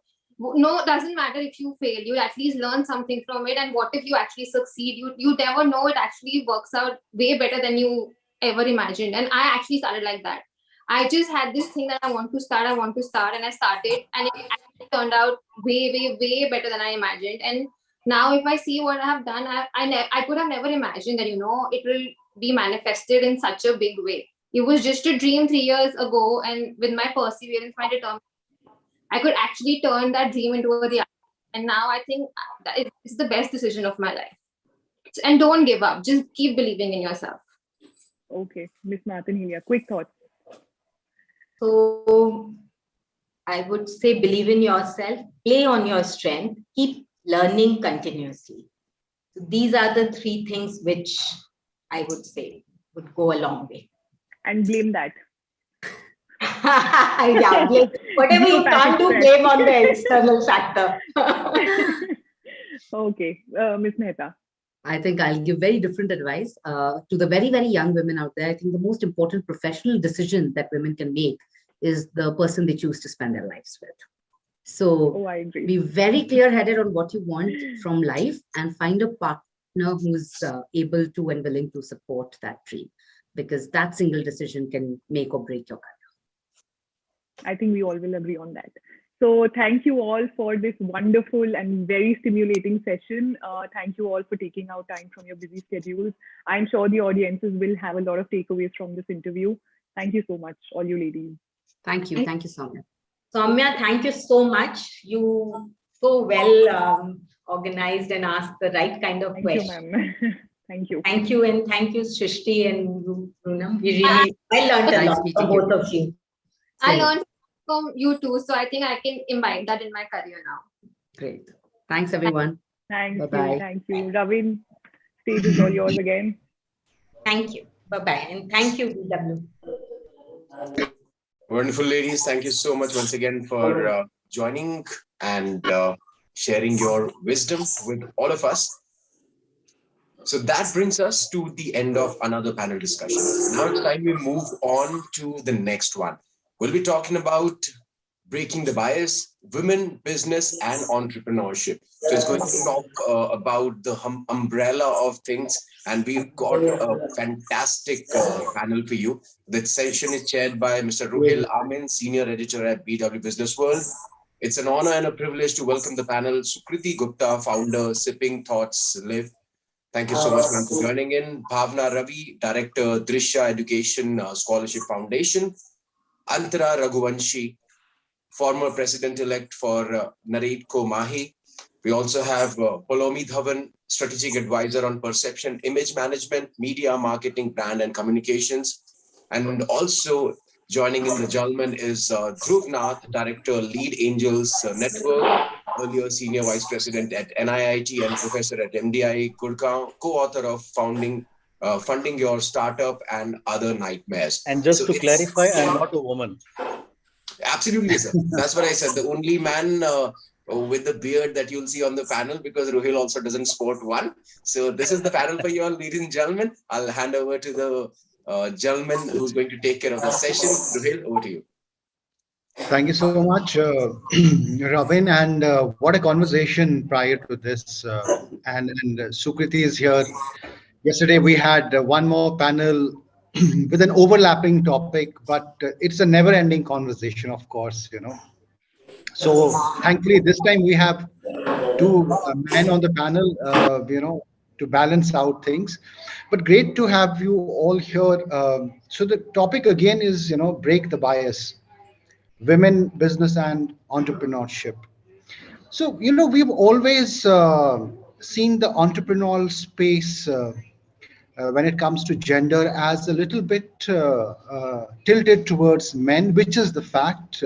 Yesterday also we shared the numbers, you know, that a minuscule number of women are the entrepreneurs in this space. If we talk globally, also in India as well. Coming to you, Sukriti, my first question today, the question is, why is it so? Could you share your thoughts on it? Why is the startup, you know, space, which is so modern and has all the people with the right set of values and exposure, still having this tilted, you know, there's this disparity in that gender, you know, ratio? Thank you, Rohail. It's a pleasure to be here. I mean, I think it's very simple because of the fact that there is a bias, and there's a bias also in funding. And when we talk about a bias, I don't think it's so much of a gender bias, but it's a bias towards technology. And when you look at it, everything is about ed tech, fintech, whatever. And so most of the money actually goes into technology ventures, and people want to take a risk on pedigreed people. So when we talk about pedigree, we mean either from the right institute or the right backgrounds. And so that also comes back to where are the women that were there in the IITs or the IIMs. So the number 5 years ago was 8%, and now it's 20%. So hopefully in the next 5 years or 7 years, we will catch up. So we are seeing, especially now, because I've been talking to a lot of IIT women, a lot of them are becoming entrepreneurs, a lot of them are starting businesses. But I think the previous generation, we just did not have so many women. Second, I think, is the risk. Women do not want to risk capital, especially family capital, as quickly. So they take a lot more decision to make up their mind. Valid points there. Bhuvana ji, your quick thoughts on this. How do you see this disparity? Sorry, I would request you to unmute. Yes. Yeah. Good afternoon to you all. Thanks to Dhruv sir that I'm here before 2:50. Okay. And over and above, I'd like to tell you, we all have brains and we all have biases. Let's own it. It's a thought process. It's a thought faculty which paves way for understanding the differences and how do we iron them out and how do we align structure for a better world. I think that matters most. All right. Okay. Okay. Polomi, and then finally to Dhruv with his perspective. Yeah. Hi, Ruhel. Thank you for inviting me here, and hello to all the panelists. I think let's look at what were the impediments. I think firstly, the fabric of our society has made us think like that, a lot of it. That men had to earn and women had to run the home and nurture children. But I think the class ceilings are breaking definitely and have broken since at least the 90s. Let me go back to just two quick examples. When I started 4 decades ago, I mean, I'd done my business management, I'd done all of that. And then when I get in, in the interview, a question at the ad agency was, besides all the regular, it was all about, oh, but if you're going to get married, then will you continue? Is that question never been asked to a male? And in fact, probably I stayed on longer than any of the other male colleagues who joined at that time, through the children and through marriage, and grew. But I've been fortunate enough to be at that particular time in the advertising, media, marketing, journalism space really would bear me out, where I think women have managed to break that, the barrier. And so I think today it's all about what you are doing and what you deliver to the table. And it's not really this. But cut to 2010. I had my daughter then, 27-year-old, unmarried, young girl with an absolutely new startup entrepreneurial idea, a fashion, traveling, online, offline designer wear with the top 80 designers, young and established names, taking them to tier 1, 2, 3 cities, an innovation, a different idea then, e-commerce just starting. But when she went for funding, the question again asked was, but you are 27, you're a girl, you're young, you're unmarried, no children, and why don't you have a male co-founder? So again, now is this only in India? I'm not too sure. I think when I was reading about it, checking out things, in a 5-year ago study, and let me read out some points on that. There's a Laura Young and a Dana Yain and a few other people's paper, where they actually say that even in the funding VC startup process, the questions that are asked are very gender focused. And the questions are either promotional driven, which are for men, and preventive driven, which are for women. Let me explain that further. So they said, for example, a male has been asked for customers, what is your acquisition strategy? So it's really about moving forward. But the woman was asked, how are you retaining your customers? So you've got them, but you think, can you hold on to them? And there are multiple questions, but say the market to one, and what is your share and how are you going to hold on to? So one is all preventive, one is all futuristic goals and all. And naturally, the way you deliver answers, if you're not trained in giving those answers, you tend to deliver the way you're asked. And then it was therefore male and female entrepreneurs, is 100 and 200 people study by TechCrunch. And male and female entrepreneurs were asked different questions by BC, and it affected the quantum of their funding and the way and the quality and quantum of funding. So this was in the US and New York 5 years ago. However, saying all this, I think that today's generation are very fortunate. I think impediments, biases, whatever, are much lower than before. And all thanks to, I think, right from whether it's a larger sphere of ideas, new ideas, innovations, global exposure, media, social media, coupled with a lot of family support, other support happening.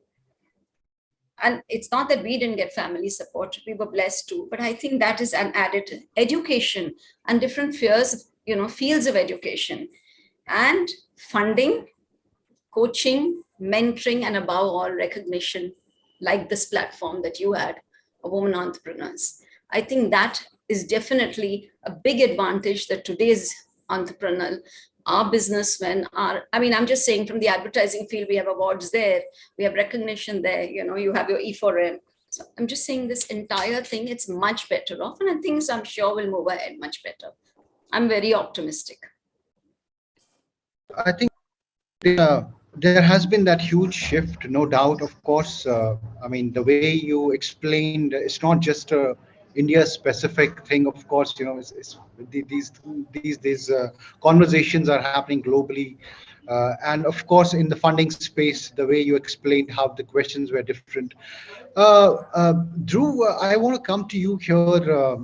How far do you agree, being the only male speaker in terms of sharing his viewpoints? what do you have to say? What you heard, and from a male gaze perspective, have things undergone a shift the way we look at founders, co-founders? Okay. So first of all, I feel slightly pushed into a corner because I'm the only guy here.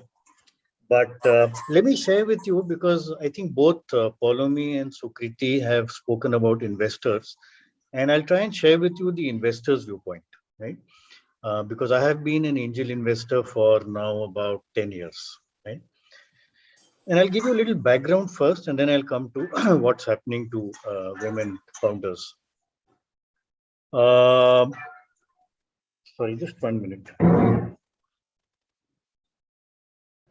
Perfect. I think this is the beauty of doing a virtual session. You can balance your. There is. I'm at home and there's too much noise around, so I just Absolutely acceptable. I mean, last 2 years. I mean, totally. I know it's okay. So, see, if you look at angel investors, and because that's an early stage investor, let me talk about that. If you look at angel investors at an early stage, and if you look at, let's say, 10, 12 years back, right? Typically, there were very, very few women entrepreneurs coming up for funding. Very few, very, very few, right? And I remember meetings that we used to hold about 10 years back, and there was almost nobody. In fact, whenever a lady would walk in, we would be a little surprised because it was unexpected, right? And while we didn't say it, I would tend to agree with Sukriti and Paulomi. There was this undercurrent. I mean, will she be able to spend time? Will it be a full-time founder, or will it be somebody who keeps running off to look after a baby or whatever, right? So that bias was there, and I agree with that. See, what has happened over the years is that in the beginning, 10, 15 years back, investors used to invest, angel investors would invest at a very, very early stage, very, very early stage. And at that early stage, you don't have too much to go by, right? You don't have revenues, you don't have traction, you don't have too many customers. Essentially, you are looking at a great idea, a founder who's passionate, hardworking, etc., etc., etc. Maybe a scalable business, but you don't have proof yet. So very, very early stage, right? What has happened over the years is that the opportunities for investors have grown tremendously, number one. Number two, unfortunately, a lot of investors have also burnt their fingers as part of the learning process, where they invested in startups which seemed to be good, but ultimately didn't really take off, didn't have the revenues that they expected. So what has happened over the years, and that is exactly what's happening today, is that increasingly investors are looking at slightly later stage investments, right? Which means you prove that you have revenues, prove that you have growth, prove that you have traction, and we are willing to give you money. Now, in the beginning, therefore, the bias was important because you had nothing else to go by. You had no revenues. Today, since you look at revenues, whether it's a man, whether it's a woman as a founder, if you proved yourself, if you've shown revenues and you're showing sufficient growth and your business is scalable, there's absolutely no difference. So I would say today, the difference, I'm sure there would be some fairly conservative investors whose minds are still, somewhere in the olden days, maybe Aurangzeb's time. But by and large, today we look at the founder, it doesn't matter who that founder is. It could be a woman, it could be a man, because now we look for proof. Of course, I mean, a very important perspective here by Mr. Nath, how things are shifting, gradually. Sukritiji, to you, there are also personal stories because, I remember you mentioning that it's not been easy, especially, this startup culture is not, it's a recent phenomena, before that, when women tried to get into this space, they had to not just fight this bias that we talk about, whole lot of social factors, the way society is conditioned. I want to understand a little bit of your backstory. That what was your individual story like? Did you face such situations? How did you tackle that? For our viewers who want to get inspired and look at, it's not been easy always. So it really depended. When I did my first startup, it was the factor that they said youth was against you, right? You're too young, go get some experience. So that was when I was doing my first one. So which was it was in my 20s at that point in time. So at that time, it was like, okay, you are too young, you don't have enough experience, go and learn in the corporate world, come back. I worked at a couple of startups, came back. Then I did with Jagran, I started their Jagran division. It was a 50-50 partnership. Great. There it was, you already have a big family that is funding you. Why do we need to fund you? So there was this bias that because I already had a very, very strong partner, that we did not have a need for capital that would be from a third party. Yeah. So that kind of became a bias then. And now, if I look at it, the bias is now you're in your 50s. So you have enough capital. So why do you need capital from third parties to start up? So always the biases have been shifting, and if they've been shifting depending on the trajectory. So it has been less about the business, but more about the person and their personal space. Bhuvanaji, when you see the way things have changed over the past, say, 10 to 15 years, especially when women and their business ventures are concerned, what kind of shift do you see? Now, I'd like to give you a story. I'd like to narrate a story. When I started in 1990, I was mother of 2 kids.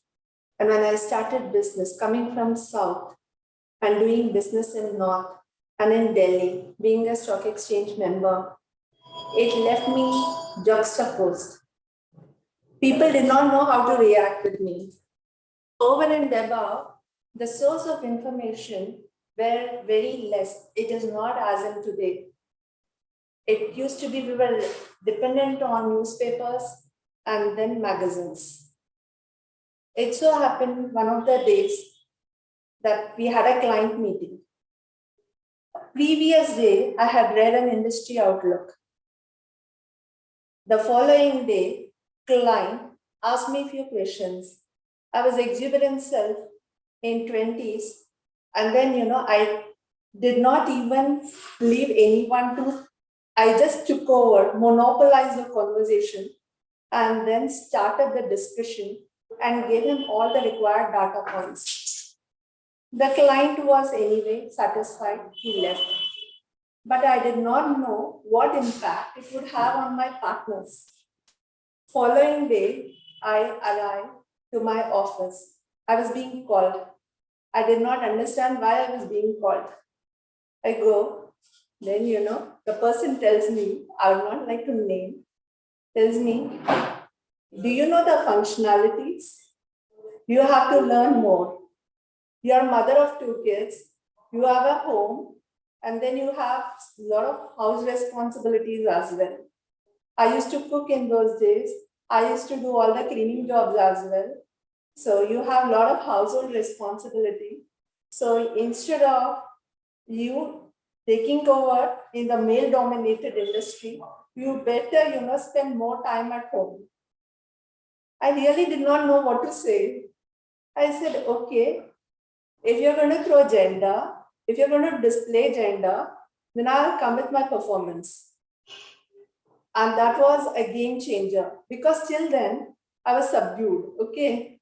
Just trying to meet the ends. Then onwards, I understood, okay, I need to learn more. That is all I understood. At the end of the conversation, I started learning. And now to answer your question, look, earlier days, today we have Alexa. Switch on, switch off, set alarm, get the door, everything Alexa is able to do. But in those days, 10, 15 years back, we were not so digitally competent. So there were a lot of soft skills. There were a lot of interactives.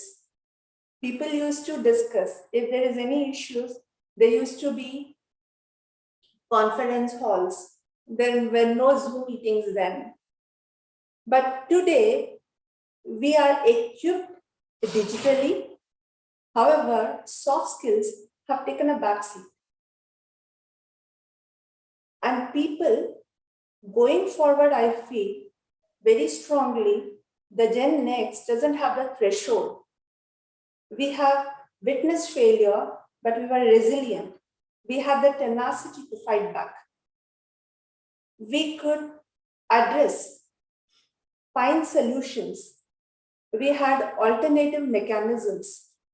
But today's children and the Gen Next with low threshold, so we need to equip, or we need to ensure that they are entering a better world.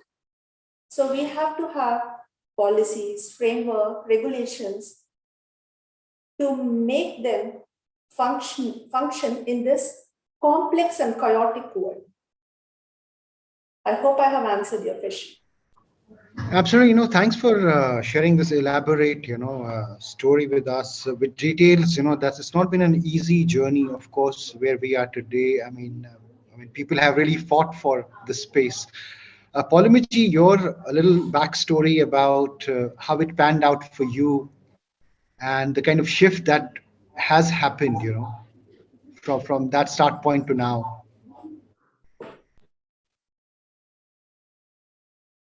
You have to unmute yourself. Sorry.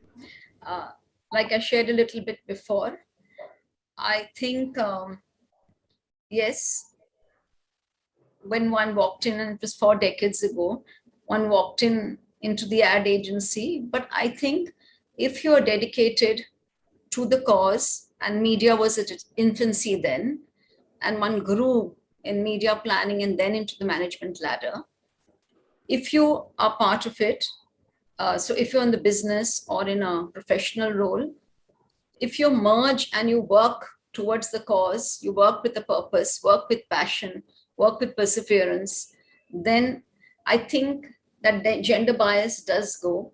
All the other things, it does help, I feel. But like I said, I was blessed to be in an industry called advertising, marketing, media, journalism, PR, that entire industry, which has been more, I think, gender equal, happy to balance. So I think that has helped, definitely. And I think a lot of my peers have also grown in this area. There have been times, of course, where you find there is a boys club, which you find whether it's even in any industry, even if you're an independent director, or even if you're in, there are a lot of, and the woman is probably getting back home.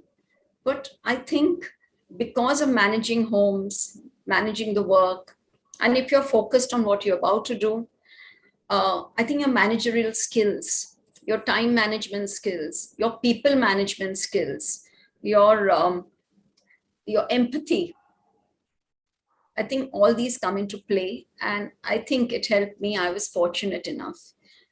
But yes, I know I was quite surprised when not even 15 years ago, I saw that journey with my daughter, and I was quite surprised. But it is like what Dhruv said, it was the angel investor time. So it was a startup idea. It was the angel investment time. And I think there were very few angel investors also then too. So, Right. This entire thing was why, is family funding it? Is so-and-so funding it? How is it? But I must say, again, she was fortunate enough to find buyer, and the idea happened, But today, I think I'm working with a lot of NGOs too.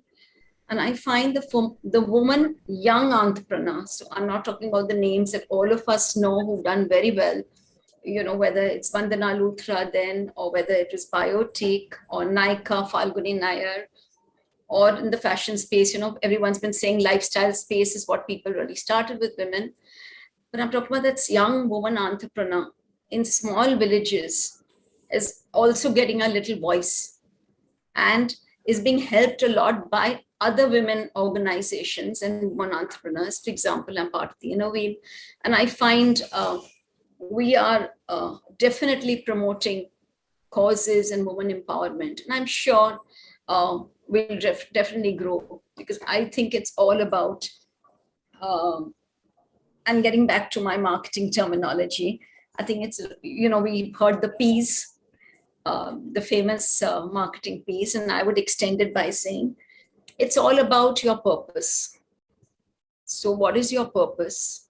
So I think taking my story and other stories that I've heard, and I think today's young woman, definitely, I mean, seeing the quality of the people we were judging, I mean, across fintech and health and education, fashion, and, those bio toilets, and all in this pandemic era, I thought, I mean, salute to them that they managed to get it, but they got it because of the environment also changing, as well as that they had their purpose right, or at least most of them who are probably the winners, who can be winners, have their purpose right. They know their product, their idea, their vision. They know what is their marketplace, the place. They know they should be people oriented, whether it's consumer centric or it is your team focus.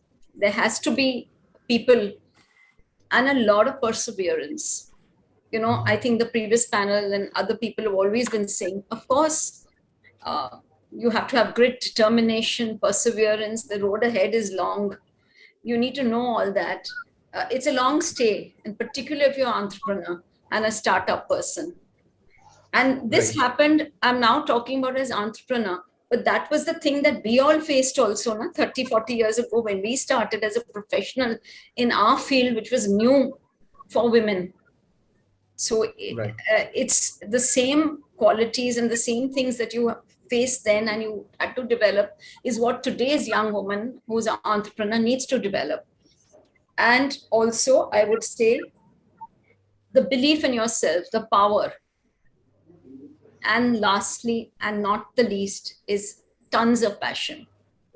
I would say 7 P's. Right. Great. I mean, great to hear those marketing references to it. Very relevant.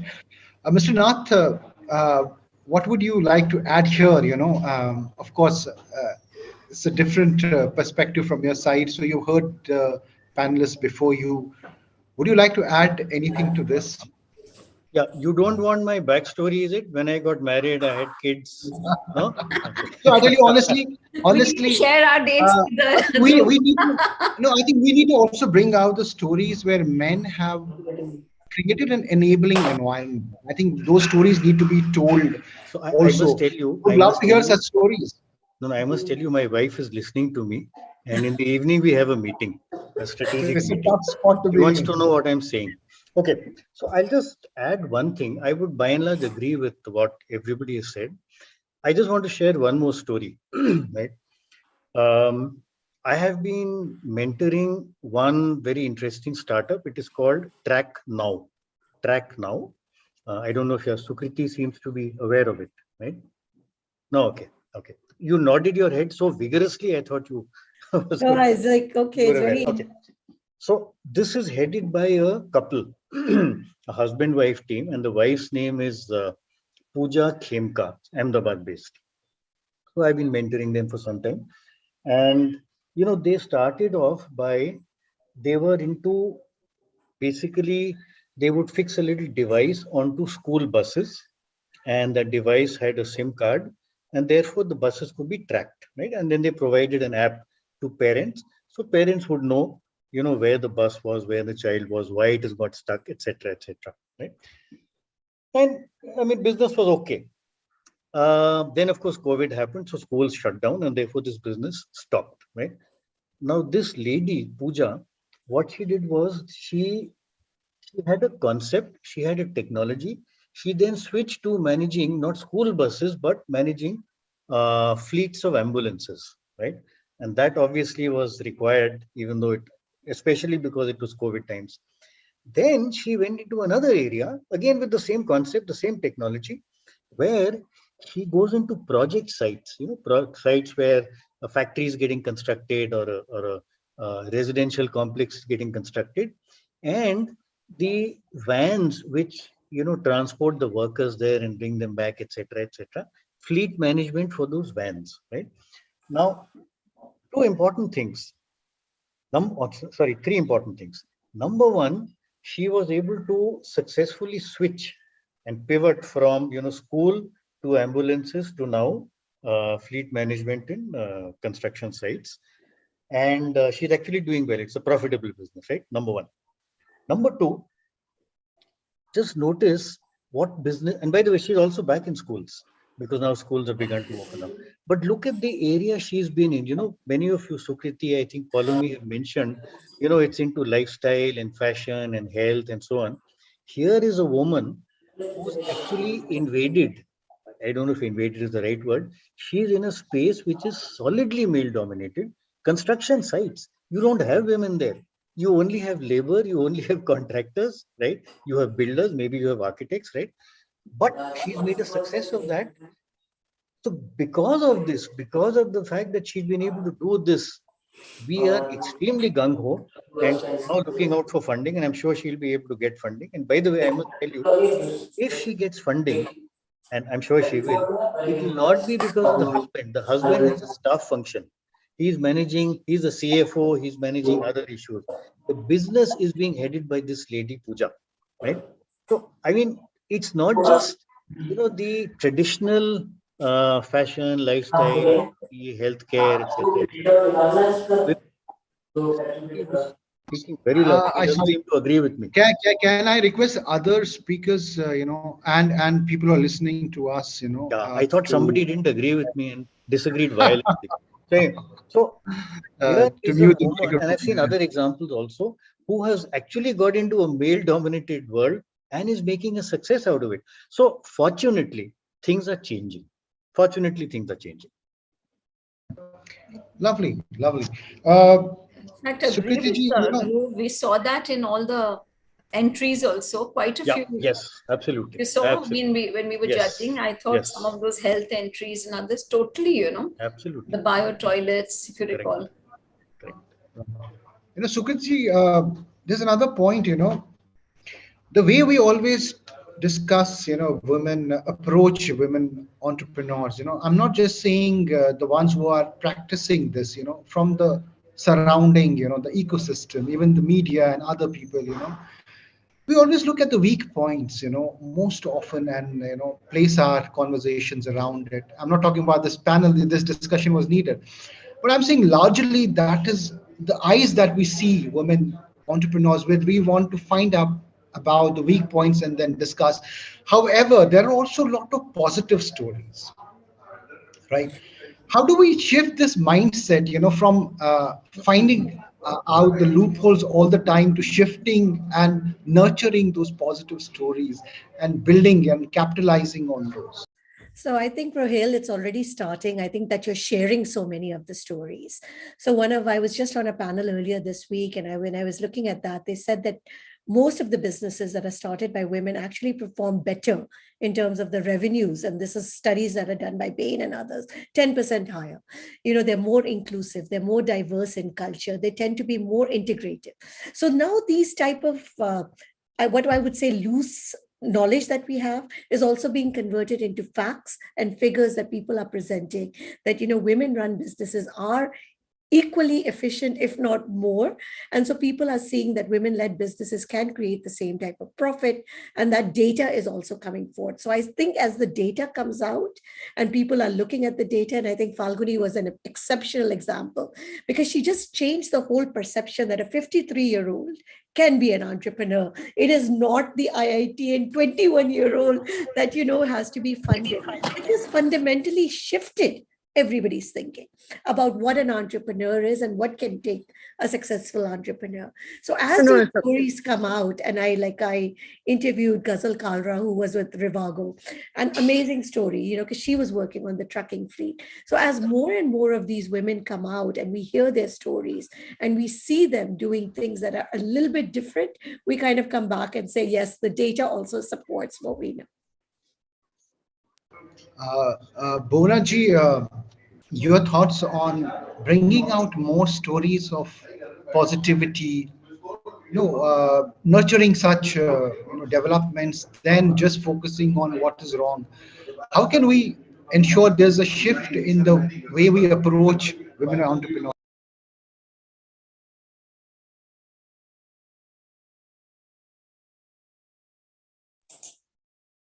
We women, basically, it's inherent in us to nurture. And over and above, people tend to discount also by the appearance. And there's a bias that is generated, implicit or conscious, unconscious, you will never know. However, you cannot outweigh gender against performance. The proof of the pudding is in the data, is in the profits. So one has to look at the balance sheets. It is not the appearance. One has to look at the figures. Over and above, we women first tend to start doing possible things and end up almost doing impossible. So somewhere, we have to also set our boundaries.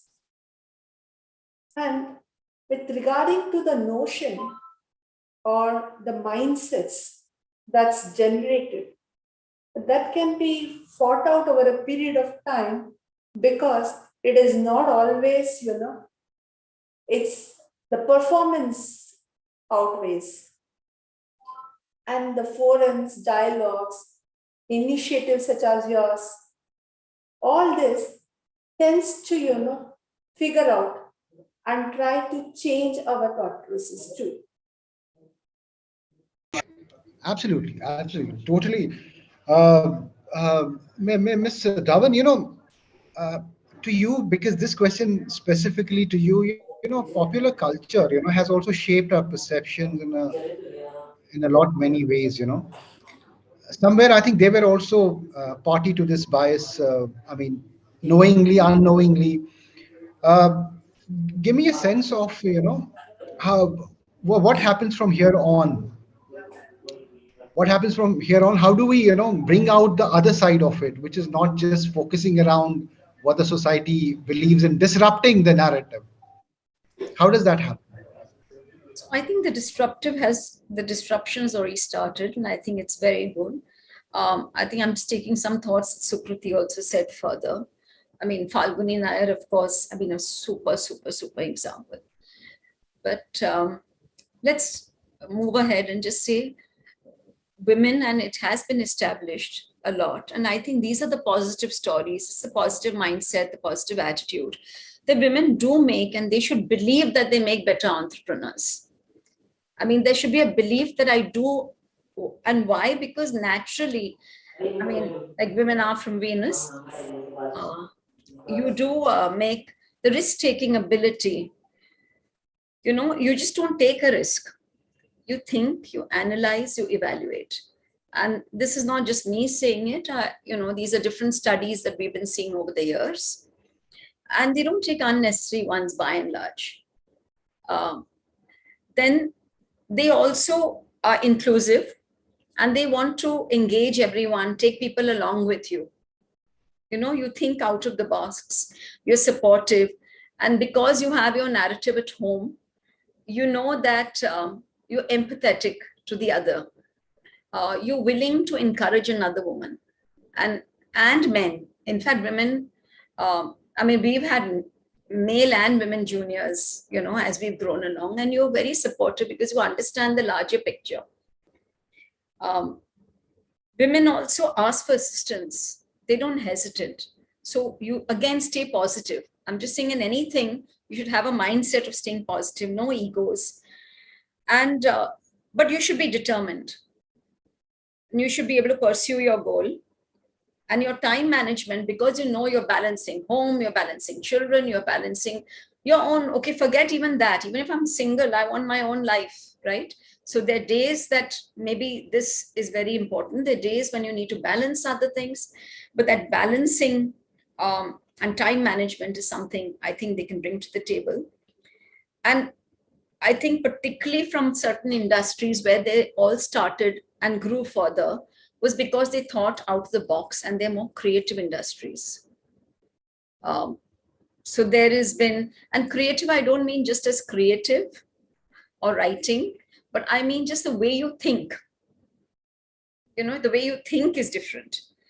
And you do have a long-term view and not just a short-term view. There's a sustainable view. And that's again a positivity. That's what has to happen as we go along. We cannot say, oh, in this 2022, now everything has to change. It can't happen that way. Those small steps make a big difference. And we define success not just by profit. And you should, of course, profit in any business is very key. But whether social impact, are your people engaged? Are you happy? At the end of it, are you happier with your smaller achievements? And I think those are the things. And all these good stories, and like I started right in the beginning, it's a platform like yours. I think it's media's responsibility to showcase positive news, to showcase positive stories, to deliver impact, small steps along the way. I think it's happened and it's happening, but lots more has to happen. I think the young kids today are blessed also with TED Talks and talks, and there's the social media. But I think so much more has to happen. And then when that happens, there will be encouragement, it will build passion, it will build a purpose in them and positive mindset. And that is where we will move ahead. So, the fact that we're doing this conference, of course, shows that how much matters, of course, it's a big, big conversation. Just think 10 years ago also, or 15 years ago. I mean, it started again only with few sectors where there were more women, or there was an equal listing that you really looked at some of these areas. Now, across sectors, and you're doing these conversations just have to grow, not just in pockets, but across India, across the globe, because it's a small world now. Yeah, Paulmi, I so agree with you, because we do a lot of them. And what we find is when women see other women, of course, they feel if they can do it, I can. Yes. That belief in yourself also grows, because everyone is not just say from the business school or been fortunate to climb the corporate ladder or get the funding that they desire. But there's a wide cross section of our Indian middle class women. And look at the Amazon stories we have. Look at the other stories we have, they're amazing stories. We just need to showcase them, not just the top 10%. Or the top 1%. Mr. Nath, sorry, I'm coming to you right at the end. Doesn't mean that, I'm trying to balance things. So we have the maximum learning from him. By the way, I'm not Mr. Nath, I'm Dhruv. Dhruv. So, yeah, bringing that Indian cultural factor into that, I call, Nath, Mr. Nath, So your views, quick views into this. Yeah. Okay, so again, I'll share a little story. And this is from a person I know very well. And, we have been, this conference of yours is actually aimed at India. But beyond India, there is Bharat, right? And Bharat is what? Small towns, non-middle class. Bharat 1, Bharat 2, Bharat 3, then this further, absolutely. Lower income families, right? And far, far, far more conservative, where the bias is extremely strong. And I'm sure everybody would agree with me, right? So I'll give you an example. There is a young girl, she must be in her 30s. Her name is Gayatri Jolly. And she has started, she, by the way, went to Babson College, which is supposed to be #1 in the US for entrepreneurship. And she did her MBA from there. And then she's come back and she has launched a very interesting startup called Master G. Okay, it is spelled Master, the letter G, not J-I, the letter G, right? Master G. And what does she do? She basically takes training programs, and they could be, 3 months, 6 months, 1 year, and also internships are included, where she picks up women from underprivileged backgrounds, right? Typically people who, बहुत शोर हो रहा है. So typically from underprivileged backgrounds, and she enrolls them for a very nominal fee. I think they pay some 200, 250 a month. And they learn stitching, they learn how to stitch blouses, they learn how to stitch whatever else. And ultimately, they also, hopefully, some of them become designers, fashion designers at a very, very low level, right? Now, that's one part. And she's actually got, I think, about 8 centers across the country, Gujarat, MP, and Delhi NCR. And we were talking to her. And, you know, there are many of these people, these young women who come and attend their courses, and many of them, they cannot do anything further with this because, you know, the patriarch of the family, the father or the father-in-law says, "Nahi, hamare ghar ki ladki kaam nahi kar sakti." You know, that's it. That's the end of it. But there are a few who start working and they start earning, and they start earning maybe chota amounts, 1,000, 1,500, 2,000, 2,500 a month. Now, the interesting thing that is happening, and this is what I found fascinating, was because these women are getting together every couple of days, those who are working are showing the way and are becoming role models for those who are not allowed to work. And increasingly, a few of the others, not all, because patriarchs are very strong in Delhi and Haryana, as you know, right? So increasingly, more and more of them are getting into this and saying, "Acha, tu kar sakti hai, main bhi karungi." And they are managing to convince their fathers or their fathers-in-law. So this is a movement that is spreading. So not only has this girl Gayatri it's a profitable business, by the way. Not only has she created a profitable business, she's actually spreading this phenomenon of women entrepreneurs to the grassroots. And I think that's really where there is a requirement, because urban India, yes, is changing. The bias is strongest in that part of India. You know, I can't agree more here. Just to add one more story is really, for example, the 95 villages in Palghar.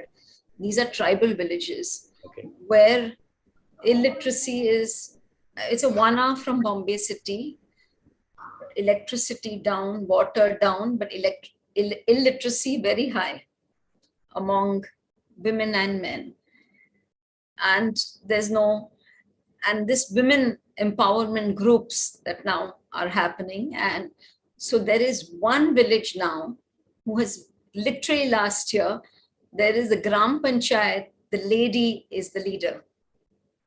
Okay. So now the next village, like you said, deputy leader has become. I mean, it was breaking the ceiling. That is really called breaking the bias. And then we as the NGO Shed have actually done these groups. So there is skill training, stitching. So when mask making happened, it was an awareness of COVID, but along with, okay, stitch your own mask, and this is the way you do it. You know, grow your moringa trees, teach them why you need drumsticks, why you need nourishment for yourself and your kids, and then malnourished.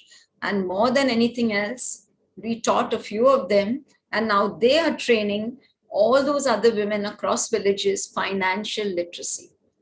कि भाई तुम अपना खाता खोलो. How do you open an account? What are the sort of schemes that you can get?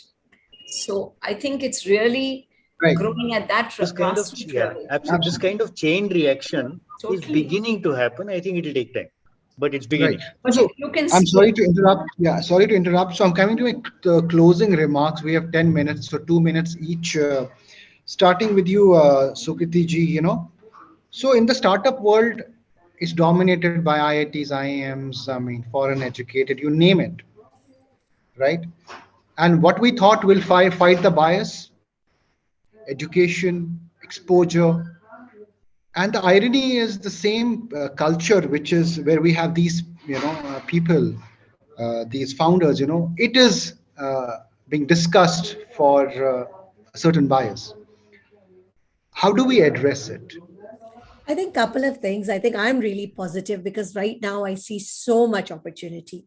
And the good fact is that a lot of this stuff, which probably required a lot more capital to test, text out is much, much easier now. A lot of it can also be done from your house. So you don't need to go and set up and hire these big, I mean, I have hired almost all my people on Fiverr, So these systems that are coming together are also very, very enabling to create a lot of different businesses. I was very inspired when this YouTube star, she was from a cook. I don't know if you've seen her, that Rajasthani cook, right? Barely knew how to speak, but she's become an internet sensation.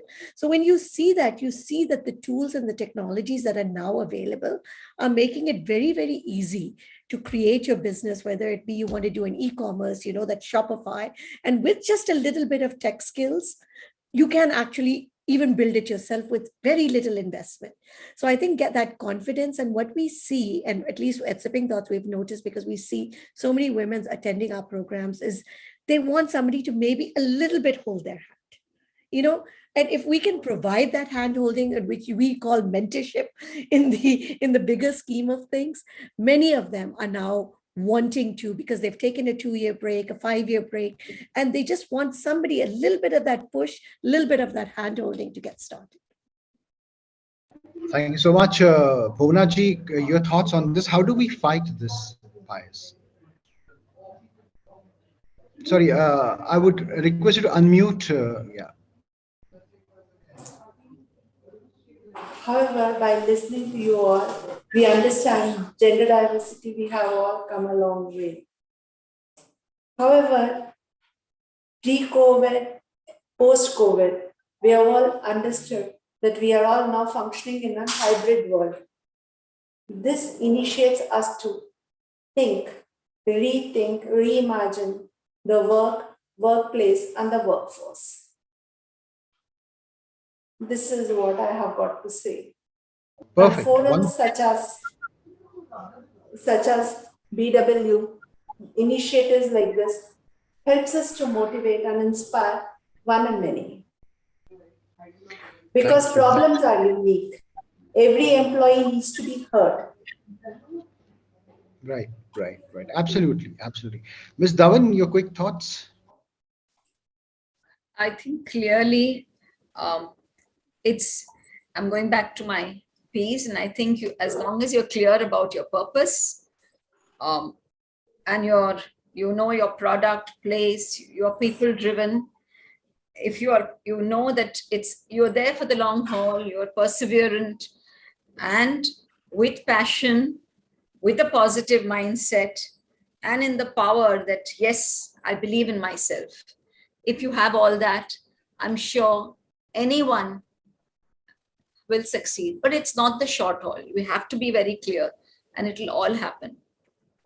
Just stay positive. Don't limit your aspirations. Perfect. Final words, Mr. Nath. Dhruv. So yes, absolutely. And 2 quick comments. Number one, I think it's already happening. And I keep talking about Bharat. Movies, for example, Dangal was a huge step in that direction. Those girls did not become entrepreneurs, but they became successful in a man's world, right? And if you remember, there was that one young girl, the elder daughter, who was in a fight with, who was wrestling with a boy, and she lost finally. But the boy got, I think, 50 rupees, and this girl got some 500 rupees, even though she lost, right? So I think that's opening up minds of both women and men. Last comment, if you can give me 2 minutes. One company which I invested in, they had floated a very interesting concept. They were giving very tiny loans to chota business people. It was called Sapno Ka loan, right? Where you could use it to, get a sewing machine or do whatever else you want. And we had a lot of women coming. They could not speak. They didn't have the confidence to talk to us. They brought their husbands along. So the husband was the spokesperson, right? The woman was the person who was running the business, and she was the one who was getting the loan. And I think, that was an eye-opener for me, because it seems to be happening. And fortunately, men are also taking note. Brilliant. Thank you, everyone, for sharing your individual stories and also your perspectives on this panel as we come to the close of this. But great talking to you. Great, and thanks for taking out time and joining us this afternoon. I want to pass it on to Robin. Thank you. Thank you so much. Thank you. Thank you so much. Wow, what a session once again. I'm truly impressed by the intensity and the depth of the conversation Ravin, that you are must be happening saying today. it every time, isn't it? ये कोई नई बात तो नहीं है, saying it every time. And I forgot to add on the added humor that the gentleman brings along on the table. So it has truly been a wonderful session as an audience member. And of course, I want to congratulate Ruhail for a fantastic panel, and all the panelists. I want to express our gratitude for you to be here. Thank you so much. We truly appreciate that. Thank you, Ravin. Just one quick question. Has there been any panel in business world which has not been fantastic? That entirely depends on if I have already been paid or am I getting paid in the future. Okay, thank you so much. Okay, thank you. Bye-bye. Thank you. There we have it. So we're trying to give you the best of both the worlds. We're talking about subjects and things and concepts that truly matter, that shape the world that we are living in, and also the philosophies that one imbibes while they are on their entrepreneurial journey. So it's all happening here with a twist of humor. We're trying to touch all the bases necessary possible. And with that, we'll move on to our next session that we have for you. So we'll be talking about a world free of stereotypes and discrimination in our next session. And what a panel we have for you this time once again. It's an honor to invite the panel for you. But before I do that, let me quickly introduce you to our session chair for the session.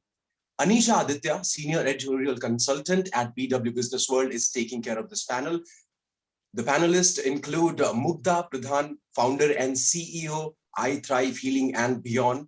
We also are excited to welcome Namita Banka, founder and MT at Banka Biolu. Thank you so much for joining in. Dipali Nair, Director, Digital Sales India and Digital Sales Center, Bangalore for IBM. So we've got all these ladies all set for the next panel discussion, and I'll hand over the screen to Sugandha.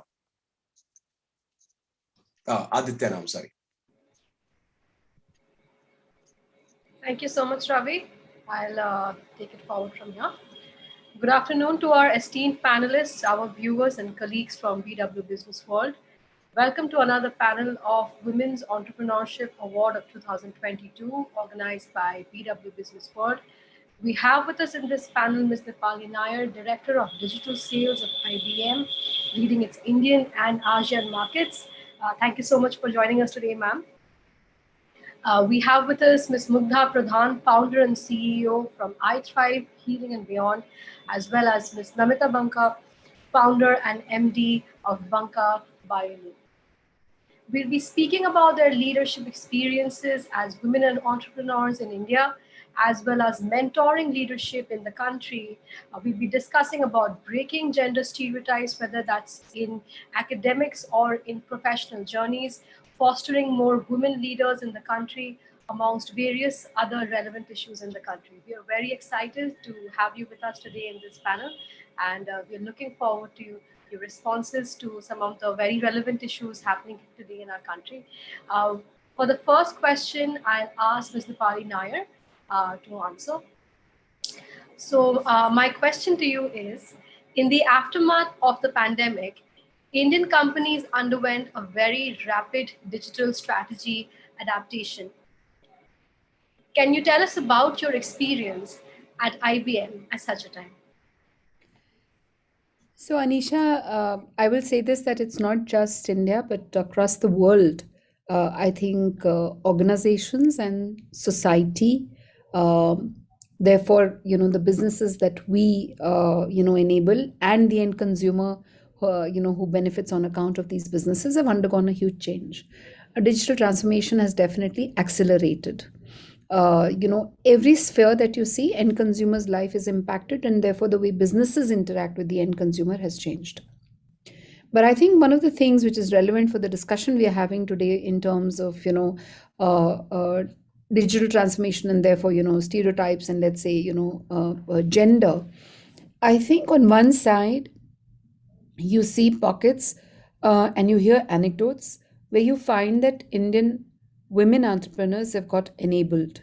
So you find a lot of women operating from home, setting up new businesses, thinking of setting up new businesses, whether it is home at a very grassroots level, whether it is a home chef getting enabled, or somebody who is doing some craft work getting enabled.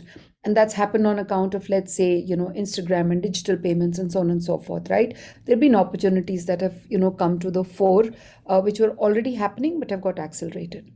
But on the other hand, uh, statistics tell us, more so in America and also in India, that a lot more women are staying back at home to take care of, let's say, parents and children and focusing on those things, and a lot less women in the workforce. There is a study that IBM does, which was done pre-pandemic, though, by the way, which shows us that the pipeline to the top jobs. So today, the top jobs, you may have a certain number of percentage women there, but the pipeline to that. So let's say if you talk about CEOs, the pipeline is, VPs and senior vice presidents and so on. So that pipeline on the gender side, is an issue, right? So I think the experience that you're talking about, my personal experience, lies between these two, realities and anecdotes that I hear. On one side, data tells me when you look at the corporate workforce, you find that we need to still work very, very hard at it. I always say this. I say, don't lose hope. In the 30 years that I've been working, we've traveled considerable distance, but maybe not fast enough, and on the other hand, all around me, I see an opportunity that's available now on account of digital transformation for women to come forward. I now therefore feel that I think it's the women who need to seize the time. I will leave this, my first comment here, Anisha. Certainly. Thank you so much for your response. My next question would be to Ms. Mukta Pradhan. So can you tell us about what inspired you to start your entrepreneurial journey? Possibly how were your experience in your initial years, any possible roadblocks that you faced, and any lessons that that you learned from those initial years as a woman entrepreneur in India? Over to you. Where do I even begin? So my entrepreneurial journey, like I tell people, I tell my team that I've been a serial entrepreneur. I started my first business when I was 4 years old. I found a branch of eucalyptus leaves, and then I was like, let's make wigs out of this. But I've always had that ambition. This current venture, right, I Thrive, what we do with making diseases disappear, that was really inspired by my own personal journey. So 2016, 2017, when I really got sick because I didn't know how to fix my own health, despite having a master's in nutrition, I had to kind of learn all of the things that we do now at iThrive. And when I figured out that it was actually so simple to fix my own health, like I lost 37 kgs and I fixed diabetes and everything, I realized there was a huge gap in the market because I had gone doctor to doctor and I hadn't found answers. And the fact that there was really no one offering this kind of service with authentic care and like just kindness and compassion, I was like, there's such a big gap. Why don't I try and fill this gap? And I didn't even start, like I hadn't registered a company, nothing, right? I just reached out to a few family and friends and it worked for them and they really loved what was happening.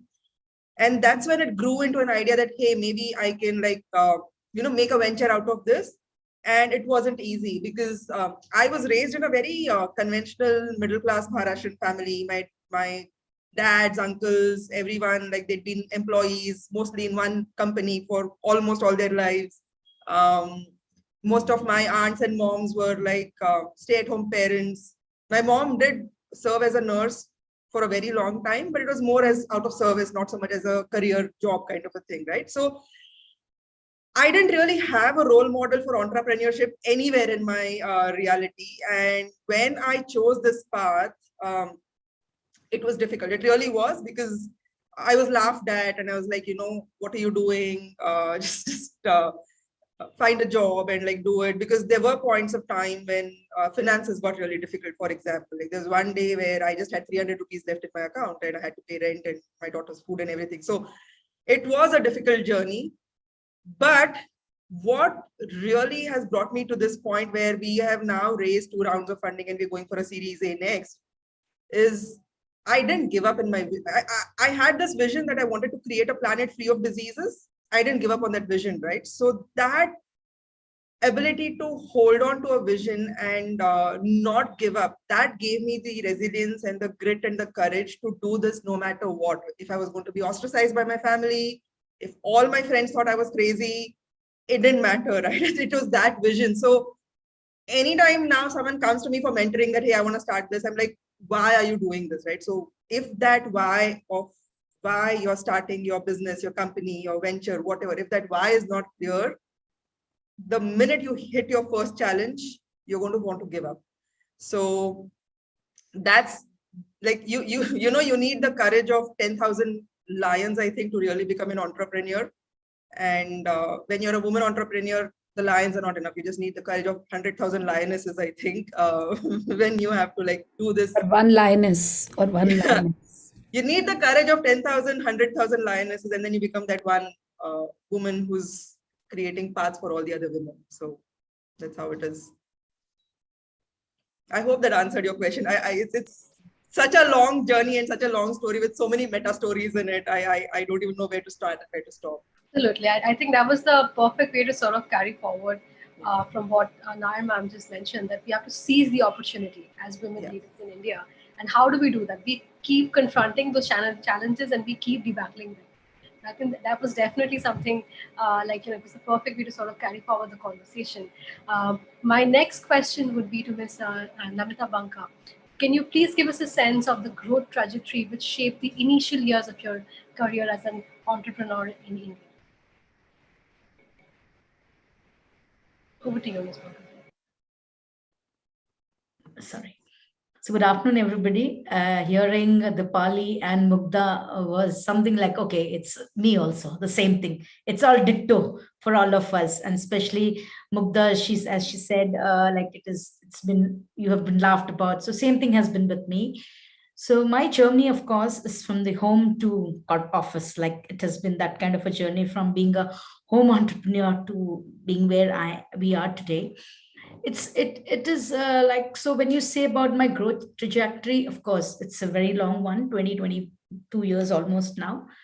But if you want to talk about only my business, I need to first give you a small intro about the business first. So the business is about sanitation. My company builds products and solutions around sanitation, women health, hygiene, and solutions around having a toilet, basically. So that was a challenge that actually I learned in 2011 and so on, that 67% of Indian women or Indian people were defecating in the open. So that was an eye-opener to me, because I may say I'm a little privileged that I always had a toilet in the house. So thinking that aloud and talking about it today, I feel it's such a humongous thing that 60 years of our independence and people don't even have a toilet. How can that be possible? So that was the journey that I started off with, and without a single toilet in the house. So my mission became each house one toilet. Like if I have a 3 toilet, at least the rural and the semi-urban should have one toilet. So today where we are is that, I don't know, India country as such, they say we are open defecation free.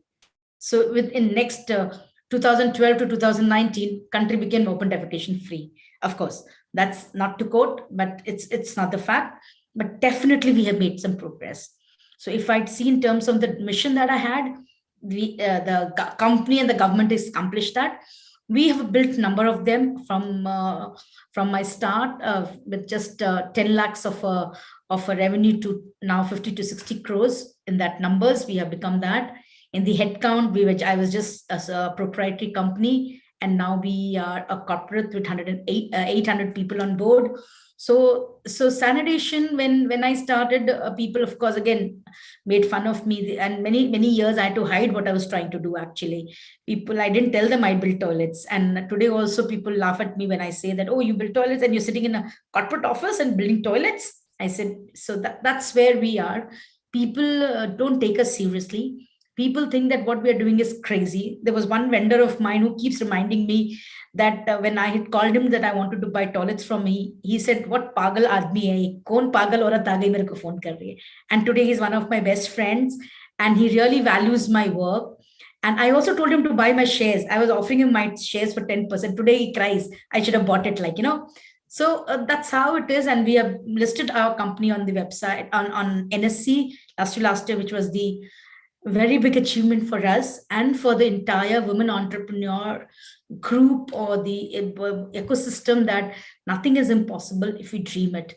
And I always wanted, because I used to hear that if you're a limited company, your value is this. I used to be very excited about it, and I have seen the journey from a proprietor to private to public, and it makes me feel it can be done. It's not that big. It's just a matter of time. And sanitation again is an industry.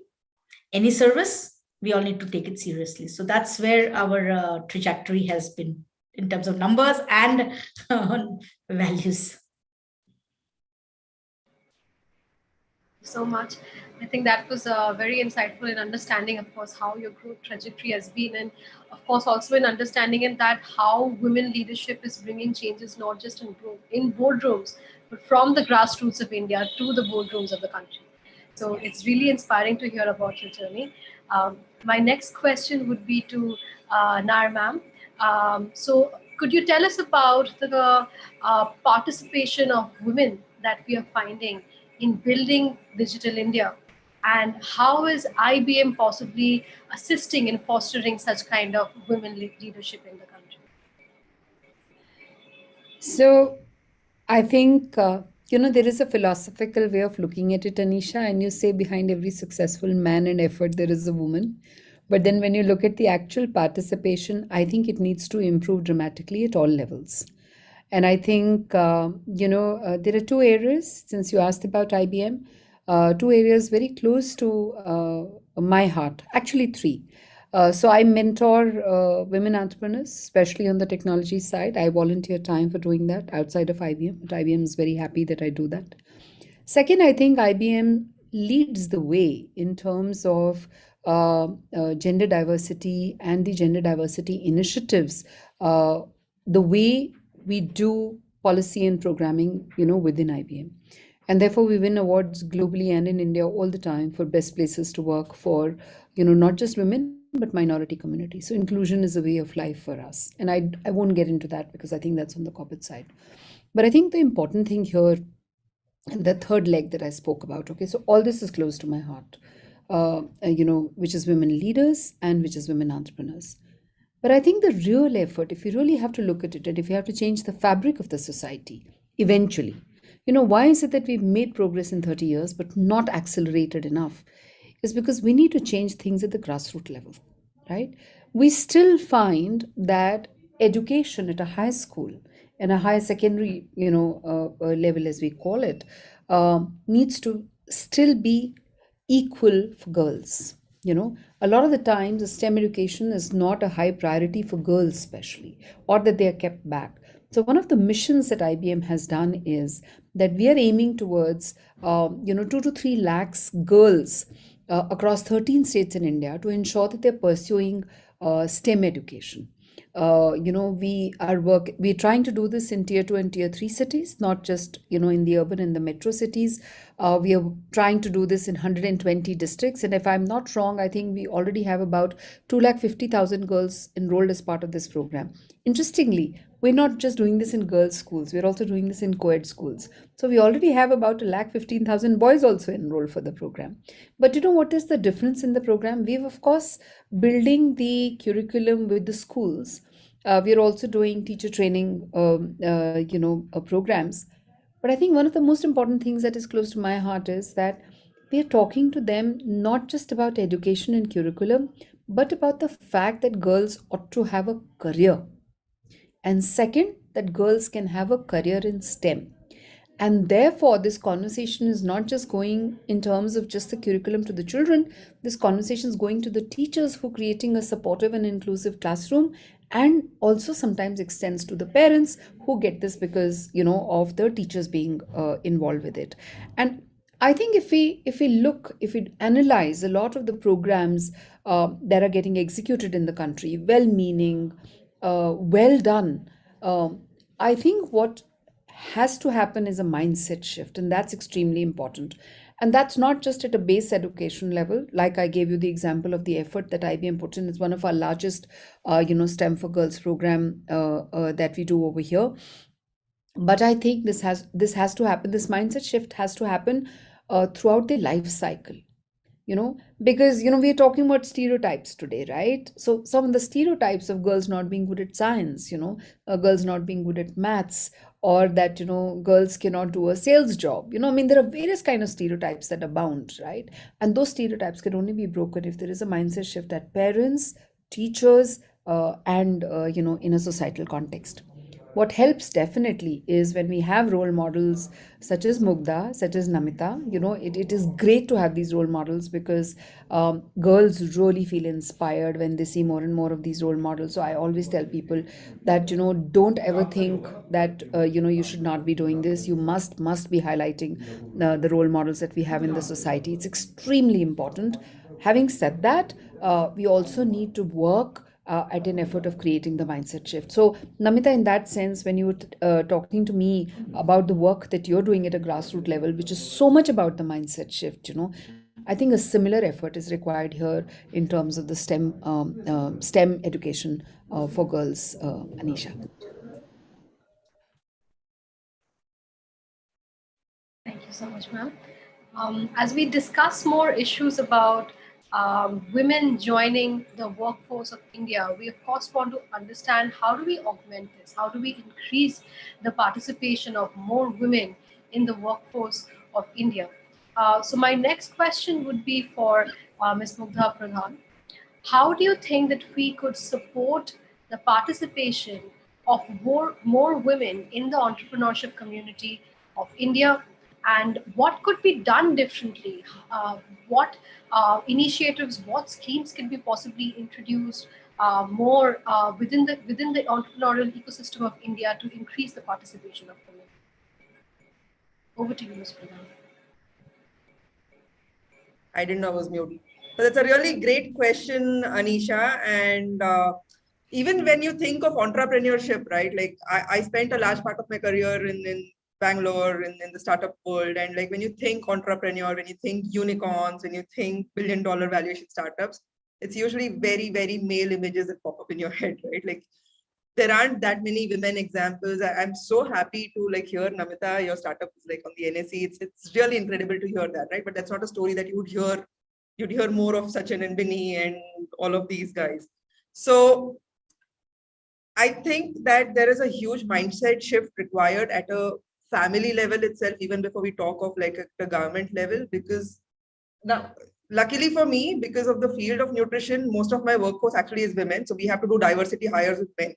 Okay, we have to like say, oh, our ratio of men to women is like really bad. Let's bring in some more men in. But even the women, the beautiful, intelligent, amazingly smart women who come here, who all have the potential to be another me, very few of them actually come with an entrepreneurial mindset, because the entire programming right from childhood is about like, okay, you study, you do your academics, you do that really well, find a job, build a career. Very rarely is there a business kind of a mindset that I've seen in these women. So I think the first shift has to happen at a familial level. And then, of course, given my own journey in like setting up a company and building it up, I would really be like so happy if we had more mentorship platforms, more, at a policy, at a government framework level itself. There are a few now, there are a few incubator programs also that have come up, but if there was a hyper focus on this, on how do we make it easier for a woman to kind of set up her business and run it with the kind of training, right? So again, the mindset that Dipali was talking of, like women are not good in finance, for example, right? It's a mindset. But let's say someone didn't get training in finance, like how do you run your business? What are the different nuances, operations, the legality of stuff, right? So providing a framework, a platform of mentors who are there, who can like, be buddies, be champions for women-led businesses. I think that at a level is something that will really help. And we need to share more success stories, right? Like women need to see that it's possible to do this and really, really feel empowered about doing this, right? It has, like your story, Namita, is such a beautiful one, right? You're doing something that's at a grassroots level. Most women wouldn't even think of, why women, like most people wouldn't even think of solving a problem like that, right? And then you're doing it day in and day out. And you've built something beautiful. So these are the stories, right? So if you could have more storytelling around how women entrepreneurs are breaking things down, like stereotypes down, like, and we do things differently, right? Women run businesses very differently. We do it with a lot of love. We do it with a lot of nurturing. I have been part of very men-led startups, and I see how the energy there is extremely aggressive. Burnouts are common. Employees kind of get addicted to substances, stimulants, because they just have to keep doing, right? Like, we are having our appraisals due end of this month, and my appraisal letter, the first line there is not, oh, we reviewed your performance for the last year. My first line there is, I love you so much, and here is what you're doing, right? So there is a certain difference, there's a certain tenderness that a woman brings to a business. That's what really grows things, right? Like, see how a mother raises her children. So women-led businesses, I think, are here to make a paradigm change in even what workplace cultures and environments are all about. And I think telling those stories, highlighting the beauty of that is really what we need at this point of time.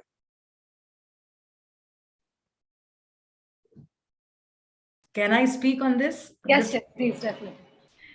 I feel we need better husbands. That's the only thing, because what Dipali said, that behind every successful man, there's a woman. That's why we have 90% unsuccessful men.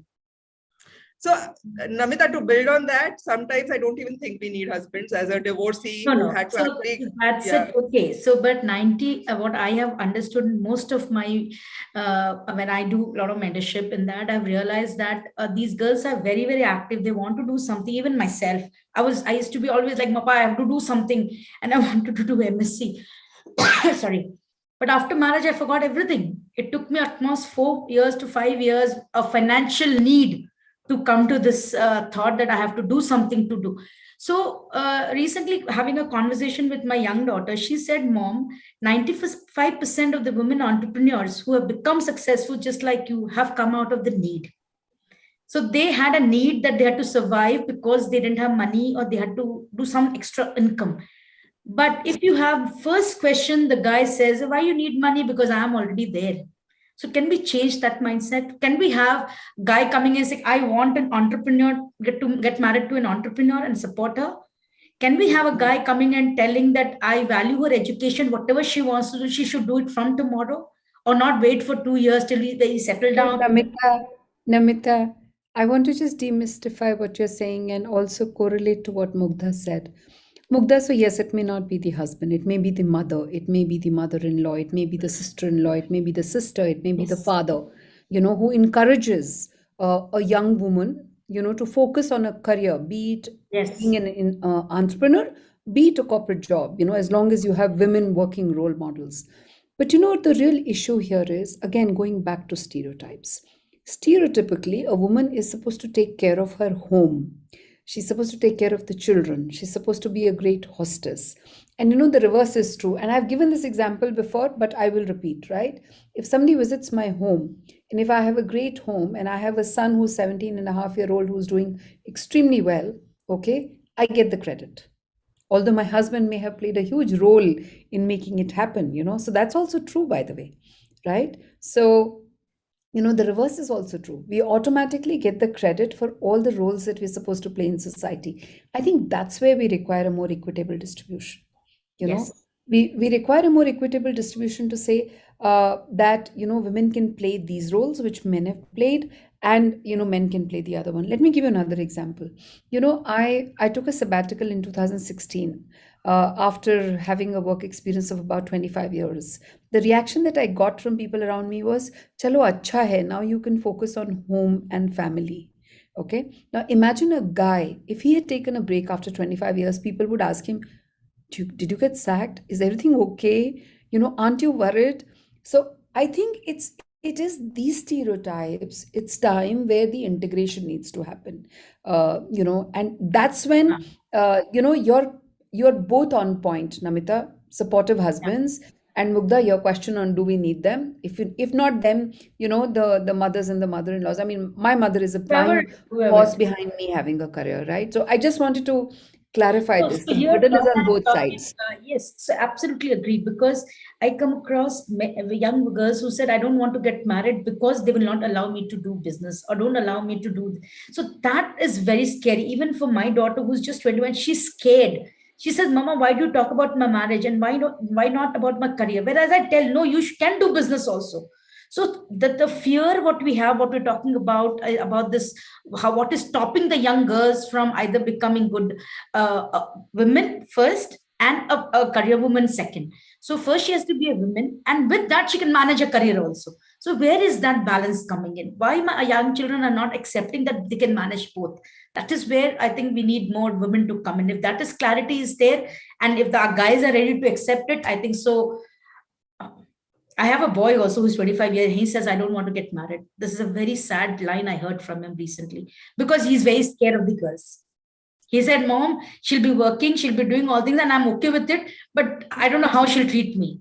So where are we heading But towards? Namita, I think this is where stereotypes need to be broken. We don't know what the society of the future is going to be like. Yes, A that's lot of the questions are getting raised about what's going to happen in future. But I think if we operated from breaking the bias, not having stereotypes, not having limiting beliefs, and looking at inclusions of minority communities, including women, of course, I think that's where Things will we'll build a change. better future. And Anisha, sorry we took it away from you.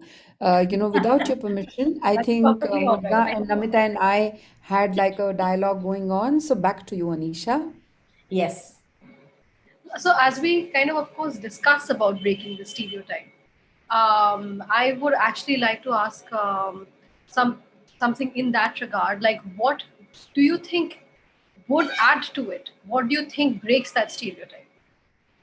What do you think actually would make that change in the society come that would actually help in breaking that stereotype? Because as Mukta was just discussing in her previous question, that it starts at a family, it starts with the family, it starts basically at homes about how we are having conversations with our girls and our boys.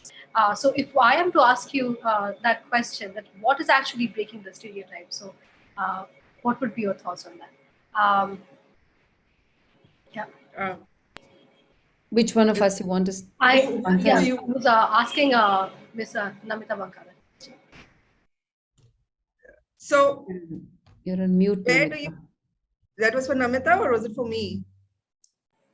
I think we could just start with Namita and then move on to you. Is that all right? Yeah, sure. So how do we break the stereotype? That's a very big question. We all young would be mother-in-laws or would be have to think all these things, and I would be. So for me, I think breaking the stereotype is definitely at the house. I'm not sure as to how I don't have that right answer in my mind, but I think we have to evolve with time and set by examples. That's all I can say, because I am not sure how can I do it or how the whole world can do it. But at the individual level, if each one of us change, if each one of us put some effort, I think the whole world will change, and they will all be awakened to the fact that yes, these are old fashioned and we need to adopt to the new things.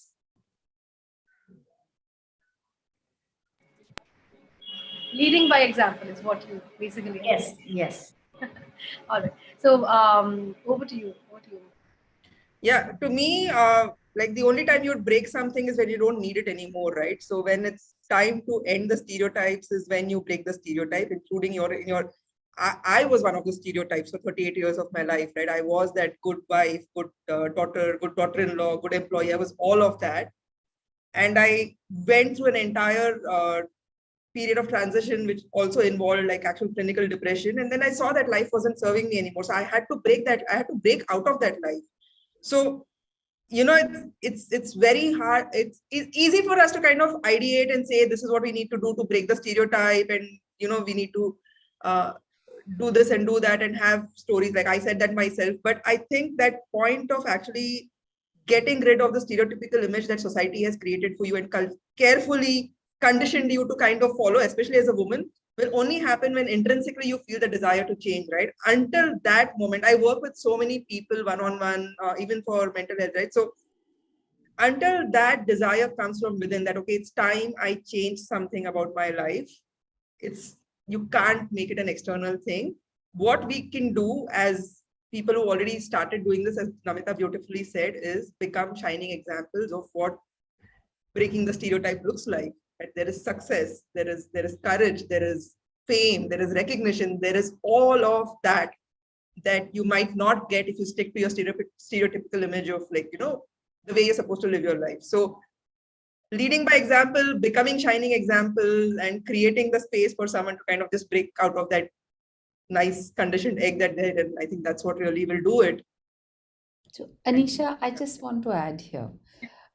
Totally agree with Namita and Mugdha, but let's look at it at a societal level, right? You need to do it at the education level and create a ground where there is inclusive schools, okay, where women feel free to contemplate a career, whichever way. Then they need to have these examples, these shining examples of women who've made successful, and these examples need to be celebrated, and media plays a role there, okay? We need to ensure that media is held accountable for celebrating these examples, right? And the third bit, right, both for corporate careers as well as for entrepreneurs, we need to have male allies. Let's face it, they're in positions of power, they're in positions of authority, they can make it easy for more and more women to shine. So we need to find the male sponsorship and male allies. At a policy making, do not discriminate in favor of women. Create gender agnostic workplaces. That is also extremely important. You don't want to leave them out, right? If you want the male ally and sponsorship over there. And at the top end, the narrative from media, and I always insist on this, today's narrative that we are doing in this panel discussion is for women, by women. Okay? We need to change the narrative here also to include the men. They need to be part of the narrative of the change that we are wanting to achieve. It's not one versus the other. It's at each one of these levels that change needs to be made to break the stereotypes. That's so beautifully put in. I just want to come in here and wanted to contribute a bit to just add on from, our own experience. In fact, one of the questions, I think the host has disabled my video, so apologies for that. But yeah, just to kind of share our own experience, one of the questions that I saw was, hey, should we have, leave policy linked to the menstruation of women, right? I don't know how would the guys feel about 5 into 12, 60 additional days given to women, right? Yesterday was the awards ceremony, and my co-founder, who's a guy, right, like Pavananda, we're doing this venture for the second time. We've been Zo Games. Our last venture was Zo Rooms and Zostel. And there are times when I am very, very conditioned to proactively fight and say, hey, but I need to be treated equally. And, he kind of steps in and he says, but I am never looking at your gender. I'm only looking at your skill. Why are you so conditioned? And there's some times that I have to step in and tell him very, very openly that, hey, I feel that here you are, you need to support me at, say, a board level or at an employee level, because I feel that somebody else is acting biased, right? So can you please step in so that I don't make it a fight about myself or my gender, but I make it a fight about a culture. A productive culture where outcome is the most important, and I need an environment where I can operate as a human being, not as a woman, not as a male, not as a female, not as somebody fighting to be equal, not equal, but I just need to be functional, right? And yesterday, I just want to share this, right? Like he said, well, you are getting 2 awards and I want to be present there as a fellow co-founder, because I want to also support that. I am here to kind of back and clap for all the women who are every day struggling to some extent, and winning small battles within the ecosystem and very, very big battles outside the ecosystem to build large outcomes. I also want to be part of it. And it was the first time I felt, oh my God, I'm so lucky. I have somebody who is mindful of that. So I totally second that, the Bali ma'am, you just beautifully brought that out, that point that I always feel very close to my heart. That, there's some times that we also tend to discriminate against to build an equal position, which is also a sad reality that I think it would be so amazing that we also kind of, are aware of, so that there's no defensive environment created, rather that's more embracing. So yeah, beautifully said. Thank you so much. Thank you so much, Soumya, for joining in and giving a response to our panelists for this panel. My next question would be for Ms. Nair. And as you already mentioned that you have been mentoring so many women through the STEM education system of IBM at the grassroots levels of India. We discussed about how to break stereotypes in India from different forefronts. Can you tell us about possibly some limiting beliefs that you've seen the women in leadership having in India? I won't answer it for women in leadership, because then, there are a whole lot. But when I'm mentoring the women entrepreneurs, there are two. And I don't know, Namita, if you and Mugdha also had this when you began your business. One of the things that, girls are always told when they're growing up is that maths, is generally something that boys are better at. When they start with that base, they just tend to float more towards, arts and literature and, things like those. They don't tend to naturally go towards sciences and maths. And I think that's a total self-limiting belief. I of course debunk it. I'm a maths graduate, and but I encourage women to think differently. I really encourage women to think differently. And this maths doesn't end there. Okay, this extends then to accounts, managing finances, managing investments, and you will find typically, very, very senior corporate executives and women entrepreneurs who say, ye finance and accounts and taxation, brother, husband, father-in-law, is taking care of it, right? So I feel that I think we can learn anything and everything, just don't have this self-limiting belief. So that's one. The second is many of them believing they will not be good at technology. Once again, boils down to what's happening at the grassroots level when they're growing up, right? Where, boys are tinkering with the bicycles and motorbikes and cars. And I don't know why that's extended to computers and programming and so on and so forth, right? It's just that you've not been exposed to it. And therefore, women tend to think that we're not going to be that great at technology, and that they don't even approach it from a negative. They just approach it from a positive to say men are better at it. Okay, when the whole approach needs to be, anybody can be good at it, and anybody needn't be good at it, depending on interest and exposure. So that level playing field in these two spaces and these two self-limiting beliefs, I've observed, in society, and that tends to stick sometimes to the entrepreneurs also. I see Namita laughing. She agrees with me, I think. No, it's not just agreeing, but I think so. Yes, it is self-limiting when you start feeling that, yes, that's the point.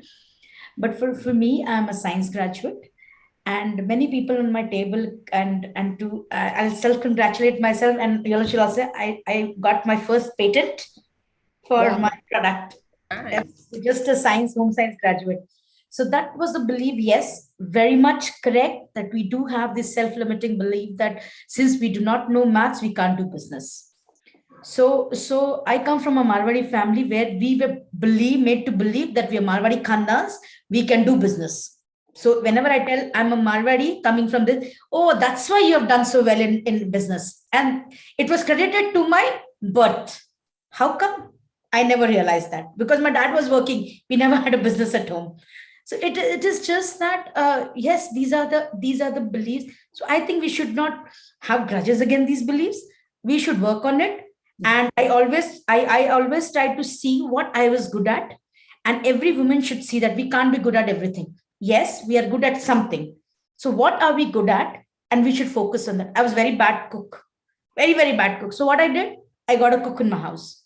So no complaints now. So we have to start working on those things where we can see. I used to say I'm good at selling anything under the sky. I can sell ice to the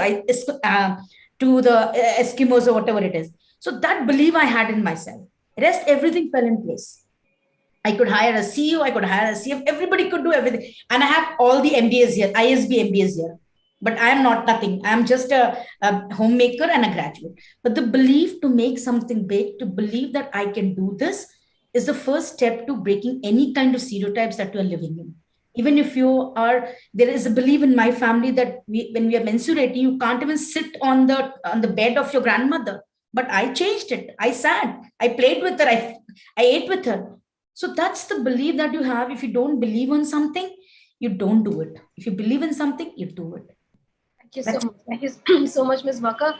We have our final 5 minutes of this panel. Thank you so much for your participation. I'll be calling in for the closing remarks. We'll start with Mugdha. Um, what would you be your forecast for women who are in leadership positions or women who want to join leadership positions in India in the upcoming years? Forecast. Well, forecast and your message for women in leadership position in the upcoming years. Yeah, so my message is that it's actually become easier than ever to really move up into leadership positions because there is so much more awareness, right? If you compare where we are now versus to 10 years ago when I started my career, not even 10, 15 years ago, there is a huge difference there, like what Dipali spoke of about bringing in male allies, right? There are actually men who are really there for you when you want to grow. So if you really, really want to do it from the depth of your heart, it's possible, unlike how it was 40 years ago. My forecast is with 2020, with 2021, a lot of women experienced, to a degree, what I would call as an existential crisis. Like, why are they even doing everything that they were doing, which is like taking care of the house, taking care of the kids, trying to do a full-time job, being the nanny, the homemaker, the interior decorator, and all of that. So I've seen a lot of women actually question how they were doing things and come up with ideas on how they want to take their life ahead differently. So I think we can expect a lot of new women entrepreneurs coming forth and suddenly bursting on the scene. I think the dynamic is shifting as well, because the world in the last 2 years saw the importance of, like, even at a corporate level, right? There was so much more attention paid to employee wellness. Like, we also do corporate work. It was not just a tick mark, a check in the box like your fire drill. It wasn't a wellness session anymore. People are actually curious about looking at mental health and all of that. So there is a large emphasis now on well-being and, bringing that work-life balance back into the picture. So even for women who want to kind of move into leadership roles, not just in their own ventures, but within the companies that they already work with, I think there is a larger degree of empathy that's slowly building in the corporate world. I've really seen that happen. That empathy was absent for many, many years because of how the work was structured. But given how we felt isolated, given how we understood what social connection and the currency of belonging, what that really means, I think the structure is changing, and it's really become a better environment for women. I really see the feminine getting more and more empowered now. So that's my perspective. In the reality bubble I live in, with the people I work with, it could be completely different. Dipali, do you have a different perspective? You work with a different Thank you so much. Thank you. Thank you so much. For closing remarks, I'll just call Ms. Dipali Nair for closing remarks in the session. So Mugdha actually asked me a question, and Mugdha, I think I agree with whatever we've said. I just want to add one more thing here. That while I myself spoke about the whole STEM education and how we're focusing on it, and I told you how we're doing the teacher training, the focus is also on holistic development. Maybe because I'm a mother of a 17-and-a-half-year-old and I see the change that education brings, in the younger generation and amongst the teenagers, I'm very highly, highly focused on that. I think the change needs to happen over there. If in all the pyramid that I spoke about of 5 things, I think it's extremely important to have the change over there if you want it to be long lasting.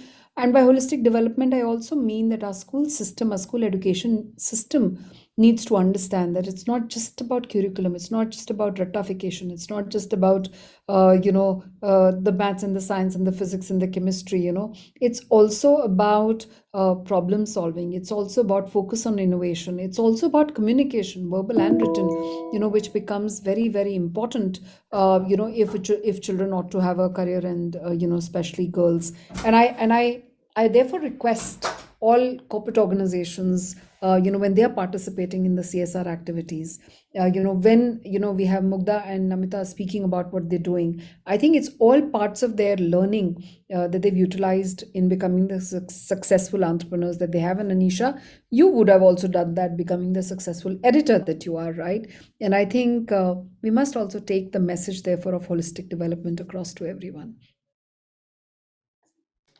Thank you so much. Thank you so much, Ms. Nair. I would ask Namita Banka to give us her closing remarks, please.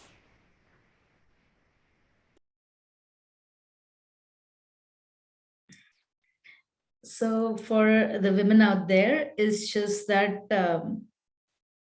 something has to be done from your side, and every drop counts. So for the next 5 years, I will definitely, India and the whole world will see a lot of women as an entrepreneur and in the corporate world. And sustaining there, we have to, of course, the ecosystem is also developing, but I feel there's the schemes that are coming up for the women has to be more stringent. They because I've seen that many of these schemes are mostly utilized by 90% of 80% of the men. So how can we be ensured that the real women are coming in? Because I feel the limiting factor in engaging the schemes and everything is the finances or the collaterals that women are supposed to give, which they don't own, they don't have. How can we liberalize those a bit and make it more easier for women to get loans, get support from the government? That is one thing. Second is then, of course, in the corporate world, women have to, that because of this gender diversity or they're saying that people big companies are coming, that they want to increase the number of women. And this is a very, very encouraging factor, which I feel is going to help women climb the corporate and take an independent decision after a few years, whether they want to continue corporate jobs or they want to become an entrepreneur. And I see many of these women who are very, very socially inclined people, and they are the ones who are going to create a wonderful world for us. Not just the profit-making companies. So women have to come into this world. They have to do it. They have no other choice. And that's why all this buzz is happening. This is God's grace that we're all happening. All these things are happening. Thank you so much, Namita, for your closing remarks. We've had an extremely engaging session today. We're discussing about breaking stereotypes in the country, increasing the participation of women in the Indian workforce, and also about fostering women entrepreneurship in India. Thank you so much, our panelists, for joining us today. Thank you for your time. I'd give it over back to our MC Ravi to take it ahead, please. Thank you, Anisha. And of course, I'd like to express our gratitude to the whole panel itself. Thank you so much for being here with us. We truly, truly appreciate that. With that, and the interest of time, I'd quickly move on to the next panel discussion that we have for you. Building workplaces where women thrive is what the next panel discussion is all about. The session is chaired by Sugandh Behel, Senior Correspondent for BW People. I would like to quickly introduce you to the panel as well.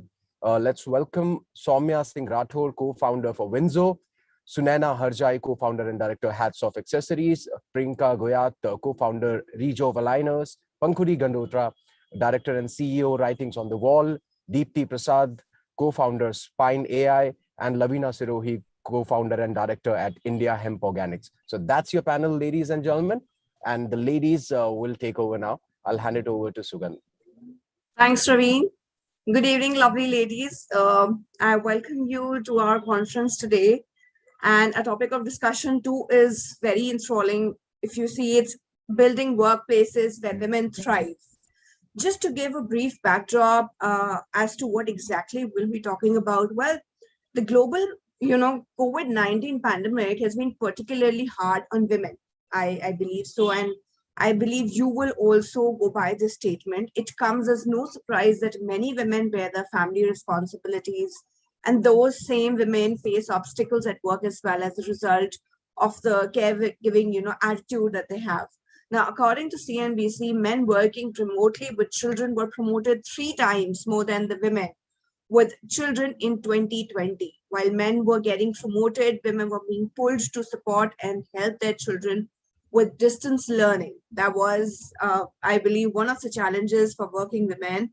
Now, adjusting to a remote world added challenges for women on top of already existing ones, because in our country, I feel there is still a stereotype when you consider a working woman, she's to take care of family responsibilities, kids, as well as work.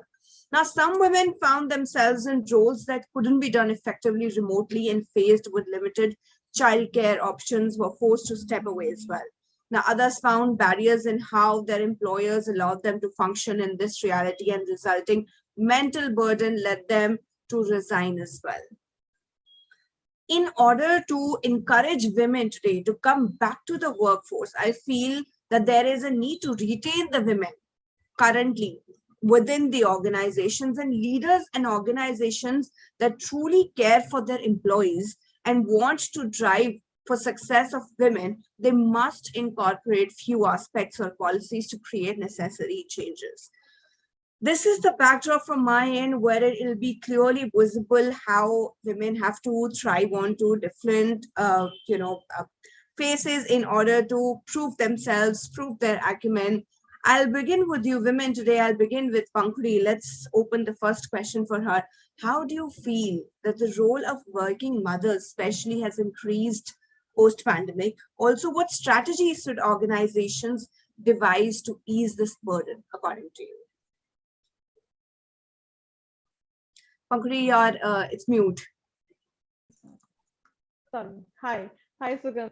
First of all, I would love to say hi and thank you for being connected on platform with amazing people all over, all over the channels, and everybody coming up. There's so much amazing backgrounds and so much of expertise, and the experiences we all share somewhere down the line. And this is an amazing platform to connect and talk about the struggles, the wins that we all have, and how we all find the right way to support each other in the manner that we all deserve, right? So answering to your question, right, already introduced with your statement that there was a challenge for the work mothers, because especially they have to take care of the children education, because everything was going online. So that I totally agree with. That's a right statement that you made. Having said that, I also believe that women also proved at the same time they were amazing multitaskers as always, just like our mothers and our grandmothers, who have always done everything with almost perfection, and imperfection in a lot of cases.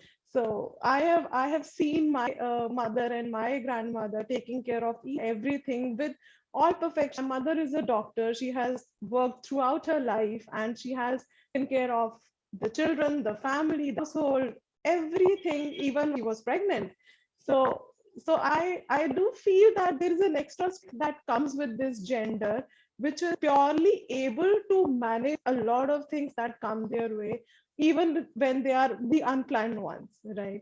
So we know what we have to do. We have one in place, but when we don't know what actually is coming our way, we just have to improvise and find the right way to make it work, because that's how we are. We do things, we make things happen. I think that's an that quality that just comes with That's this an gender. inbuilt power that God has provided us, I feel. Yes, yes, very true.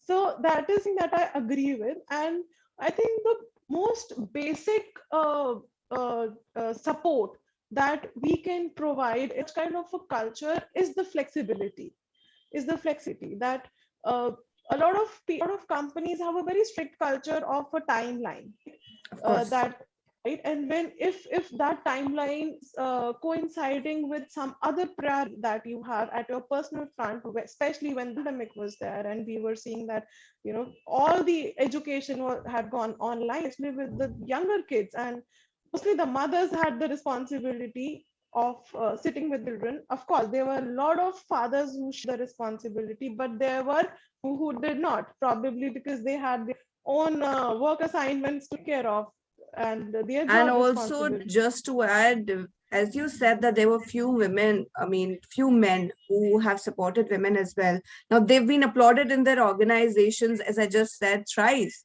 This As is if that's something an that women achievement do then. on daily basis. Why Exactly. It's aren't not an achievement. That's a shared responsibility. That's called parenting. That's your equal responsibility. That's not an very true? achievement you something did as a favor to your wife. That is something that has to be there. That's implicit. That should be an explicit That goes thing. without saying. I mean, it's not Yes, just one yes, skid. Yeah. yes, yes. So yes, But you are Pankudi, totally that right also in that also gives rise to another question when you said that organizations must give flexibility to women, do No, you no, think I will never flexibility? say, I won't say that give the flexibility only the women. I think it has to be for anybody who has seen any kind of struggle performing their job responsibilities properly.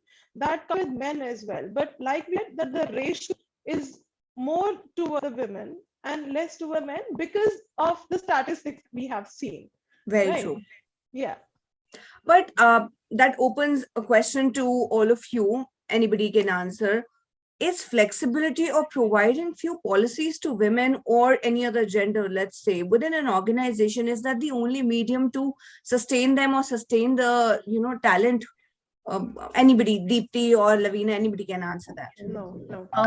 I think so. I'll just go there.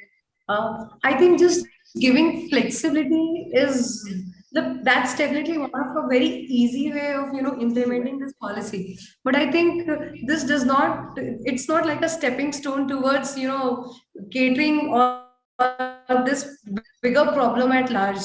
I think if we have to, like, if for that matter, like in last panel also they were talking about menstruation leaves or any other policies. But if you're just giving them leaves or flexibility, that will help. But that will not cater to the bigger problem, which is actually making women feel inclusive in the growth of the organization. Exactly. So if I'm giving them all the policies, but if I'm not treating them equally, or if I'm not giving them equal pay or equal remuneration as a The male counterpart, opportunities. I think that no woman would be happy, getting leaves and then not getting paid equally, right? So I think that's we have to make them inclusive in our growth. Number one, So we do you have to think ensure sabbatical that. should also be paid? Yes, sorry. Do you feel sabbatical should also be paid? So I think in that case it would depend, right? So because see, there are all types of people, there are all types of policies. So depending upon what is the need, if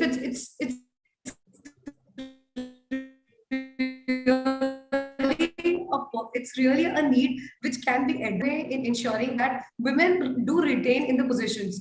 Like I'll just give you an example. Like I have been interviewing a lot of people in the last 2 years, a lot of females to be part of the organizations, and I see a lot of women just leaving. They have left jobs during pandemic just because there were some cases, some COVID cases in the family, or their mother or their father were hit. And then I realized, how come an organization for such a scene, like it was a world known phenomenon, right? Very But true, yeah. organizations have not been accommodated.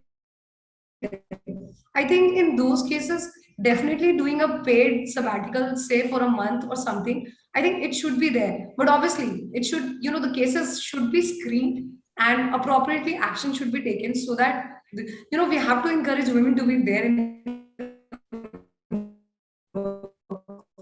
and not let them move out of the workforce. As much as a characteristic of a woman is of a pain bearing, I think it shouldn't be misunderstood within organizations also that, if we give them a breakthrough, or if we ask them to leave also, if we ask them to cater to their family responsibilities, it wouldn't, mind them. I mean, that's a stereotype I feel now. Yeah. Women feel equally competitive when it comes to working. When we say that women and men are working hand in hand, which means the level of competition and the level wherein they think of the competitive edge is equal to what men also think. Lavina, let's have a point of view from you as well. What do you think are the few policies that organizations should actually embed within their culture? So I feel that policies shouldn't always be catering to certain gender, but it should be more of a culture. And if you go by this statement, then probably I would like you to elucidate upon the same as to what exactly are the policies that should be embedded within the culture of an organization?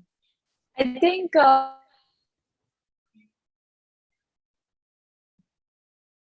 when your culture begins the way you're interviewing the candidates and your hiring process, right from there, the first impression is being formed from a candidate's perspective. And they say that within the first week of a candidate joining an organization, that week determines whether they will continue to stay or they will leave after a month or so.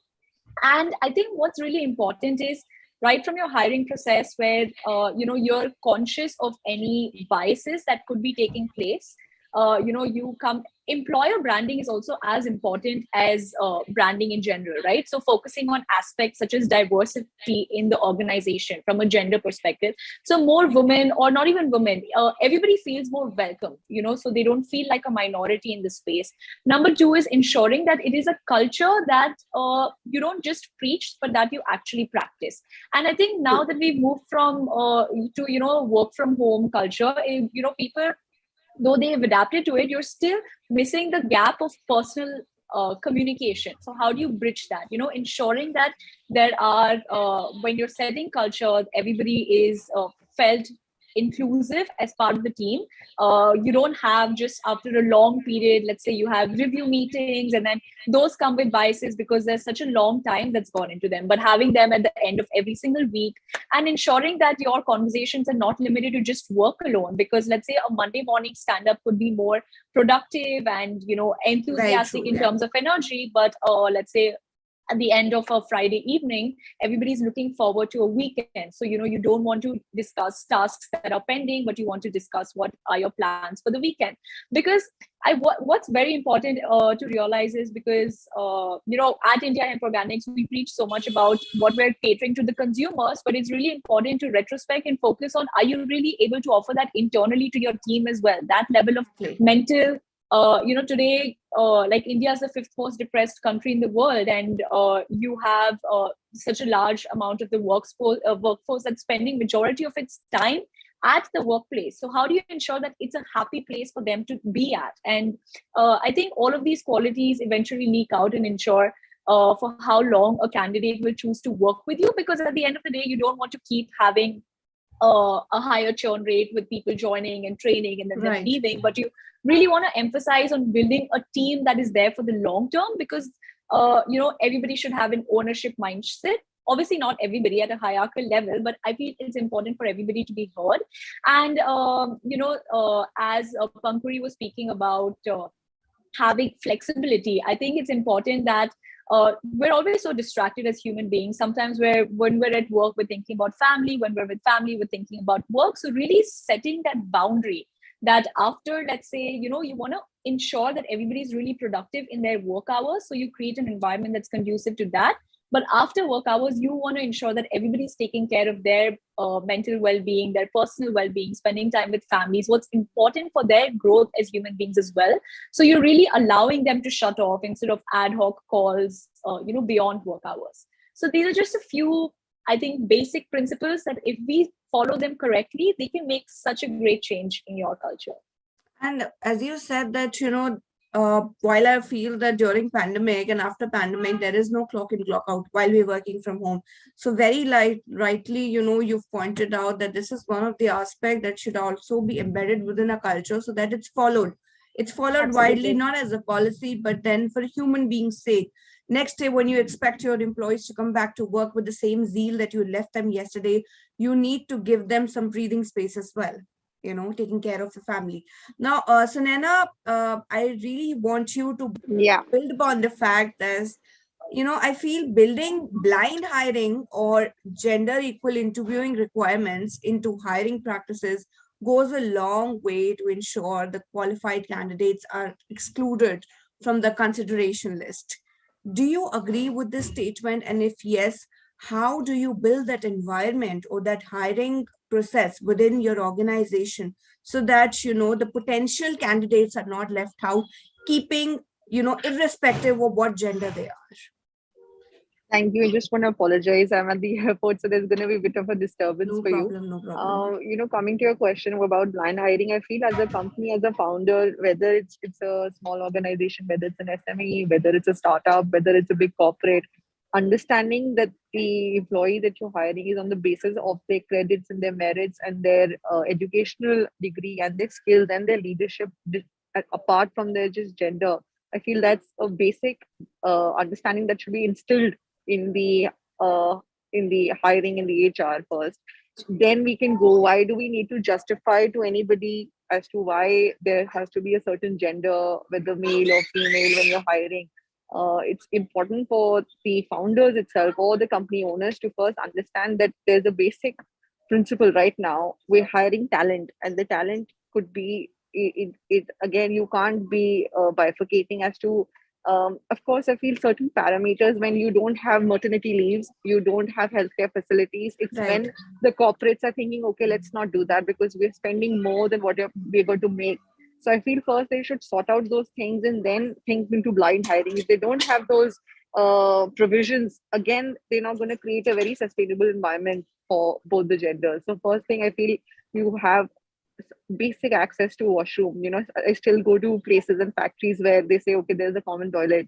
And something as basic as that, you need to have proper designations. And these are the subjects when you talk about, I feel it's important to give it a voice as a founder, because if you're not going to speak about it, it'll never create an impact.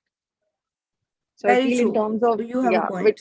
Yeah. yeah. So I feel as in terms of what you mentioned about blind hiring, I feel it's more to do with your personal values. If you're correct with the values that you're putting in terms of the talent hiring, I don't feel this would even be a conversation to know. I don't want to know the gender. Why not? Why not? But let us have an open platform, and best candidate should win on the basis of their merit, in terms of their experience, in terms of their leadership. So I feel it's you first have to change your thought process, and I think as a That community is what very you're doing, important. Today yeah. also, Sunena, it must be to an amazement of many. I still have come across hirings wherein there are specific, gender expectations of people. While I feel that there are certain organizations doing pretty well, and including the trans community also within, the working community, so that's a different realm. But while talking about men and women, I still see conversations, I still see pamphlets wherein people are expecting candidates on managerial level shouldn't be women because they'll have their families, they will not be able to give that much of attention. While I feel women should be a part of the leadership mandate because she knows how to manage different realms under one umbrella. She's a mother, she's a daughter, she's a wife, she's also working within the environment. Nobody knows it better than her how to manage things, you know and Ms. Rathod, now we'll want you to also throw a light upon the fact as to, I asked this question prior as well, but then there needs to be certain strategies onto how we need to devise this. Now, leveraging flexibility of work and providing few period leaves and other policies, while it is one of the very intriguing aspect where while hiring candidates, people feel lured to such policies, but you feel that while you're retaining talent or while you are onboarding different sort of talent, do you think only such policies will be leveraging in order for you to have the best talent on board along with the hefty packages that an employer offers? Sure. So, I may not have a very conventional thought here. In fact, I do feel that we are striving for a gender neutral and gender neutral environment, or a place where diversity can thrive, because there are no preconceived notions or privileges of being something over the other, right? So, being a woman should not mean that I get extra leave every month, and annually I days extra leave because I will be menstruating. I don't want that, right? I don't want to be pushed out of work when there's a crisis at work at 7:30, 8 o'clock, because it's unsafe for me. I want to stand shoulder to shoulder and contribute equally, so that when there is a recognition, nobody in their broadest of thoughts think that I was missing from the center of action. I want all my peers to think that I'm contributing equally. So as a policy, as flexibility, it should be applicable for all. There shouldn't be anything that should be given to me as for a gender, because my gender is disadvantageous, right? I don't want anything that takes me in that direction. I think about that about it as a founder and as even somebody who had been a female employee. I remember I was working in Times of India. It was beginning of my career.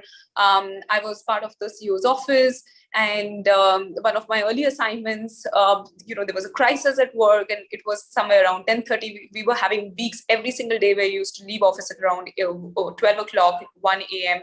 And one day my boss came to me and said, hey, it's okay, you can leave because it gets really late. And I said, no, but why did you say that to me, right? I want to stay, I want to contribute, I want to learn. And this is an exposure for me. So, he then said that, no, I just thought that you may want that flexibility so that you can be safe, reach home safe. And I said, no, I don't want that, right?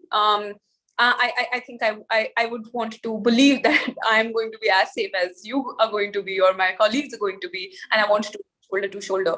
So even when hiring, and I mean, this is what I think, I could be wrong, but when you make policies that are, that are socially desirable and optically would look like are favoring women, what you would potentially do is two things. One, you will have guys wondering that why is there a reverse discrimination?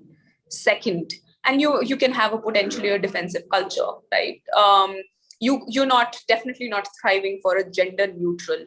And this is just my thought, by the way. And second is when you're hiring, right?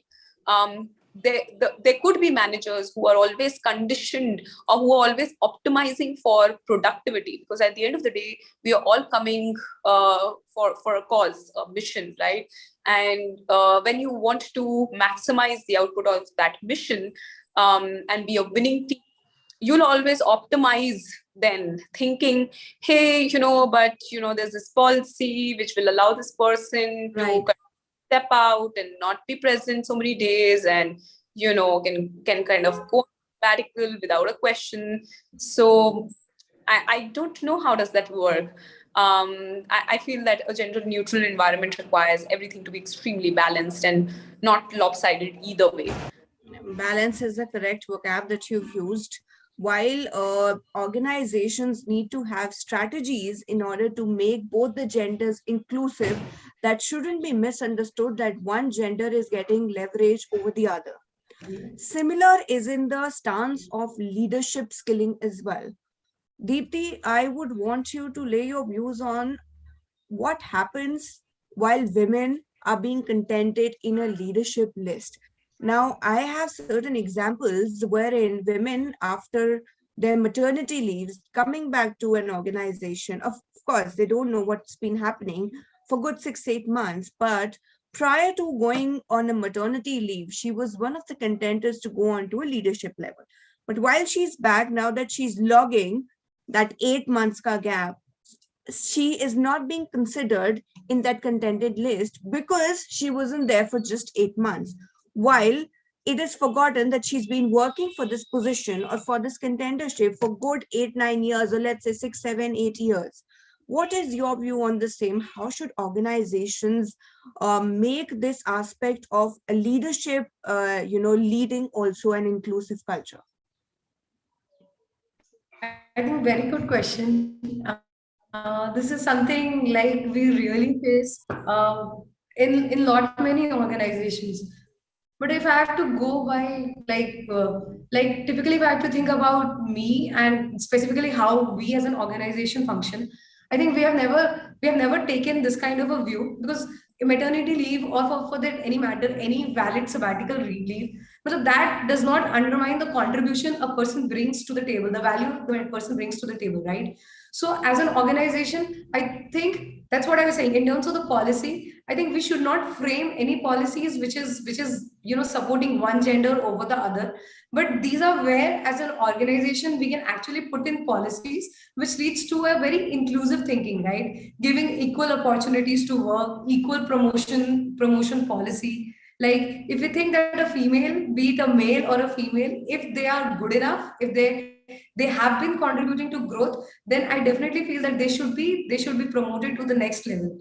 And if we are looking at building up organizations, which are gender neutral, so these are the mindsets or cultural things that has to be put in place, rather than specific policies which favors one gender over the other. So I think that's what I think. And that's Ravina, how, what's in your fact, view on the same? and I think that's how, even like as an organization, we have been growing. Like if I have to talk about from the cultural side, like we are very stringent, like not stringent, but we definitely think that from the top down, we emphasize that we want to have more women in the workforce at different levels. And that's how, like a recent Deloitte study, I think it says that there are only, the female CEOs has gone down from 2016 to 2021. Exactly, but yeah. but and the reason is, a CEO woman will not become a CEO out of the blue, right? People get promoted from different levels. So as an organization, I think we need to put in that kind of a stress, in hiring women at different work, at different levels, and promoting them, giving them adequate training, giving them equal opportunities to work, equal opportunities to grow, so that we are able to maintain the pool of women professionals in the entire hierarchy. Amazing answer, Deepti. So, Nana, what's your view on the same? How would you think that you will be dealing such a situation wherein you actually have to rethink onto promoting a woman onto a leadership level post that she's come back from maternity and she's been lagging behind 6-8 months, but then others in the board may feel that now because she wasn't there for good 6-8 months, we don't feel that she's applicable to be contending in this list. So, to speak about this, we're still a 7-year-old company. And when I started working, my main idea was to work with a lot of younger entrepreneurs, because that's how I started my company, with the vibrant idea coming out of college, creating a business which is, associating with different factories and creating our own brand, which is made in India. When you talk about certain things, these are the things that we need to plan for future. At the moment, I've not had this concern to be deathful, but definitely moving forward, the values that I've instilled as a woman entrepreneur, I definitely ensure that there is no barrier. So anybody today, if there's a girl, there's a boy, whoever wants to work with the company, provided they have the passion, they have the ideas, they have the zeal, they have the opportunity to work. But yes, tomorrow, if there was an opportunity where these employees are to get married, they need leaves, so we support them with medical leave, their personal leaves, and tomorrow if they were to be needed some medical care, I'm sure we as a company need to work on certain policies for that. So I am, as a woman, I can relate with it, and so I feel like you need to have that empathy. Also, so we need to develop more policies and for maternity care and give them the opportunity. So yeah. Well, I mean, now that you said that you've not Yeah. faced a challenge in So this far, aspect, I'm sure we're on the verge. Where company has been there 7 years, I'm sure now everybody's moving on the next leg of operations and heading towards different life goals. So I feel as a brand also we're going to incorporate these things for the benefit of our employees. No, you definitely. must, of course. Yeah. Lavina, what's your take on the same? Sorry, could you come again? I lost you in the last bit. No problem. I'm saying, what's your take on the same? What do you think should organizations do in such a situation wherein a woman who was a contender before going to maternity or a sabbatical for some reason, let's say, but once she's back, she's no more in the contending list because she's lagged behind those 6-8 months. But organizations forget that she's been toiling for that position for good 4-5 years or 6-7 years. But why isn't she in that contending list just because she's lagged behind those 8 months? So what's your view on the same? How should organizations cater to such situations? I think one is how you can solve for this not to happen initially is even when women are on maternity leaves, right? I think it's still important to continue maintaining them as in whichever hierarchy or position they are as a key decision maker. Let's say we live in a digital world today, so while they're on leave, obviously not imposing into their personal space, but involving them in meetings which require their inputs. So they feel like they've not been too distant from the team, from the workforce themselves, but they've also been able to contribute. So I think it's really about following a protocol. Prevention is better than optimizing for what happens later once they return. But let's assume that they come back and there has been a bridge in terms of what the level of their contribution is today versus where the organization is today. I think since given the fact that they've contributed for X amount of years and have been an integral building block for the organization early on, it is only fair that they are given a buffer period to get a download of where the organization is at, what is happening, what is the requirement. But I think it's also very important to set clear expectations, because now it's crucial to keep in mind that this is what the organization needs at this stage. So do you have the bandwidth and the capacity, given that you have X amount of buffer period given to you with that level of training, to be able to cope up with that? Also keeping in mind that you have recently given birth. So how are you going to, getting them to answer questions, how they will be able to manage their time now back at home, even at the workforce, and finding a solution that works out for both by not, having biases exists everywhere. Having a bias where you're trying to now promote, just given the fact that, okay, maybe this is not the best decision for the organization, but it is for this candidate, is also having a bias. So it's really about setting clear expectations and having that communicated effectively. And then obviously your HR comes into play, your training comes back into play, and then you obviously try to optimize the performance in the coming months down the line. Optimization is one of the key observations I feel in such a situation. While I've heard everyone, I feel, this is one of the vocab that's like been highlighted. Pankudi, if I were to... I want to add to the same discussion about the maternity. So, this not only after a maternity leave, this before you are going on a maternity leave. I have somebody very close to me who is facing this right now, that she is on a family way and being a top performer throughout her career. Now, because the organization knows that she will be off for a couple of months because, she has new priorities coming up in her life. So now she is being treated differently, right? Okay. And it's like a pressure on her just to, it's a pressurizing situation for her, so that she probably takes a step back and says that, okay, I'll resign because I'll be able to cater to the needs of the organization for these many months. So let me resign. Okay, so she's actually facing this pressure workplace that things are going in a negative direction for her, that she is thinking that, okay, it's better to resign rather than continuing with this organization, because now I told them that I will be leave for a couple of months.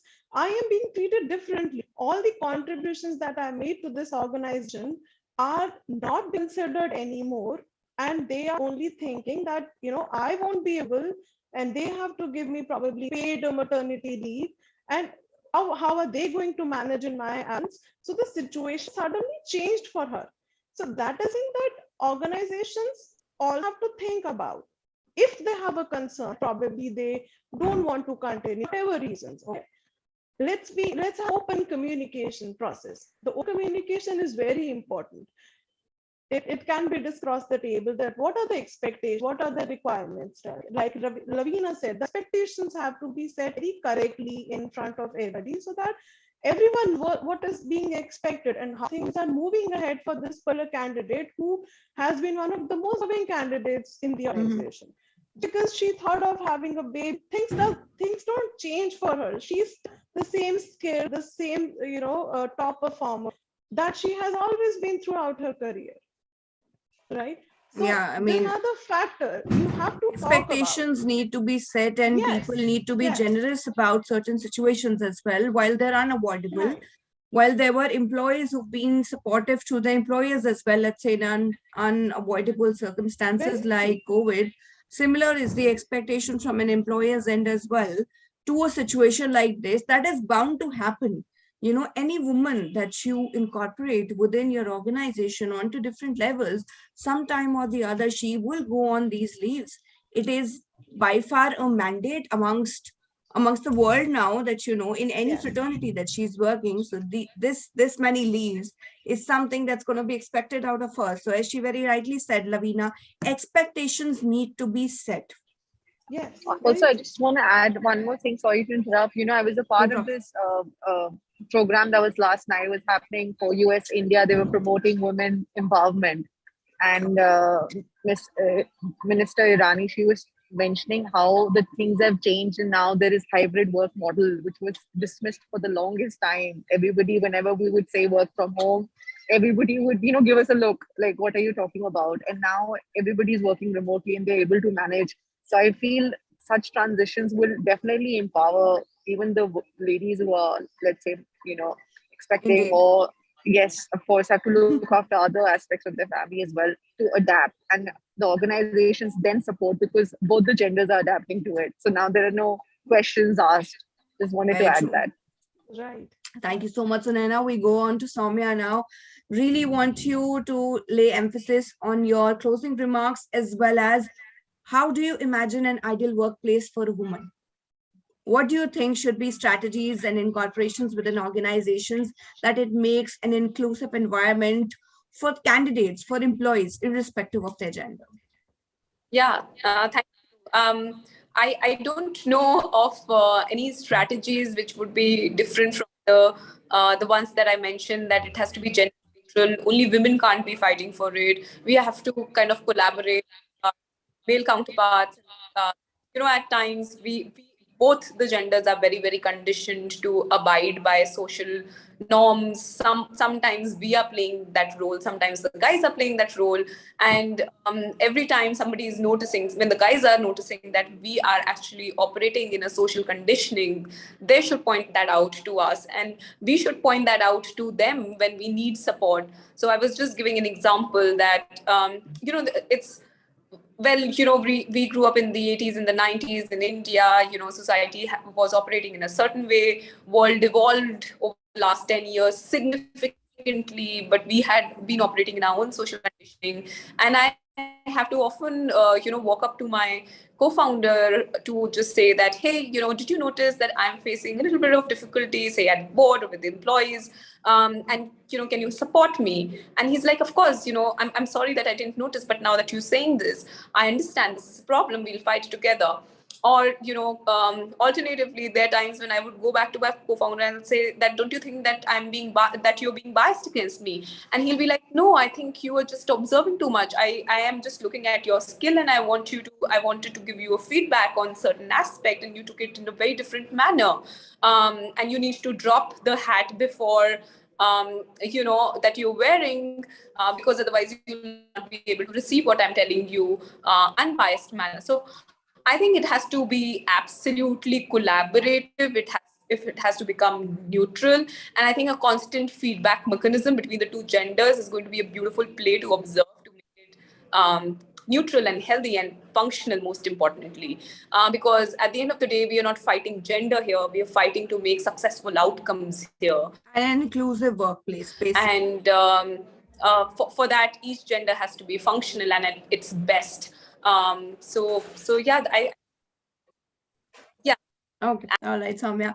Deepti, we'll go for your closing remarks. So I'll just add on to what Soumya was saying. I think there are no ideal workplaces as such.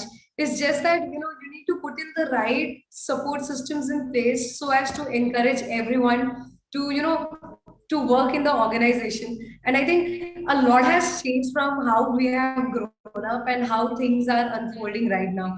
And I think we are lucky enough to be, and even the generation which is coming, you know, their exposures are much different than what exposures we had got when we were there as a children. right? Like for example, like our generation, maybe they just grew up watching, different kind of series, or mothers, just saying, ki, I think none of our mothers ever said that, tum bade ho ke entrepreneur banna, right? They were always like, okay, women have to be more, they always, I think that was the mindset, ki risky things men would be doing and women would be comfortable, doing the not so risky stuff, right?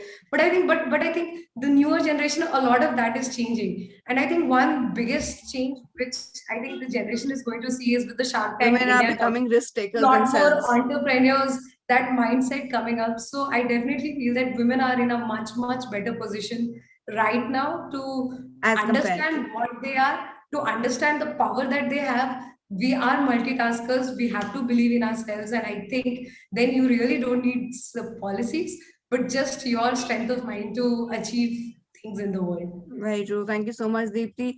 We'll head to Lavina now. Your closing remarks, Lavina. I believe, so I echo Deepti and both Soumya's sentiments, and this is just an extension of what they said. But, having an organization that supports conversation, that has a culture of support, inclusivity, constant feedback and transparent communication, and really walking the talk, as you write down in your business manual that this is what you stand for. People really believe that you stand for this when you really practice it. And it's amazing because today we live in an era where there is, phenomenal support that is extensively available for women entrepreneurs. You have now venture funding that's, just focused on just women alone. You have networking events that are focused just on women. So really taking use of all of the opportunities that are available, and not coming with the mentality that, you are probably a inferior gender, caste, or any of that, but really looking at it as something that now you can double down on, because you have an access to so many mentors now in the space with such inspiring stories that have been able to, prove who they really are in more difficult scenarios.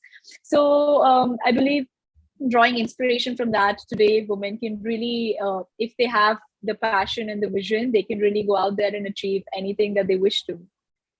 Thank you so much, Lavina. Really sorry, ladies, we're running out of time. I really wanted your closing remarks, but I see Raveen popping onto the screen again, just giving me a clue that, we're running out of time, and we do have other panels as well. Thank you so much, ladies. It's been wonderful conversing with you, getting on to what exactly is in your mind, and for our audiences to hear actually what needs to be done in certain situations and how it needs to be dealt. Well, thank you so much for joining us and for sharing your valuable time with us. Thank you so much. Raveen, over to you. Thank you. Thank you. Thank you so much. Thanks, cheers. Bye. Well, thank you so much. What a wonderful panel discussion we've just witnessed. And to say the least, it is going to be a fantastic future, is what the picture is being painted right now, with a lot of talented entrepreneurs. And I'm absolutely sure the women are giving everybody a run for their money in terms of how they're perceiving the future of their respective corporates. So with that in mind, we're moving on to our next panel discussion. We'll be talking about startup world, all about mentorship. Let me quickly introduce you to the chair for the session. Urvi Srivastava, editorial lead at BW CFO World, is taking care of this panel. The panel itself is Meera Jala, operating partner, ScaleX Partners, Avni Singh, CEO, Spice Health, Meghna Krishna, co-founder, Multi-Stream Tech, and Mayurakshi Das, founder and CEO at Elixir AI. So that's your panel, ladies and gentlemen, and I'll gladly hand over the screen to Urvi. Urvi, over to you. Thank you so much. So let's just dive headfirst into the conversation. As we know, mentorship plays a very important role, be it in the startup enterprising young ladies that we have over here, or otherwise in established companies. Even the seasoned CEOs and CFOs require mentors, and sometimes they might even have to act as mentors. So with that, let's just start a conversation. Meera, bringing you into this, what does mentorship mean to you? Hi, Urvi. Firstly, thank you for having me here. I'm very excited to be a part of this wonderful panel and these really fantastic women leaders. So To start with, mentorship, broadly speaking, is getting influenced. So influenced by ideas, influenced by ideals, or society at large. And there is enough being said about mentorship. However, I will say that there's a lot of research now already done that when somebody is mentored, not only is the mentee benefiting from it, but even the mentor is benefiting from it. Both have accelerated career growth. So it is in the interest of both parties to spend this time and to grow the team along with you. So that's how I define mentorship. Right, Meghna, over to you. What is your idea of a good mentor and an effective mentorship? I mean, I don't have a definition, but I would say that for me, mentorship is in a startup. I feel that when you start a company as an entrepreneur, you're wearing many hats, right? You're responsible for your product, you're responsible for your technology, your sales, your go-to-market strategy, your marketing, and I think there are very few people in the world who can be experts across. And then there might be a different industry, completely new industry that you're working with. And I would suggest when people do get mentors, or in my opinion, mentorship is about having somebody to go to get certain answers or reassurances, or just running an idea by, and knowing that the response you will get, or the suggestion you will get, you can trust. So it's a more of a trust relationship that you build with somebody who you completely depend on, who has done or has achieved what you think or what you would have liked to achieve, and you can completely rely on their judgment.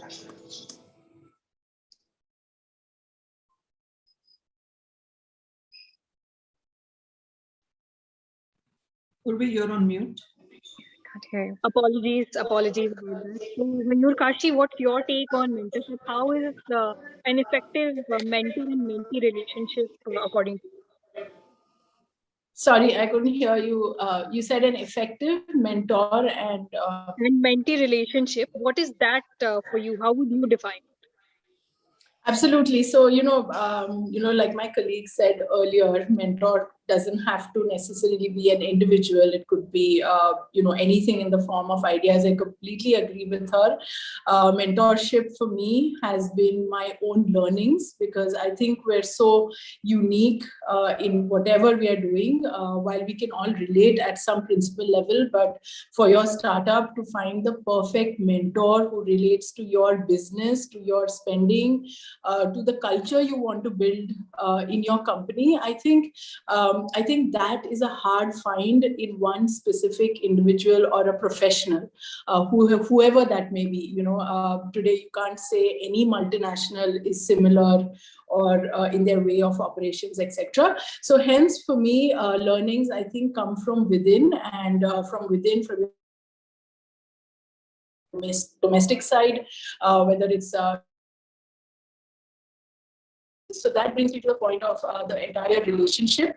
I think it is somebody who is just a great conversationalist, who understands, who is somebody, somebody you can learn from their learnings, someone who is what is key in terms of relationship, and specifically, I think, in the area of where the commercials come in or the spending comes in. But I think at some point, our own experiences and learn from them. So Meghna, I wanted to ask you, moving ahead with this point of mentorship, that people who run startups, be it women or any other gender, they're already very driven people. You need to have certain amount of resilience and vision to run a successful company. So why do such people need mentors, and what kind of mentors do they need? So I think everybody, it depends on the person, right? And the business they're building. I don't think there's a clear definition of this is the persona of the mentor you need. For me, when I went in, I looked for mentors, or I didn't actually go look for it. You talk to people and you meet people and you come across them and you say, oh yeah, this person, I can rely on the judgment and I want them to be a mentor. Or you looked, or you are working in a specific industry, or you I mean, generally what I look at is if I am building a business in a certain industry, I look towards any new industries that have been built or anything new that has been created, and I look for mentors in that industry so that we can get learning from other industry. They've already gone through that phase and they've had their learnings. To your point of why people who are already high achievers need mentorship, is because I think with high achievement comes a lot of ego, and not all decisions that have been taken by you would always be right. And that's why you need somebody who can turn around and tell you, and who's going to be honest with you and challenge you when you do take a decision, and give you the, the be the devil's advocate in those scenarios. That's very important, because every decision you take as a startup is it can play a crucial role in making or breaking the business. Meera, what's your take on this? Can you share your mentorship experience? How have the mentors in your life contributed to the person you are in the business that you're running? So Urvi, I look at mentorship a little differently. Like the others have said, a mentor needs to have many skills. They need to be good listeners. They need to ask the right questions. It's not necessary that they have the right answers or they have all the answers you're looking for, but they need to be strategic thinkers who help you think deeply and provoke enough thought within you. I feel for one person to have all of this is asking for too much. So how I look at it is, think of yourself as a company or a startup and build a board of advisors for yourself. Given different needs that you have, build a set of advisors or mentors that you rely on. For example, you can have a peer mentor. Somebody who is at your level within your organization or at a similar level in a different organization, who helps motivate you, who keeps you accountable to reach your goals. Then you can have a sponsor. A sponsor is much deeper than a mentor. Somebody who spends their political and social capital on you along with your time. Somebody who speaks for you within your organization. You can. You also need to be aware of unconscious mentoring that all of us go through. With the constant bombarding of social media, the voices that we hear, those are all influences in our life.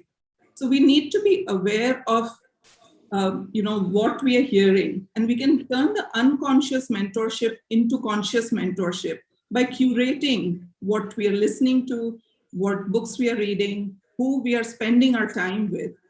All of this, put together can create a nice board of advisors for yourself. And another very good resource that all of us forget to tap into are people who are already invested in us, people who we admire, people like our professors, our teachers when we were in college. They may not be able to help us in our immediate career needs, but can help us, fulfill our larger purpose in life. So I think we can look at a full spectrum of mentorship from different people and very targeted mentorship from everyone. That's been my approach. Yes, while we've described the idea of mentorship extensively right from the head start, it is also important to know when do we want a mentor in our startup life cycle. So, Mayurkashi, this question is directed towards you. When did you feel the need for a mentor? Was it even before you decided to launch a company, or is this a fairly recent phenomenon? Absolutely not. There has not been a particular time, even now, that I have, really thought to myself that I absolutely need that mentor. Like I said, mentorship is different learnings at different stages of life.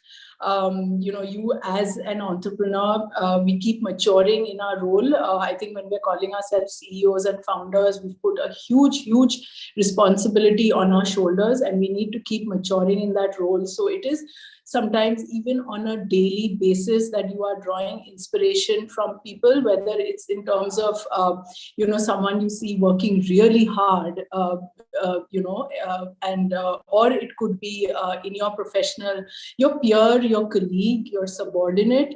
I think I draw inspiration many times a day, and every time I see someone like that, I call them my mentor, and that is a fresh start to when I say, oh my God, I need to learn from this person. For example, this morning, so I'm traveling and I'm taking this call from a business center, and I saw the same person at dinner at 12 p.m., 12 midnight when I got there, and this morning at 7 a.m. she was there. That is also a mentor. While I was, talking to myself that, oh my God, I'm the busiest person on this planet, but that is not true. So that is mentorship right there, in my opinion. Thank you. Right. Meghna, I have a similar question for you. When we talk about startups and mentors, what kind of mentors should a startup look for in the beginning, towards the middle, and when they are say, about to become a I'm sorry, your voice is echoing a little bit. Could you please repeat that question? Yes, sure. So I was saying that when we talk about a startup, at what stage do we need what kind of mentor? Say at the beginning or in the middle stage of a startup, or when it is about to become a unicorn? What are the different types of mentors we need along the way?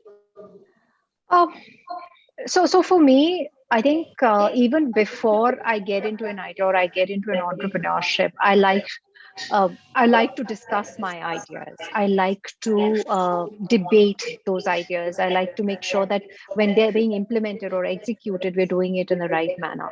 So for that, I've always talked to people who I look up to, and that was the beginning of the mentorship. And as you grow, as the business grows, I think you look for more. I think it becomes a little more planned rather than anybody. Like, for example, if there's a certain industry you're in, then you look for industry expert. If there is if you're lacking in certain resources, like you're looking for a good go-to-market strategy, we also work with mentors who can make the right connects, especially when you're looking to grow globally. Then you look for global mentors. So it depends on where you might be feeling a little lost, that you would look for mentorship in. So in the initial days, it's people who you rely on, who you trust. And I think as you grow the business, it becomes more industry specific or department or skill specific, where the mentorship moves towards. Right. So Meera, I have a question for you now. That what are the essential qualities, if we have to list down the characteristics? What are the essential features a mentor must have, which are a no-brainer for you? So, from my experience, the best mentors are good listeners. Number one, they really should be able to hear you. The mentee should be able to speak freely and be able to share the thoughts, concerns, ideas, aspirations with them freely. Another point is that one should admire the mentor, right? You should look up to the mentor for whether it is for specific skills or their style of work should resonate with you, or it should be for a specific thing that you are looking to learn a certain skill set from them. Also, one should try to establish the expectations upfront in terms of what you're hoping to take away from that mentor-mentee relationship. What is the time commitment one is looking for? And that should be communicated right at the onset so that both the parties are on the same page and there is no disconnect in terms of expectations. Outside of that, I feel a lot of times, people would go into a discussion and a mentor may ask, how can I help you? Be prepared to answer that question. Have your specific asks time is valuable for everybody. So respect the mentor's time and make sure that you go in with specific asks that you're looking to get out of that conversation. Mayur Kashi, same question towards you. What are the essential features a mentor must have that are non-negotiable for you? So I think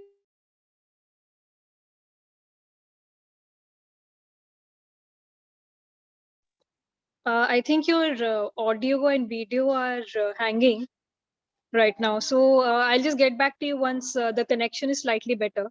So Meghna, let me pose the same question to you. What are the qualities a mentor must have without which you might not even seek their guidance? I'm on mute, sorry.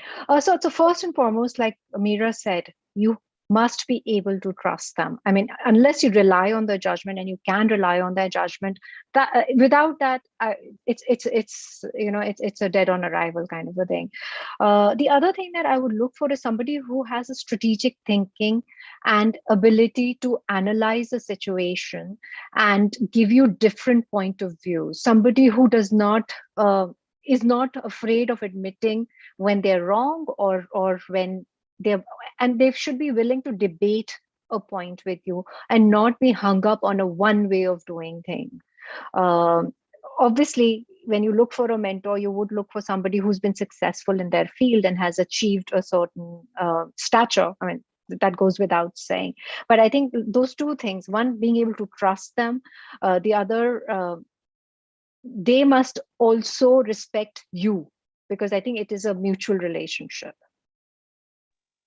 Okay, so another important aspect of mentorship is finding mentees yourself, because of course, it's not a one-way street. You learn as much from your students or mentees as they learn from you. So having said that, Meera, I wanted to pose this question to you. Do you have a set of mentees right now that you guide, and what is your take on them? So Urvi, I am always hoping to talk to colleagues who are just coming up in their career, recent graduates. I hope to one day develop a very structured program. However, unstructured, I have mentees within my organization and my ex-organizations, people who reach out to me generally and, ask specific questions, or if they need some advice on certain things. What I'm seeing is a lot of times women are not putting themselves out there and asking for help. When I see somebody struggling, I reach out and I, try to have a conversation and try to help them. However, people are still hesitant to go out and ask. My one comment to, people out there is that if you don't ask, it's a no. At least if you ask, it's a maybe. Somebody may be willing to help you and give you their time. So ask for help. Yes, that's a very valid thing you said. I read somewhere a long time ago that if you try, you might succeed. If you don't try, you will certainly not. So mentorship goes in a similar light, I'm guessing. So we have Mayur Kashi back with us over here.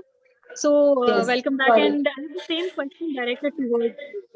So while we access mentors who can guide us, it is equally important for us to have mentees. Yes. Not only is that useful for us to make a fruitful contribution, but a learning experience as well. So Mayukashi, what has your experience been when it comes to guiding other young women?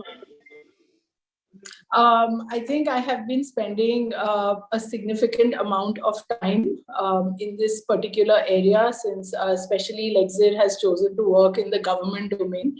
So I've had a lot of women entrepreneurs, in social causes who want to work with municipal corporations and have just faltered on the first step of entering a municipal corporation and talking to a so-called bureaucrat, thinking how they would be treated, etc.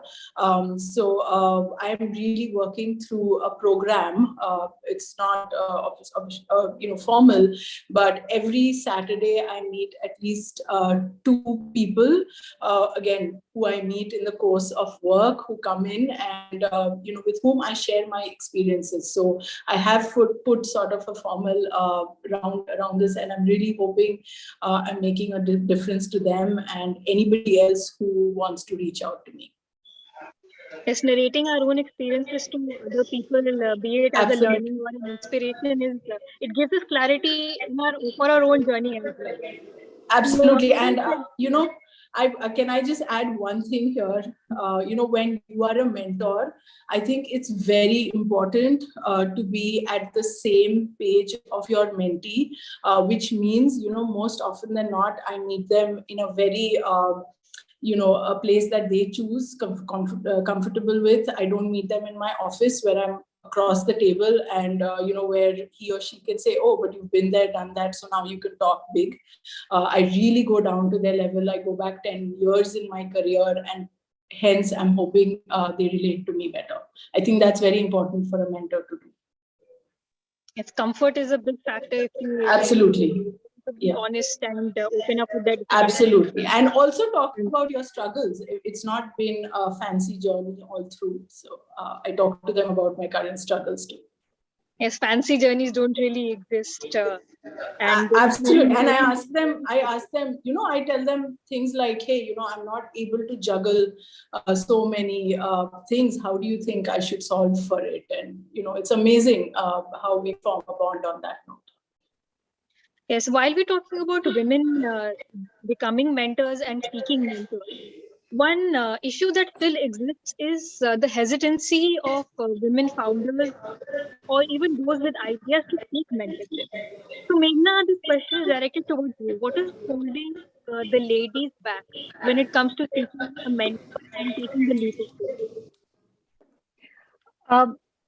So I think the biggest thing that's holding women back is like Mayurakshi said, that they don't step up and ask. I think there's somewhere lack of confidence. They feel that if they ask, they look weak.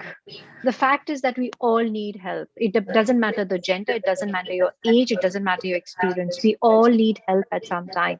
And if we're willing to accept that for ourselves and are not afraid of asking questions, that will get us ahead.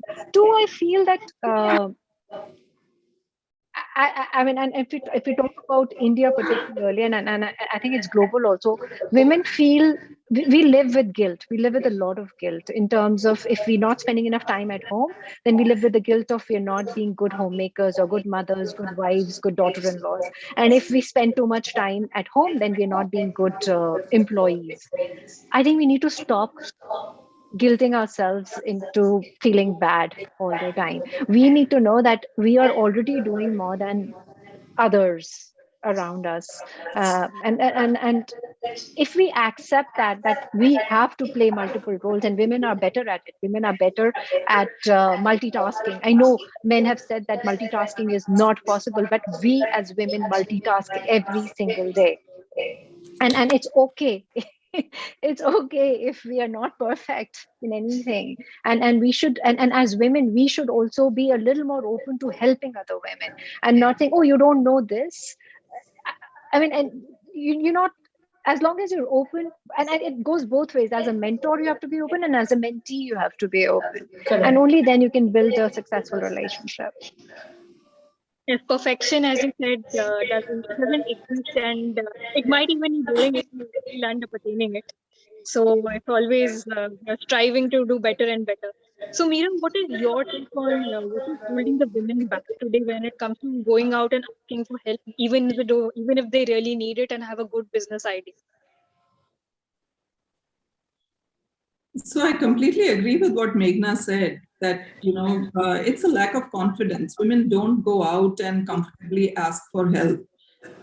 We as a society have we've not been trained to ask for help. We as a gender especially are not trained to ask for help. We try to be super women, we try to be super moms, we try to be super business leaders, and try to do it all. which is not possible, which is not realistic. We need to build our tribe. We need to build, a support system. We need to build people who we can lean on and rely on for help.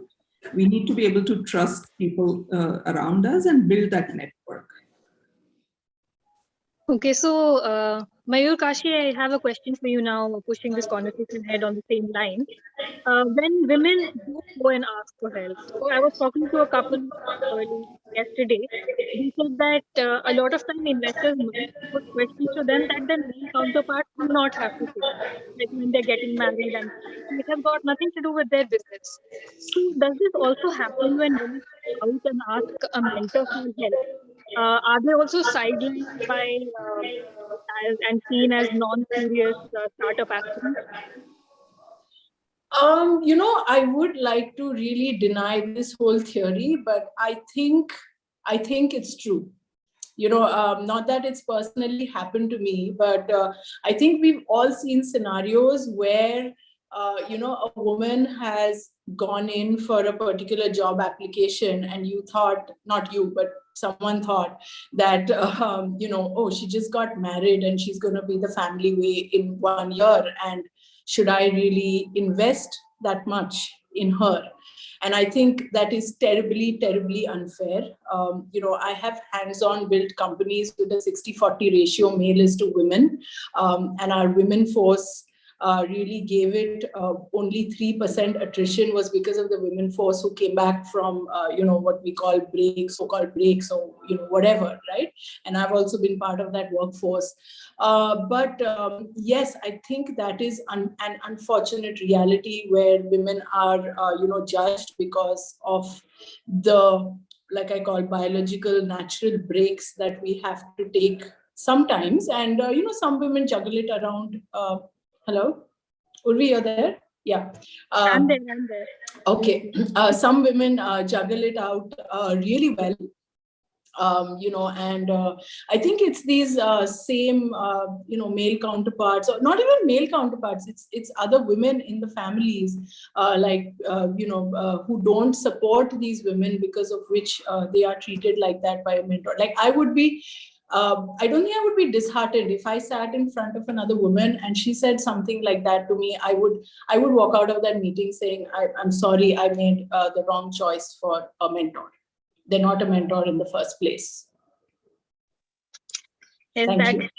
You have to hold your ground, especially as Absolutely, you have to hold your ground. Sometimes with your nearest and dearest, it's not about proving a point, but it's sometimes only you know what you can do. It's your struggle, it's your journey. And I think that is the first thing, whether you have the world's best mentor or support system or whatever, you have to believe and hold your own ground. And I think more often than not, your thought process will be different from your mentors, but you have to hold your ground and learn the good things that life has instilled, showed you, what has showed the mentor.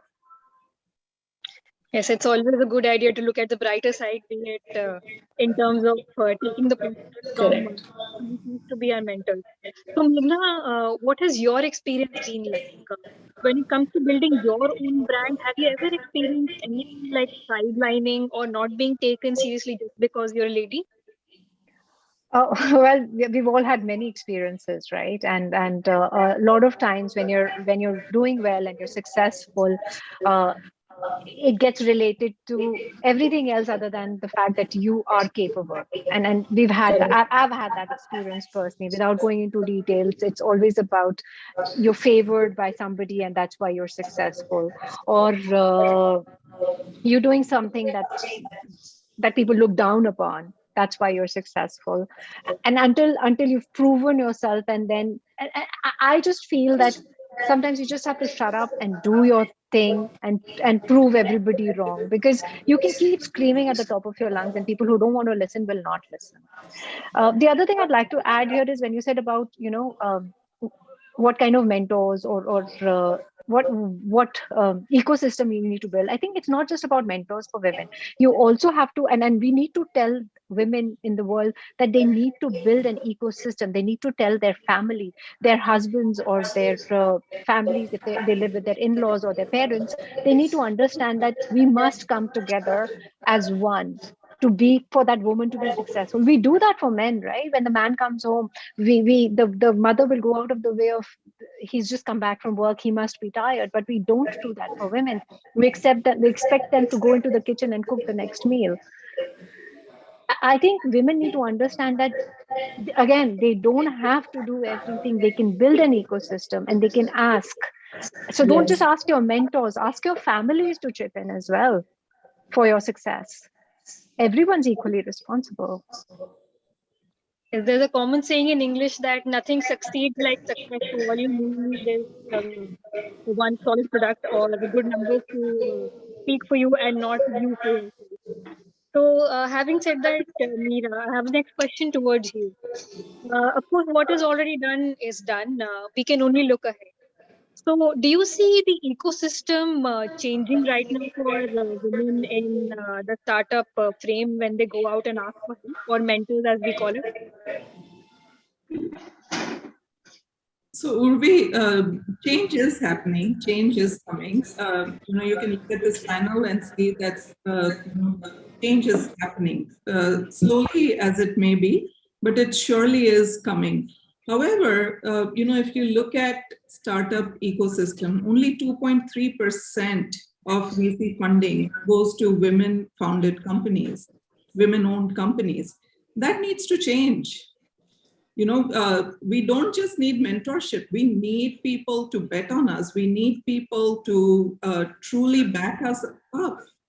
And another thing that Meghna said, which I want to add, that when men succeed, they attribute their success to themselves. They say, I did it. I'm fantastic, so I did it. Whereas women will attribute their success to the team, to luck, to hard work, to all of that. But as women, we don't own our success. We don't own, we'll never go out and say, oh, I'm fantastic and that's why I'm doing well. Why not? We should all, truly walk into our success and, wear it with pride. Yes, I think a lot of women succeed despite their surroundings and not because of it. And if I may say, a lot of men succeed because of their surroundings and not despite it. So, having made that very strong statement, before I get into too much trouble, I'm asking you, as Meera said, that we only have 2.3% investment going towards women startups. Do you see that changing anytime in the future? And how would you guide future women entrepreneurs as a mentor? How should they pitch effectively so that their gender doesn't come into the Correct. I think you answered your own question. We shouldn't let gender come in the way. First of all, you don't enter a meeting room. You enter it for the content you bring with you versus who you've been born as, right? I definitely think there's going to be a huge change. But on one hand, we are saying that the gender bias shouldn't come in. Whether you're a man or woman or whatever else is right. But then on the other side, we're saying that, women-led funding should go up. So, then we are looking at someone to probably make an exception, because a woman entrepreneur has walked in. So I think those contradict each other a little bit. But here, I think what would really change that number and increase it significantly is the general workforce. If they stop thinking that a particular VC is woman, a particular entrepreneur is woman versus a man, I think this problem lies on the other side of the table rather than us. I don't think anyone has given any of us here business, whether it's Meera or Meghna, anybody, because you're a woman, right? And I wish that would happen. Frankly, I would take it, but that doesn't happen. You're in there because you have given content better than anybody else sitting on the table. And I think that goes with VC, that goes with anything else. So I think it's about the mentality change on the other side. I would really educate these people further. And many of my meetings, I do start them with, hey, select me if you think I'm worth it, me and my team. So I think that destroys the entire bias, and we're there as a company. Women-led or man-led doesn't really matter. Yes, I think we are gradually at a very snail pace, but surely moving towards an era where people are investing in numbers. I think and so. numbers. So that's, of course, a positive thing. So before we wind up, we have 5 more minutes to go. I have one last question. So Meghna, I'll direct this towards you. When we look at mentorship in the conventional way, be it towards from our parents or our teachers, we are usually told to not question, not answer back and the like. We have to take everything they say at face value. So how is the idea of mentorship evolving? What do you see as the future of mentorship henceforth? So I have a 17-year-old, and I can tell you very clearly that they question everything. And I don't, and if you question, I know in our era, we thought that questioning was wrong, but today you can question respectfully. You don't have to be disrespectful. I think there's a difference between questioning and being respectful. And I would say whether someone's younger than you, someone's your same age or older than you should always be respectful. At the same time, be confident enough to put your perspective or your point of view. We have that confidence. And that confidence comes from speaking with people, with reading a lot and understanding what's happening in the environment around you. So if you're aware, if you know what is happening, and again, like I said, you trust and just the respect has to be earned. So if you earn that respect from your mentors or your teachers or your parents, they will be willing to be questioned by you. Meera, I have the same question for you. How has the idea of mentorship evolved from, say, 5 years ago to now? So Urvi, I have a 14-year-old also, and I can tell you that how we were raised is very different from how this generation is growing up. And I'm so happy for them that right from the early age, they are encouraged in school, socially, in families, they're encouraged to ask questions. They're encouraged to even question authority where needed, of course, respectfully. But it is very different now, even in a work scenario. A senior does not mean that you cannot point out or ask questions or have a different perspective from what your boss is saying. So it is fantastic that everybody has an equal voice and everybody is encouraged to bring their perspective to the table.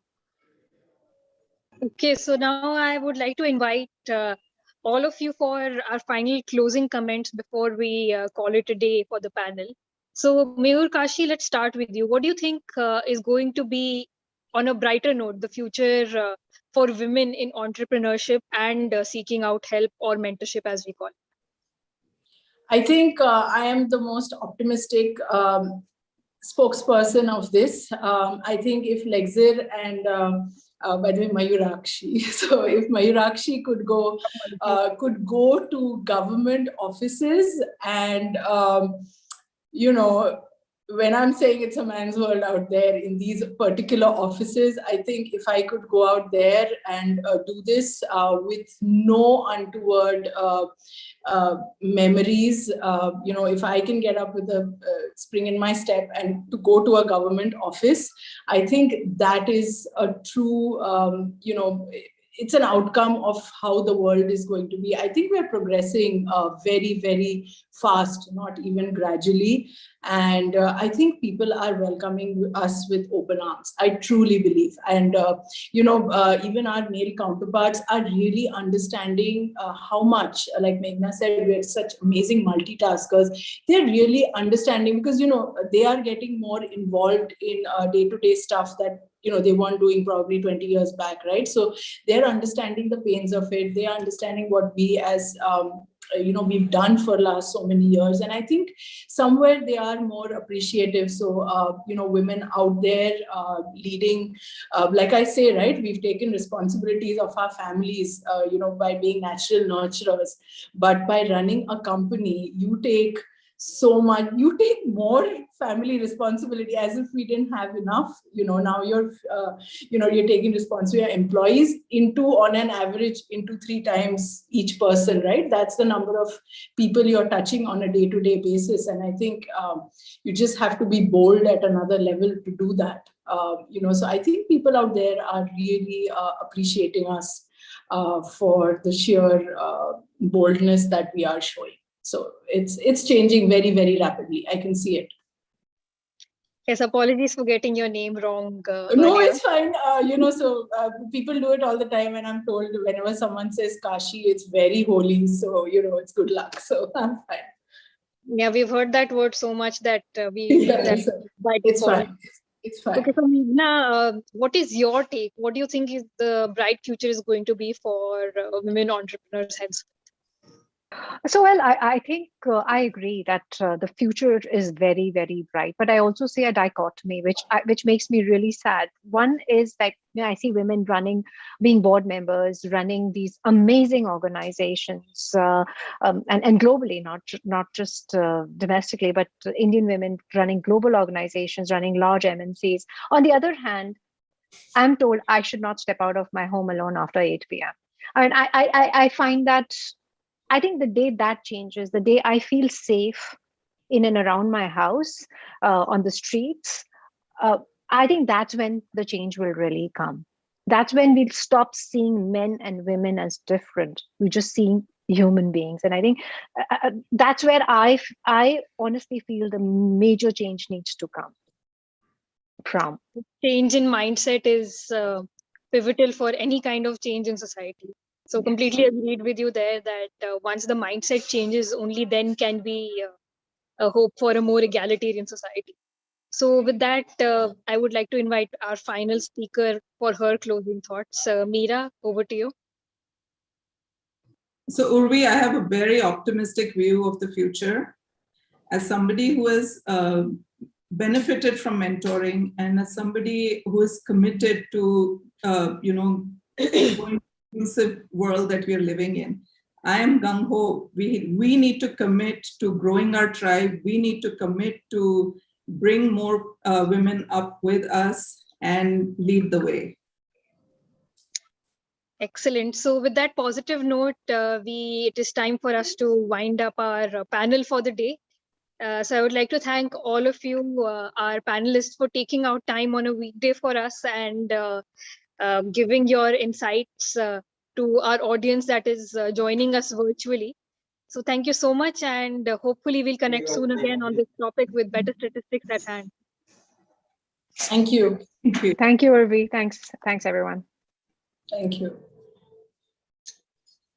Well, thank you so much, ladies. We truly are indebted for your valuable time, and we really appreciate you being a part of day 2 here. With this, we'd like to move on quickly to our next panel, and this is the last panel for the day. Emotional intelligence and leadership is what we're talking about. Let me quickly introduce you to the panel. The chair is Vasudha Mukherjee, editorial lead at BW Education. Sakshi Vij, founder, Miles Cars, is joining us in the panel along with Harsha Solanki, MD, India, Bangladesh, and Nepal for Info BIP. Shweta Aprameya is the co-founder and CEO at SunPower Renewables. So that's, of course, we have Nitasha Bhadwar as well, co-founder and chief strategy officer, joining in this panel discussion. So that's your panel, ladies and gentlemen. I'll hand it over to Vasudha to take this conversation forward. Vasudha, over to you. Thank you so much. And I would actually like to thank all the panelists before, who it was really interesting listening to your panel. Thank you, Urvi, for leading that. And welcome panelists right now to discuss emotional intelligence and leadership.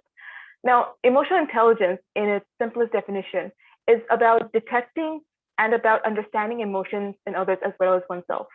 And of course, this can be leveraged in great ways for self-development, in team building, in growing one's own business as well as themselves. It can go a long way. However, we don't necessarily talk about emotional intelligence itself and give it its own platform for discussion.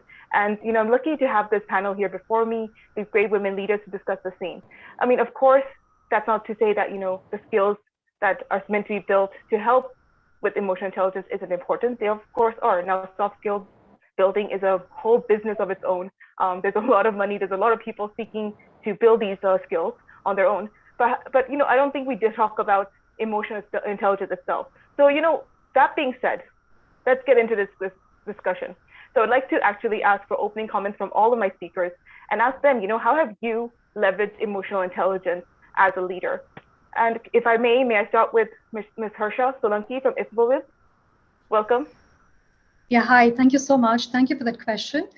One thing that I can tell is that, from our experience and because of the recent pandemic outbreak has been one of the most significant events that tested every leader's emotional intelligence as they needed to gauge and manage their emotions, identify and influence the emotions of others, and be largely, let's say, aware of and sensitive towards others' emotions. So given the model that we have today, like I think some of the companies are still working fully from home, some of them are working, let's say, in a hybrid model. So it's just one of the most common challenges for leaders today is building employees' morale and keeping them motivated. It is crucial to deal with employees' reactions to the change and giving them, let's say, time to adjust to it. And I strongly believe that by communicating with empathy, one can lend better support to their teams, all while improving their individual performance. So in my opinion, it is necessary to adjust to each individual with whom we are engaging. And if you have faith in individual, trust, I believe the empowerment is the next logical step. So in other words, we must be empathetic in all that we do. This in turn, I would say, enables us to communicate and collaborate. Rather, I would say, not collaborate, but connect more effectively with our peers, thereby maximizing output without the latter feeling pressurized. So it's important to, keep this in mind that while we all make decisions that are, let's say, data driven, it is also important to see that how those decisions really would impact people around you, their emotions, and then make sure that we're having a balanced approach where we're looking at both IQ and EQ at the same time and using that really effectively in communicating, connecting, and collaborating with your people, right? So in my opinion, it is super important, not just for leaders, but for every individual in an organization to be very successful. So because it is the other thing that I really want to add to this is that that I really follow to the core is being really humble, because a true and successful leader or an individual, as I said, should operate from a humble mindset, regardless of the position of authority and power. So it is not just meant for leaders, but I feel it is meant for every individual. Yes, absolutely. Thank you for your opening comments, Ms. Solanki. I would also like to pose the same question to our remaining panelists, and I would like to move on to Ms. Sakshi Vij, founder of Miles Cars. We just heard about how it's important as a leader to have these skills and also maybe expect it from your employees. But when you are building a business, how can you use emotional intelligence in that process? Ms. Sakshi? Thank you. Thank you for your question, Vasudha. I genuinely, I completely resonate with what Harsha was saying as well, about the idea of building emotional intelligence, right? In a more holistic manner. I think as we were building Miles, which is a business in the auto sector, and we were actually trying to disrupt a market, emotional intelligence actually formed a very important part of the way we even thought about our product, primarily because we were trying to change habits. We were trying to move away from a customer thinking about a vehicle as an asset to a vehicle as a service. We were trying to, we are, in fact, we continue to try to build an ecosystem where we can work with everybody that's available, that is currently available in the auto and vehicle ownership ecosystem. For us, the idea of even designing the product, the collaborative approach of thinking about the product was very, very fundamental to the way we built our company. This is from a thought process perspective as far as the product is concerned. The second is how we were trying to build up the organization, how we were trying to build up the team itself as we were starting out. I think there again, we wanted a healthy mix of individuals who came with experience from within the industry and also experience from outside of the industry with a fresher mind, a completely new perspective. And I think the third and rather the most important piece for us is to really enable everybody to become accountable for the roles that they take up within the organization. And I think for doing that, again, it was important to first make an assessment of what people were really wanting to do. Especially in the case of a startup, I think it's very important that everybody who joins a startup for the longest time now, and I think moving forward further, everybody really takes a decision on their career growth path. And therefore, it's important that we align with that vision that every individual has, and really be able to give them those kind of roles and responsibilities and empower them to really be able to contribute in a much bigger way. So that's sort of a brief of how we work. Thank you, Sakshi ji. That's actually really interesting here to also how you kind of incorporate the customer end of this when you're talking about emotional intelligence. I'd like to bring the same question to Ms. Shweta Aprameya from Earth. I hope I pronounced that right. Yeah, thanks, Vasudha. You did. I really want to thank all of you because you've picked up a very relevant topic. Usually we don't get these kind of topics in the normal course of panels. And very relevant points Harsha and Sakshi have just made. So in the way I've at least, and I'm also sort of learning a lot more about this topic, let me just say that. So we'll definitely not want to speak as an expert, but someone who's a learner in this process. See, at Earth, we are an impact fintech. And we work with large communities, which are women-first businesses, as well as small shopkeepers, retailers. And I think empathy is the first value that we internalize. And that's the most important value in our startup.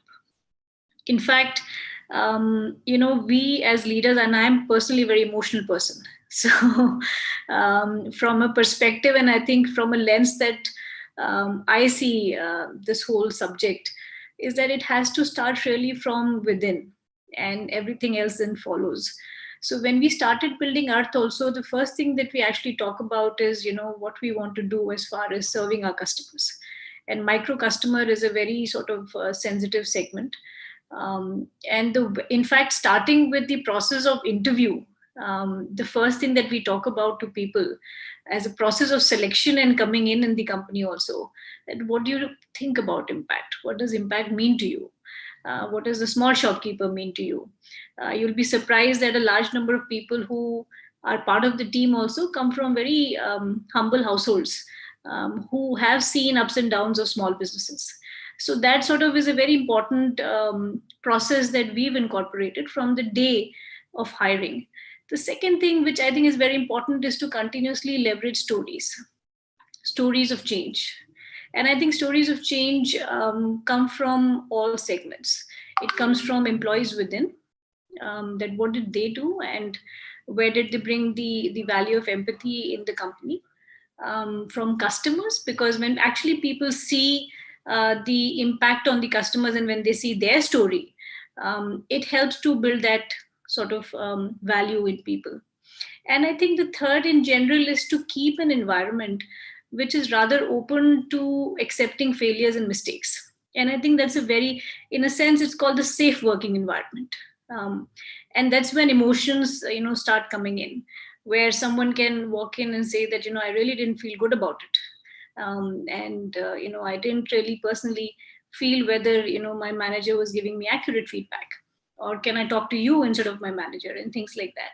And I think that starts building this whole value around inclusivity, which leads to emotions being connected, which leads to empathy. So I think, it's really a process which we have to really bring in companies.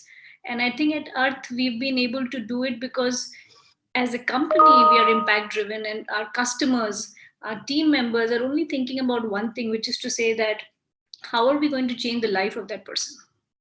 And I think once you start thinking in that dimension and not a product or a service, I think it starts becoming more apparent that which is that value that I need to sort of bring in when I'm thinking about what I'm doing. So I think this is how I think about it. As I said, I'm an emotional person, so I think it comes along the way I work and operate in the team. And lastly, I think also as a fairly young company, and in my past experiences also, we do a lot of outdoors. And I think outdoors do help. Unfortunately, the 1.5 year of the pandemic wasn't a good window. And it did really challenge, like Harsha was also mentioning, really challenged leaders to say that now what are you going to do? Right? People are isolated, people are in certain compounds, people can't see each other much. So what are those alternates? And I think people did put on some really creative hats to manage that environment. But I think, let's say 90% of that is in the past. But I think what we are now seeing, that people do want to do outdoors. People want to learn a little bit more creative skills. And all of that leads to, the emotions being built, bonding happening, and sort of eventually the process of empathy being inculcated in people. So that's how I think about this topic, Vasudha, and still learning a lot more about it. Thank you, Shweta. Actually, I think it's interesting. You mentioned that you are an emotional person, and I think women are often accused of being emotional beings, and that's almost you always use as a criticism. It's not always used as a it's rarely ever a compliment. And it's why it's interesting that we're talking about emotional intelligence, because obviously here it becomes a skill. And I would love to come back and discuss that too, since we do have so many women on the panel. I think that's an important point to kind of bring up, and how the pandemic has changed the way people see the role of emotion in business as well. But Natasha, I would like to come to you for your opening comments. Yeah, look, thank you, Vasudha. That's a very interesting question on a very interesting topic. And I do echo the sentiments of my fellow panelists. Look, at SunPower Renewables, we started creating solar power generators. And the reason that we started creating these solar power generators in the first place was because we were dealing with last mile anxiety, or dealing with, not serving the last mile. A lot of solar projects that are set up across the world don't necessarily get plugged in or get used, and it's still traditional formats of energy that are being used. So on one of our investment drives and one of our sort of setups for the larger projects, we actually met some of the local people in the area, and they kept saying, why are you doing this? It's not like we're going to access this power. And that's kind of where we saw, our solar generators coming in and working and setting up a product like that. So our feeling is that emotional intelligence starts with the customer. It's part of the company. It's sort of a holistic culture for every organization. It doesn't begin or end in any place. And for us, even with our hiring, we always look to hire good character, retain good character. And you can always train a skill set. You can always sort of engender in someone the way things are meant to work, or, how to follow a certain process. But looking at, sort of good people and good characters to pull things together is what we feel is vital for the organization. Absolutely. And thank you. Actually, you're right. It's not just something that comes at the beginning or the end of any kind of job when you roll. It's something that needs to sort of be a part of the company and part of the holistic environment that you're creating. I would like to move on a little bit because you did mention kind of about hiring, and I would like to get into the hiring aspect of it since everyone here is in a leadership role. And if it's all right, I would like to begin with Ms. Harsha again. Could you tell us, how do you measure emotional intelligence? Is that something you actually take into account when you are trying to hire someone, or is that something that you just kind of learn about? Is it like a intuition thing? I know there are a lot of online assessments and ways of actually measuring people's emotional intelligence, but how about it? Look, there, as you said, plenty of tests out there. There's Myers-Briggs, there's EQ1, there's the metal test. There are millions of them. But the point is, you can never hire someone purely on data, and neither can you reject them purely on data.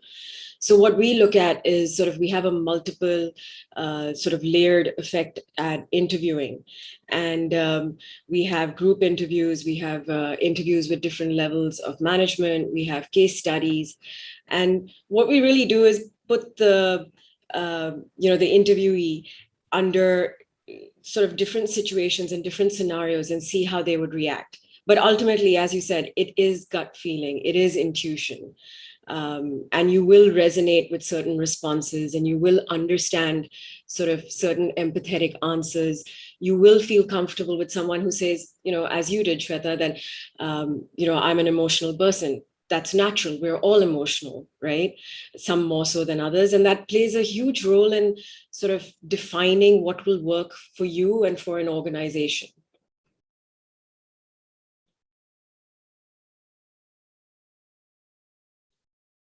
Sorry, I hope I answered the question there, Vasudha. I think we've lost her. Yes, I think we have. Oh gosh.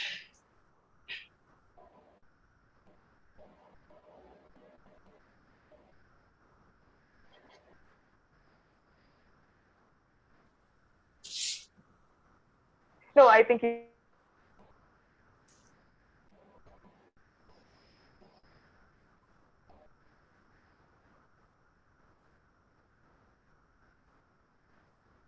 Hello, am I audible? Yes, you are. Yeah, so sorry. I mean, I'm the one who ended up with the network connection today. Thank you so much for your response. I was able to hear majority of it. It was only my part where I got disconnected. I would like to bring the same question to Shweta. You are talking about this, about you being an emotional person, and which is why it's important. Do you put yourself in the hiring seat? Because can definitely be a positive. But there are also a lot of stereotypes where people will say emotional people should not be making these kinds of decisions. So how do you go about sort of navigate around these kinds of stereotypes or decision-making processes? I think I tried to, in fact, there isn't, as I said, one solution to really test out emotional intelligence. Very hard.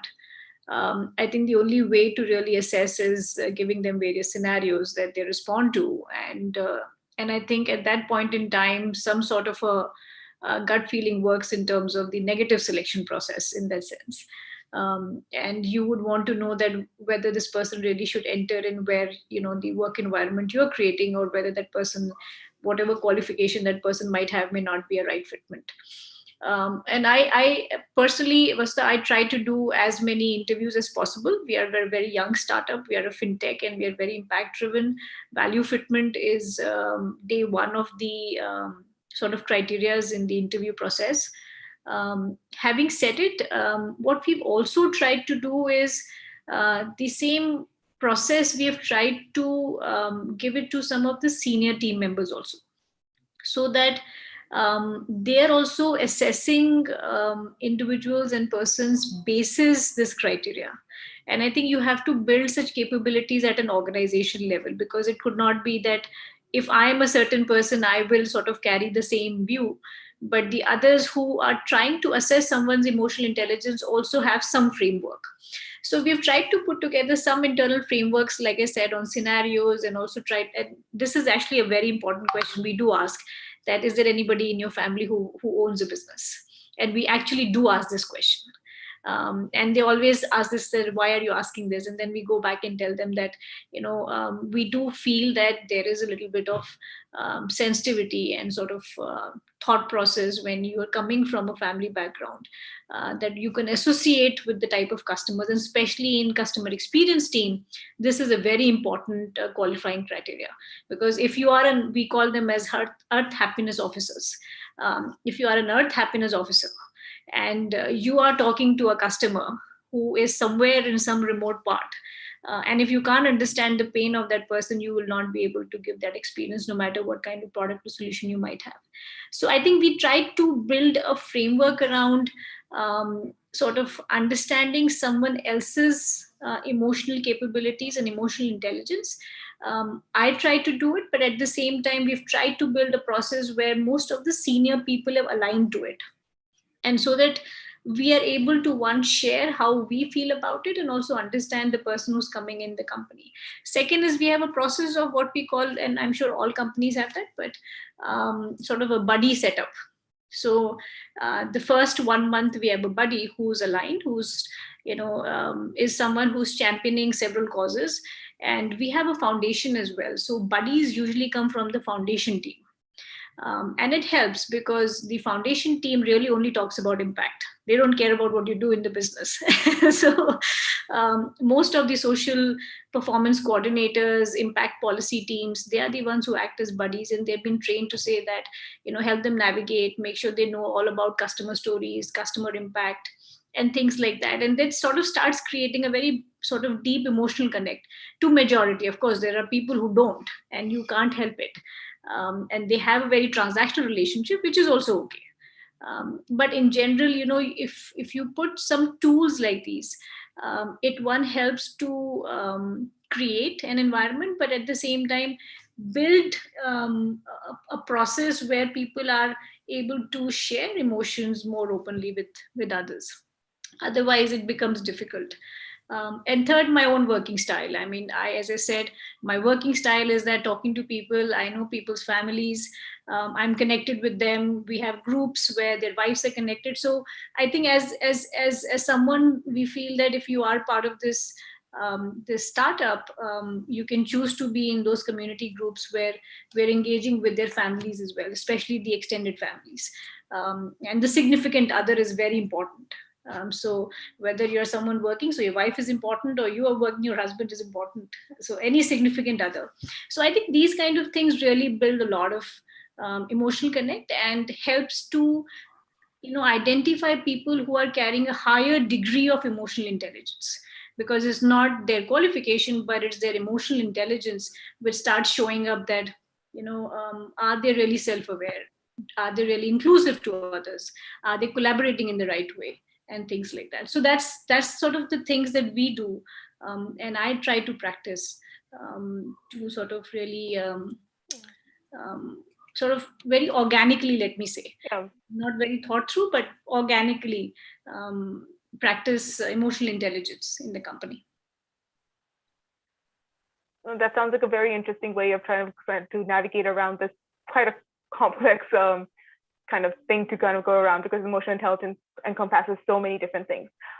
Harsha, I would like to bring you into conversation right now, because you are coming from an organization that is relatively larger. And we did hear last year you kind of talk about how they try to get the seniors also involved and also have like sort of the new people. How do you kind of work around this emotional intelligence, especially when it comes to the hiring process?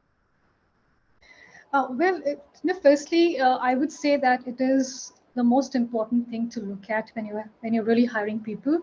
And I think I think Natasha or Shweta mentioned that it's about good people that I think Natasha mentioned it's about. Natasha, I don't know if it's me, but I can't seem to hear you. Okay, can you hear me now? Yes, we can hear you now. Okay, sorry, network problem probably. So I think first I would like to answer the question that it is very important to ensure that when we are assessing people, we are not just looking at their IQ and let's say the other accomplishments that they've had so far, in their career, but most importantly, how have they dealt with difficult situation? Is it with empathy and the challenges, how they've overcome? So it has to be a good combination, not just looking at the EQ, but as I said earlier, it has to be a good balance of EQ and IQ that you should look at. And as Natasha mentioned, even Shweta mentioned, that there is no one way to assess the EQ component. So you really throw in situations, scenarios, and you see how the person responds to it, and also ask some questions which are like very basic questions, but I think they're very impactful. That what are your strengths and your weaknesses? If someone gives you a very, let's say, correct answer, which means that they have not really done a self-evaluation really well to understand what is, let's say, what's their strength and what's their weakness and how they need to work on it and things like that.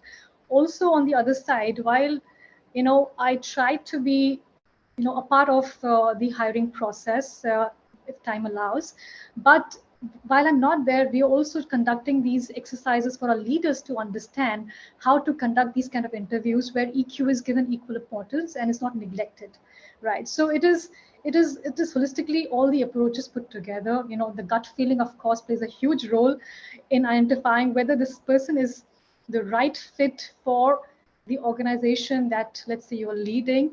And it has to be both ways, whether the organization is the right fit for them and vice versa. It is important to look at that element also. And also, having these, once we have hired the person, it is important that we also not only practice EQ or maybe practice it as a component, but it has to be core behavior, in my opinion. Like, it just cannot be, we did something and it's done. No, it is an ongoing process. It is something that should be a core behavior, a part of a behavior which you live in every day, day in, day out. So yeah, I mean, we have a long way to, I would say, go here. I mean, because a lot of companies use a lot of methodologies in making sure that they are identifying the right candidate, the best candidate, a good person. But I think we do fail sometimes because you really cannot assess everything in that one interview, or let's say multiple interviews that you carry out. So it has to be a holistic approach, and of course the gut feeling plays a huge role in picking up, let's say, the right person for your organization, right? So yeah, this is what it is. Thank you, Harsha. And last but not least, Sakshi, I would like to bring you into the conversation right now. We have heard so much about, trusting this instinct, about having assessments there, but also, going with your gut. What is your take on, the emotional intelligence in the hiring process? Should it play a role, and to what extent? Thank you, Vasudha. Yes, absolutely. I mean, I think wonderful points brought about by everyone already. I think emotional intelligence really starts in the hiring process from the fact that what are you hiring for? When you're building teams, you need people who are, and management and HR principles tell you that a team has to comprise of a follower, a leader, and somebody who just brings the process forward and all of that. And I think one of the things that we've started doing a lot more is to identify what do we want from the role in terms of character. Not everybody in a multi-person team needs to be a leader. And not everybody in a multi-person team needs to be a follower either. And you therefore have to hire for the right position, first of all. I think the other important piece that we really want to consider at all points of time, and this is also taking from what Shweta said, that they always ask whether anybody in a prospective candidate's house has been a business owner. We actually love people who have run an idea, run a startup, and failed. We actually love those candidates because I believe that they come with the right kind of mental space to be able to take up and get into an organization where things will not be as organized, really, so to say, as they are in larger setups. So we love people who can work in chaos. We love people who actually have the strength of character to say, listen, I have done it all, I've failed, and now I'm really ready to take it up again. We love to ask questions about life stories. I think that sort of brings in a lot of inputs and really builds up that gut feel. that feeling that's being talked about. Because the moment you hear why somebody's taken whatever decisions they've taken during their career, some because of personal reasons, some because of professional reasons, you really understand what that person's, what the strength of character is in various situations. So I think those are really things that we really keep in mind when we're hiring. I personally, like I said, I think my favorite subject is to meet somebody who has been an entrepreneur and is whether either succeeded to an extent and is now trying to get back to becoming a professional, or has failed in a startup and continues to have dreams of being part of a big idea. I think that's usually a great attraction for us when we try and hire people into our teams. That's quite interesting to hear. But I'm a little bit curious, actually. Like, what about people who are maybe not coming out with a lot of experience? Like, not necessarily freshers, but people who are coming with like 1 or 2 years of experience. Like, is there anything particular you look for in those situations, or how do you kind of assess their emotional intelligence if you have a candidate like that? I actually believe that nobody is coming with no experience at all, because we've all gone through. You've educated yourself. You've then taken calls on what kind of path you want to pick up. Everybody decides during their graduation or post-graduation what streams they want to pick up. Nowadays, in fact, it's even more exciting times, because the younger the people, the more experienced they are about what's happening around the world, and therefore it's very exciting to talk to them. It's very exciting to learn from them, actually. So that's what we try and keep in mind when we're interviewing somebody with lesser experience. For us, it'll be how excited are you about where you're going? How excited are you about the roles that you've picked up? It can get very easy for a person who has a large amount of experience to feel stagnant, or to feel jaded in the roles that they've taken up, and therefore not be full of ideas. I think younger people today, because of the exposure that they get, are far more interesting to talk to and therefore we look at people who come with fresher ideas. So that's what we look at there. Thank you. Actually, that's a great response. Other than professional, of course, we all have had our life experiences, and I think all the students who have gone through school in the last 2 years probably have a unique experience that I don't think any of us will be necessarily able to relate to, and maybe that's a good thing. Maybe there's a lot of good and interesting ideas that can come out of that. But on the topic of, we are talking about emotional intelligence, and we are talking about, how you can sort of like leverage that in companies. But it is a lot of the kind of skills that come into emotional intelligence, like empathy, about understanding each other, about being a team player. All these skills are generally something that is built at a younger age, like something that maybe primary schools, secondary schools have to work on. So by the time you're coming into an organization, is it possible to not necessarily build them, but nurture these skills? And if so, how do we kind of go about that? And is that and how much effort or how much resources can you put towards something like this? And I mean, I know it's a really, really big question, and I would like to start with Harsha on this one.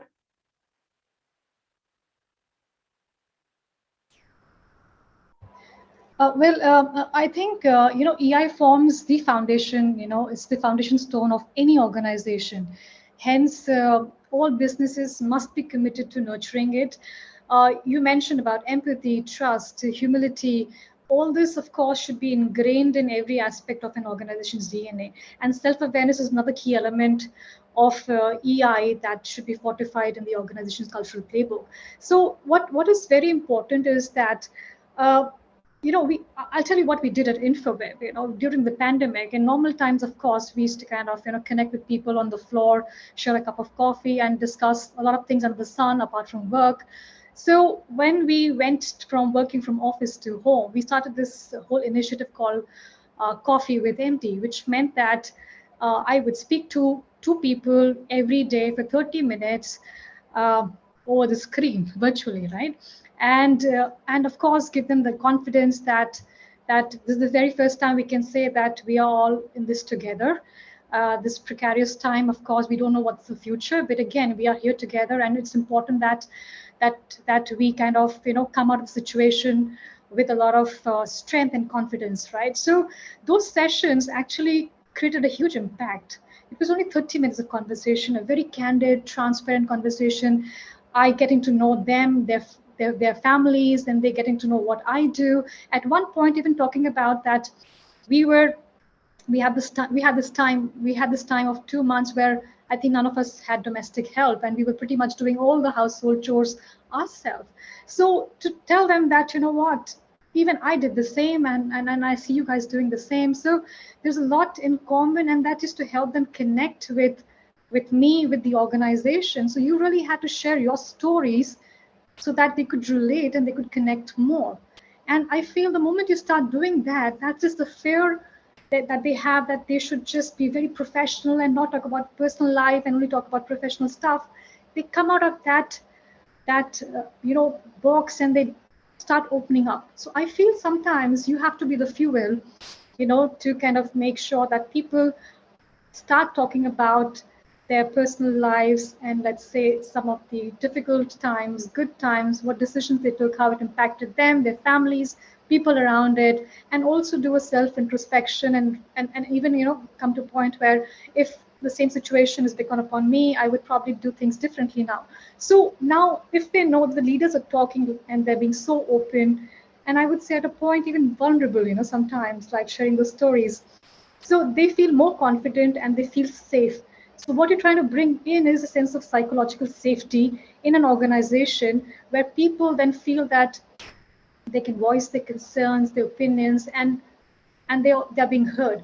So you also, by doing this, I felt that we were also trying to foster something called as intellectual bravery, which in today's organization is completely lost. Because if you feel that the moment you just tend to disagree with your line manager, or let's say superior, maybe you're not looked in the best manner or way, right? You're probably secluded, and probably people are scared to voice their concern and opinion. So it's important to, first of all, give them a sense of safety, a sense of belonging, and most importantly, a sense of intellectual bravery, where they feel that they are a part of the organization, they're more connected to people, and their contribution to the organization makes a huge difference. And I feel that is something not just leaders need to know, or they know it already, but every individual, even including office help, he should know how is he contributing to the organization. So it is about you being transparent, you being approachable, and creating that safe, having a safe environment for our employees here to succeed. So when you do this, I think you start changing. I wouldn't say you can change everybody, but you at least make an attempt to create that change and that environment, right?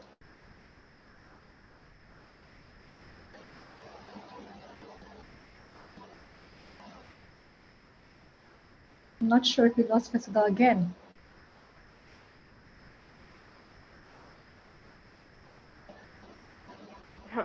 Sorry about that again. My connection doesn't seem to be that great. But Harsha, thank you so much for actually also bringing out the talk about the pandemic, because over the pandemic, we definitely saw employees working from home.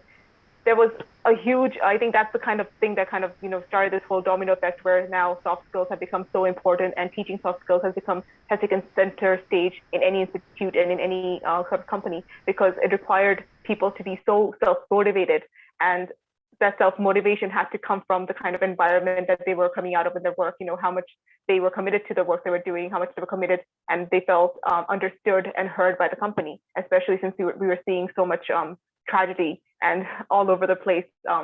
And I think it was really big time for companies to kind of to step up and sort of like show that, yes, this is a holistic environment and it does care about you, and you can work and you can have this life and you can balance, and we will help you make that balance. So that being said, I would like to move to our next speaker, Ms. Natasha. You just heard your previous panelists speak about emotional intelligence and how it can be nurtured in environment, and how they have to sort of set that tone from the beginning and also grow upon that, and how she has sort of worked on that during the pandemic. What are your thoughts on this? And if there's any comments you would like to make regarding anything that the other panelists have said before you, please go ahead. Look, I agree with Harsha over here. It has to sort of be a part of the company. It has to be all about having a good culture, about a zero discrimination policy. People have to feel safe. They have to be committed and sort of okay with a happy and a sort of solid working atmosphere at the office or at work or wherever they might be.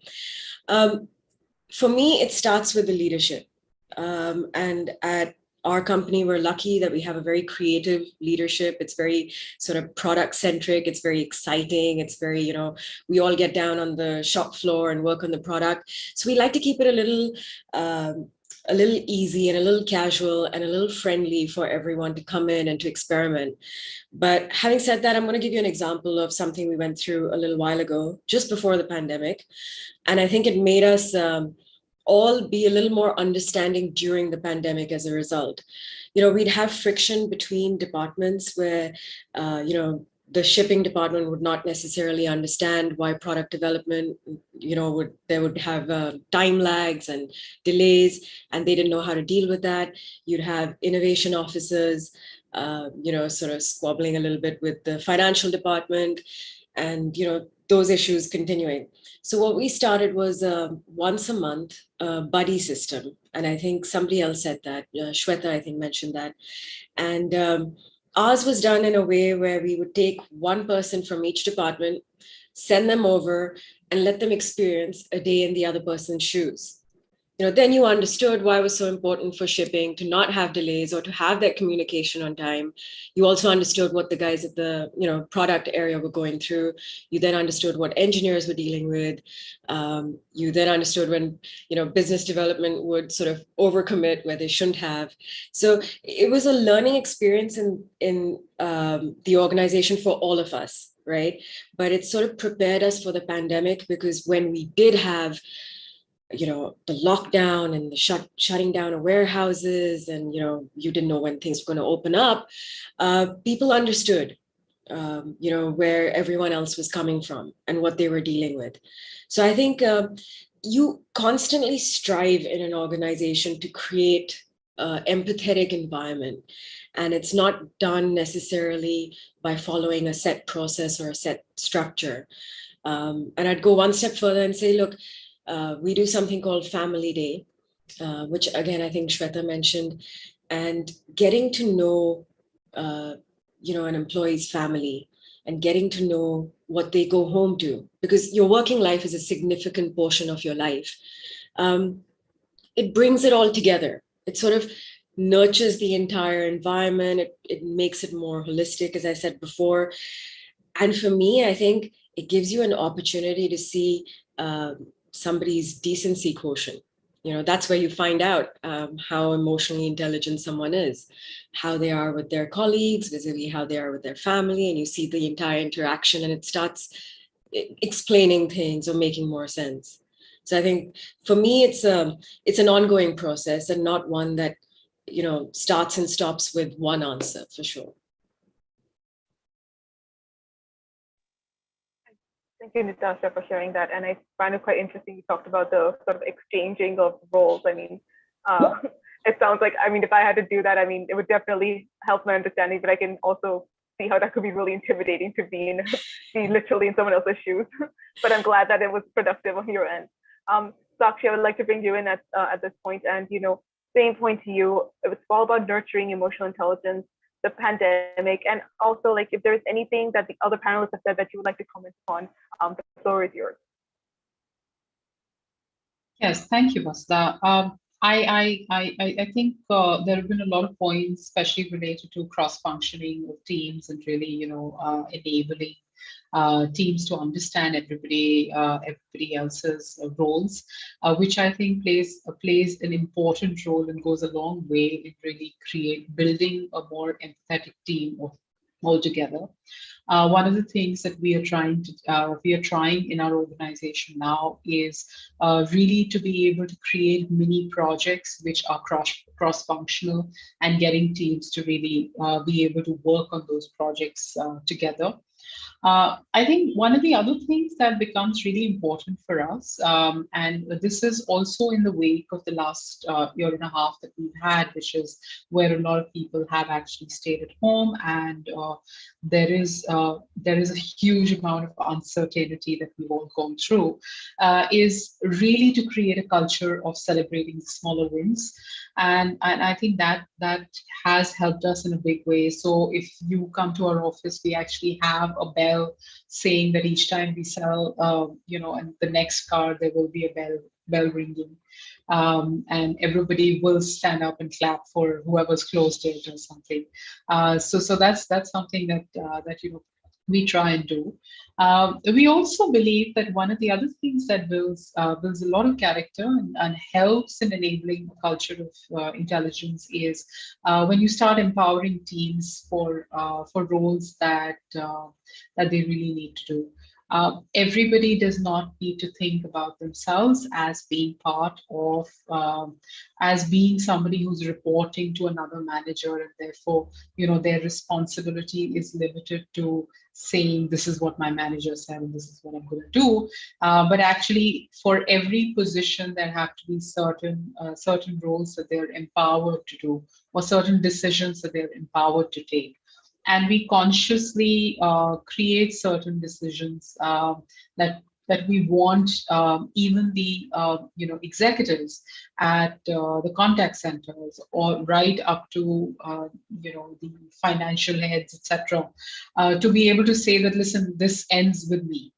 And that's sort of the strength. That's where I need to show my strength of character and say I'm strong enough to take this. And I think this is also building, because everyone does not come with a certain, existing or present ability to take decisions all the time.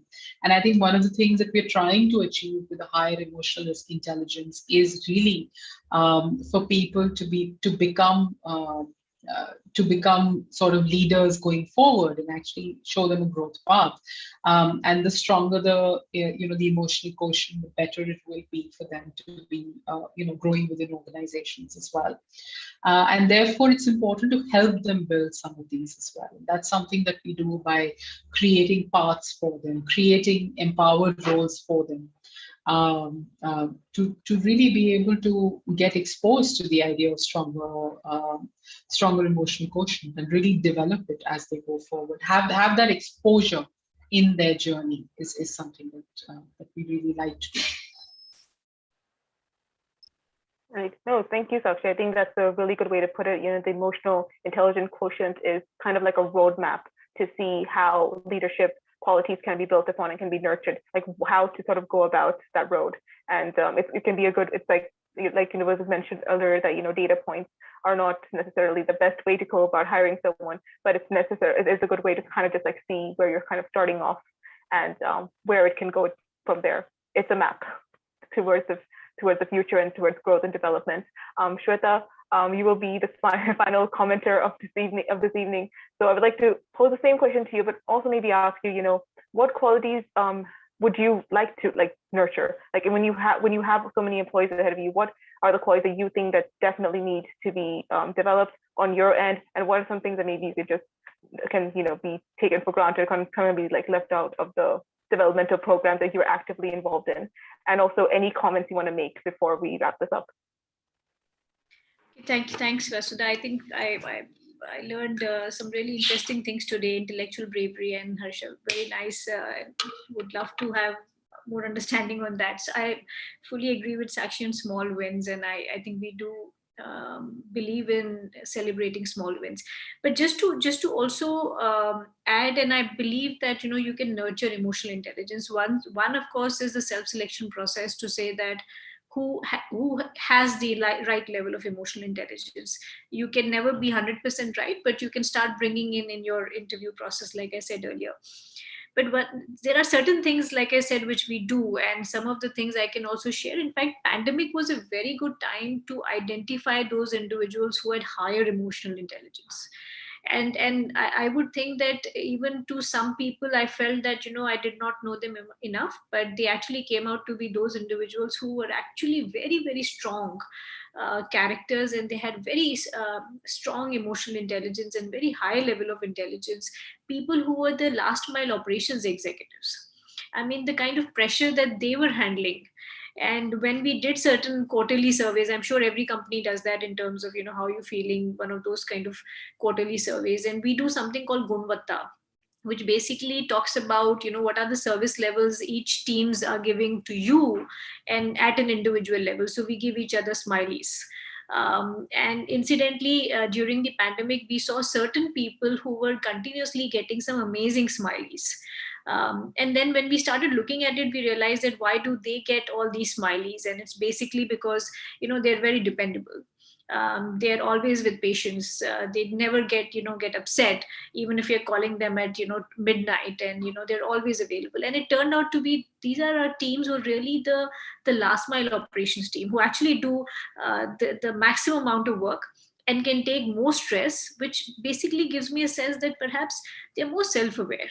And I think they're carrying those values much more than some of the others. So I think pandemic actually was a great window to even understand some people who, without being in that environment, could still showcase those qualities. And I think that was a very big learning for us, that you have to really go deeper sometimes to understand maybe that person is not right in front of you, but someone who's really distant, who could be that change agent as far as emotional intelligence is concerned. Second is, we have this concept of field visits, Vasudha. So every person in the company has to do field visit once a month or at least once a quarter. If you have not done your field visit, then you have not done your job, no matter what you do. And a field visit is not just going to the customer. You do voice of market, you do voice of customer, you meet existing customers, old unhappy customers, grieved customers, etc., etc. And that's a process where they basically bring enormous amount of learning back into the company, where they are able to tell us that, okay, what did you really learn? And when they share experiences, you could clearly see that, they're really thinking really hard about it. Oh, I didn't really think about it. And then they start questioning to say that, okay, these were the real problems and I was trying to solve something else. These are also ways to really inculcate and nurture emotional intelligence, because you're talking to somebody in a real environment. This is not about creating a great product in the company. Third, I wanted to share, and it's a very sort of more within Earth as an example that we practiced. So we created a special welfare policy for people who were, let me say, again, the sort of our loan officers and the field officers who are on slightly more lower income brackets. And everyone's family was impacted during COVID, everyone's. And we are a sort of a young fintech. We are bootstrapped as of last year. And at the time, we were thinking, what is it that we can do? And you'll not believe, at that point in time, people were short on even funds to even, get people admitted in ICUs. And there were real situations. So we were not sure what to do. So what we told people was, in the operations team, in the product team, to say that if we were to, within a given budget, within a very small pool of resource, tell you to say that create an employee policy, a welfare policy, which we can give it as a grant to some people. And people came up with those ideas. They individually submitted those ideas to say that if you have only this much money and you have to give it to some people who need it for medical exigency and they can't afford it, what is that going to be? And we created that. We created that policy in the company. And that created so much, sort of empathy in the organization to say that this is a very different way of looking at how do you,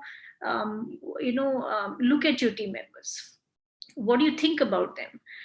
And being accepted to say that, wow, we only had that 100 rupee and look at how we're dividing that 100 rupee. And then people started applying, whether it was for their grandfather or someone's father or mother or wife or whoever was admitted.